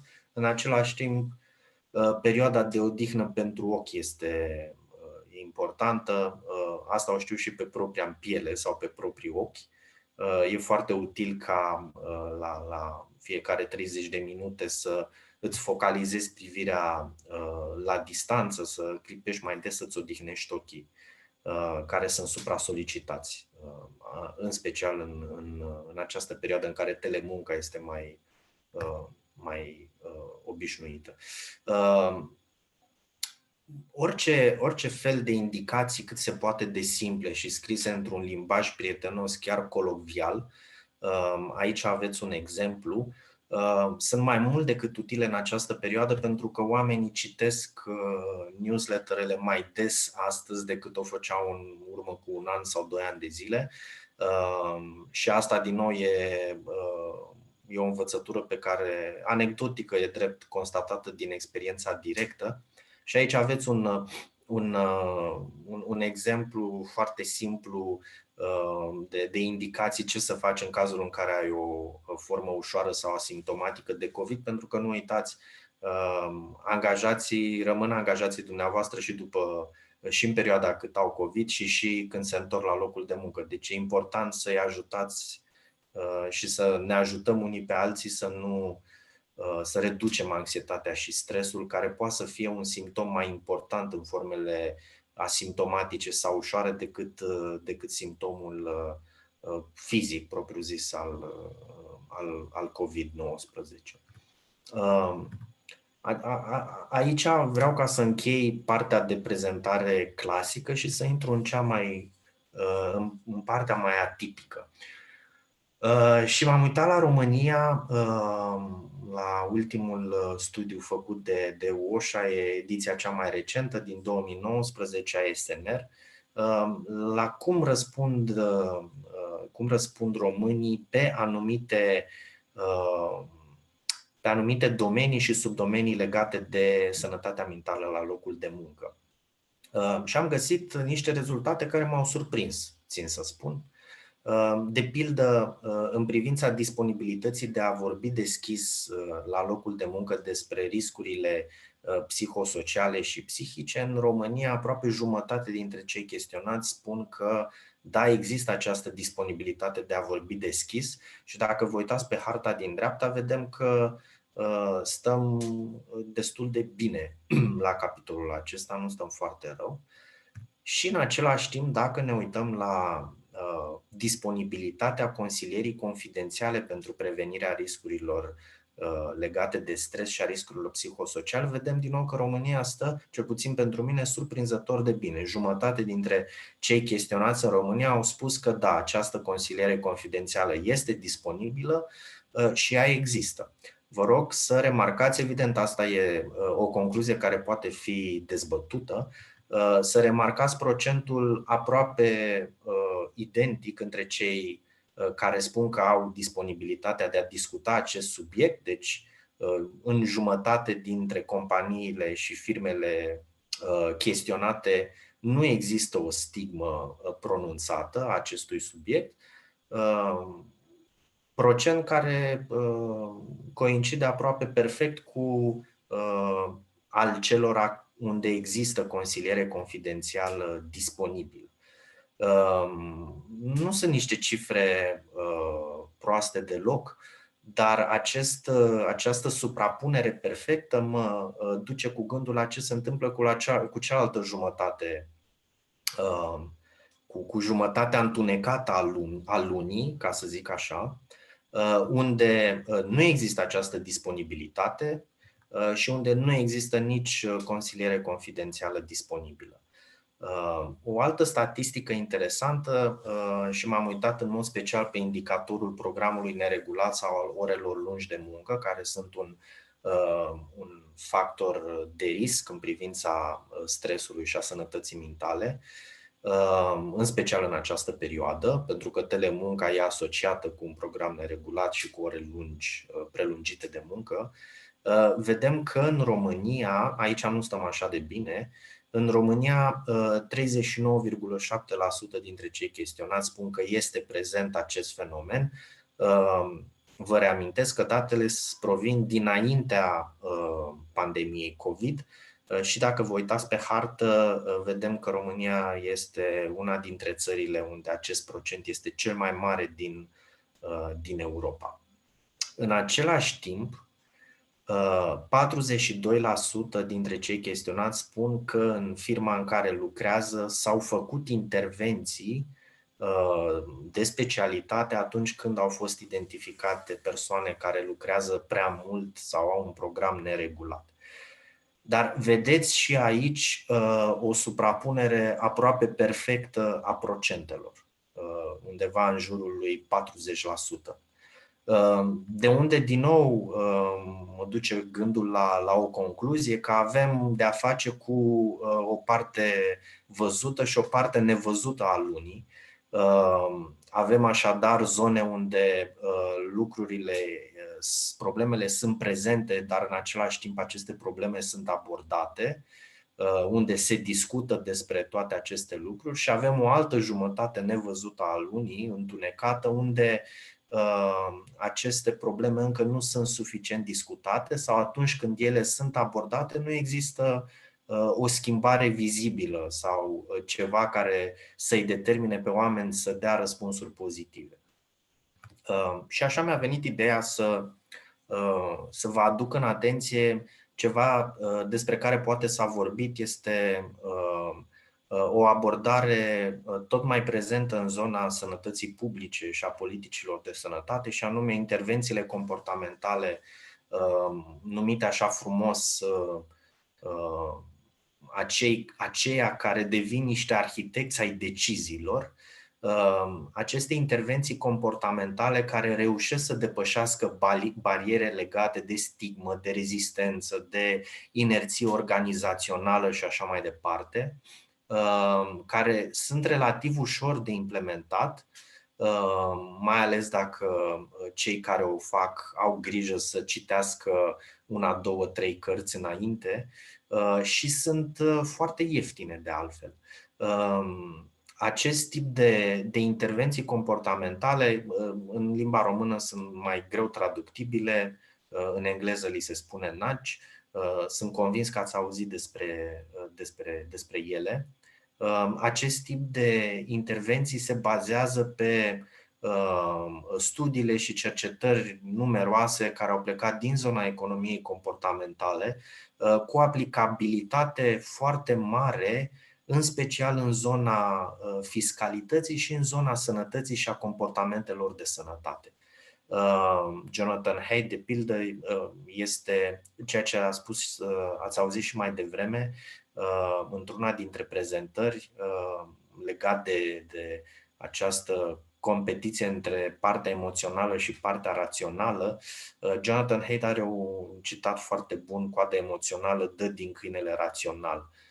Ori în privința sănătății la locul de muncă și a riscurilor și a schimbării comportamentelor, cred că acest citat este foarte, foarte adevărat, pentru că degeaba prezinți statistici, spui, dai indicații, faci toate programele de training, de instrucție necesare, dacă nu se schimbă comportamentul celor pe care încerci să-i sprijini și să-i ajuți.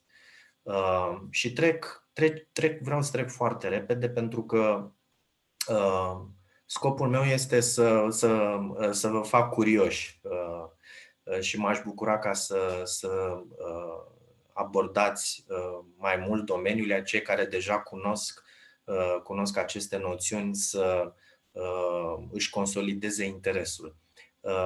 Există o clasificare foarte simplă a intervențiilor comportamentale care pot fi folosite și în zona aceasta de sănătate. Ele țin de designul alegerilor, de design prin raportare la alții și de design prin raportare la sine. Vă reamintesc că ne punem în papucii unor arhitecți ai deciziilor, în care încercăm să modelăm mediul înconjurător de așa manieră încât o modificare comportamentală, cum ar fi de pildă simplul fapt de a te ridica de la birou la fiecare 30 de minute și a face niște exerciții ușoare de stretching, să nu mai consume energie volitivă, ci să devină contextul să-ți faciliteze această schimbare comportamentală. Trecem repede prin fiecare dintre ele cu câteva exemple scurte.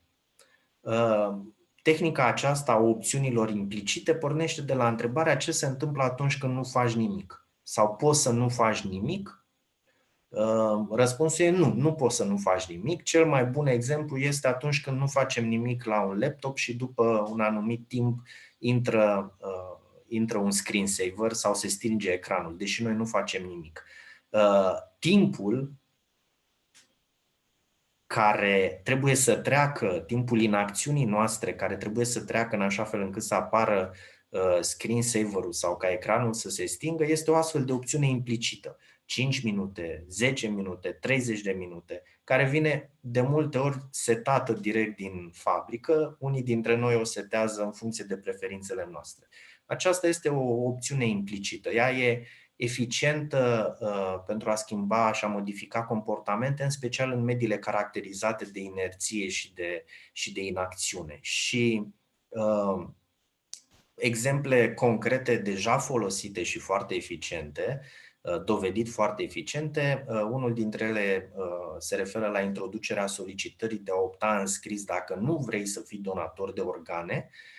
În speță, în Marea Britanie a fost o campanie de foarte mare succes care a dus la creșterea considerabilă a numărului donatorilor de organe în cazul unui accident, prin solicitarea de a opta în scris. Atunci când mergeai și îți luai carnetul de șofer, trebuia să scrii dacă nu vrei să donezi. Un alt exemplu de opțiune implicită este înrolarea automată într-un pilon 2 de pensii, în care trebuie să faci hârtii și să semnezi și să faci lucruri ca să nu fii înrolat, altfel ești automat înrolat într-un pilon de pensii. Astfel de opțiuni implicite pot fi folosite și în zona sănătății la locul de muncă. Vorbeam mai devreme despre oferirea de consiliere psihologică. Oferirea și accesul la consiliere psihologică poate deveni o opțiune implicită care să reducă din stigma și rezistența pe care fiecare dintre noi o avem, pentru că în România există în continuare o stigmă destul de pronunțată referitor la acest subiect. O altă tehnică este opțiunea activă, care se bazează pe întrebarea ce se întâmplă atunci când ai mai multe opțiuni. Și, din nou, experiența arată că atunci când avem mai multe opțiuni din care să alegem, luăm mai mult în considerare alternativele.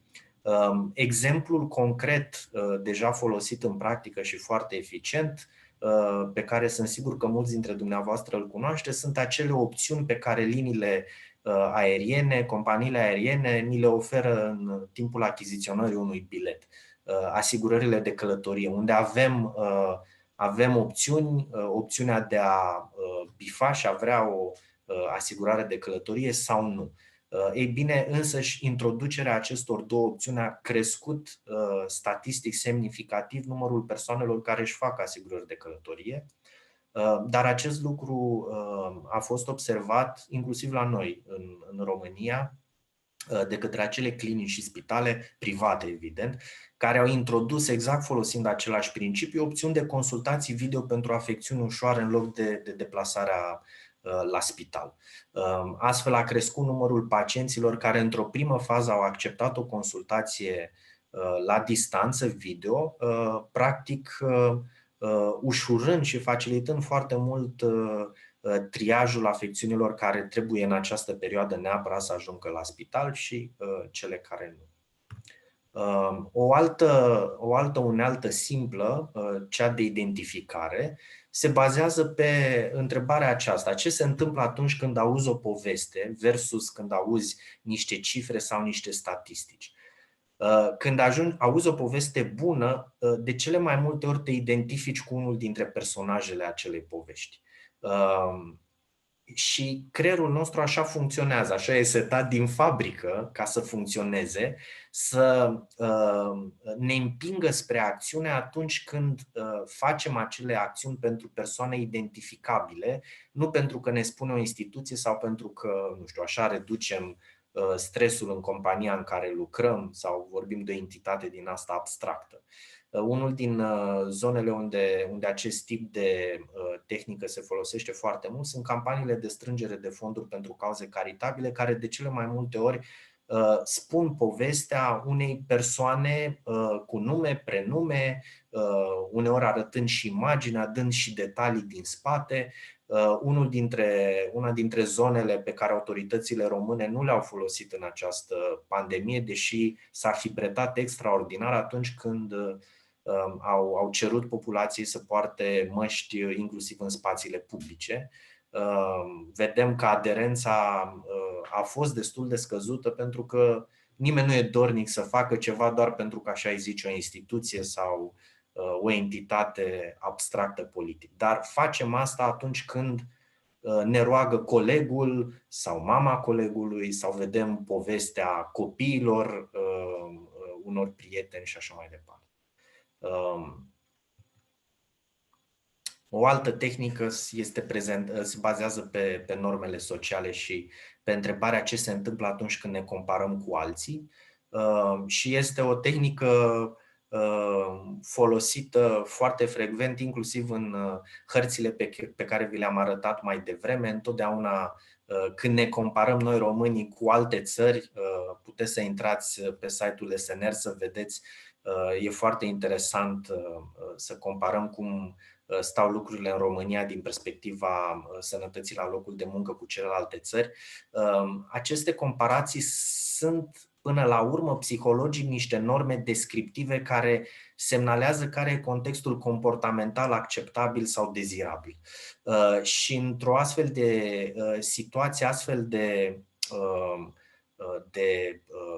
de unelte sunt folosite de pildă foarte mult în zona de sănătate publică, în domeniul calității serviciilor medicale. În România încă nu cu atât de mult succes, dar în alte țări cu foarte mult succes. Și o ultimă tehnică pe care vă prezint foarte pe scurt se bazează pe întrebarea ce se întâmplă atunci când te gândești la tine însuți.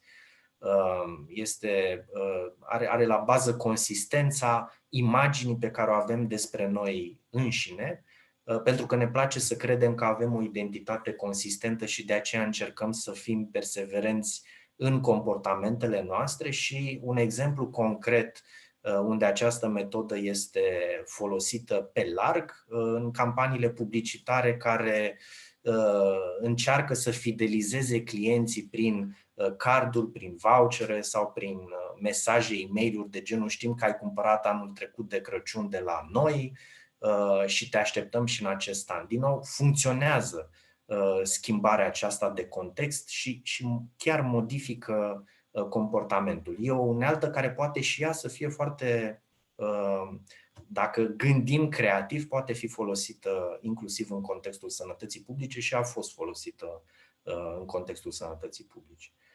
Și spre încheiere, aici sunt două cărți, ambele în limba română, evident mult mai complexe decât ce v-am prezentat eu aici. Sunt convins că mulți dintre dumneavoastră le cunoașteți. Gândire rapidă, gândire lentă, care este așa un fel de Biblie a domeniului. E foarte densă și scrisă destul de tehnic, și în dreapta Nudge, care e mai accesibilă, scrisă într-un limbaj mai accesibil, dar ambele sunt foarte, foarte interesante. Ambele conțin exemple foarte concrete care vă pot da idei foarte bune. Și, nu în ultimul rând, de precizat că autorii ambelor cărți au câștigat în ultimul deceniu fiecare separat câte un premiu Nobel pentru cercetările din acest domeniu. Sper că v-am ridicat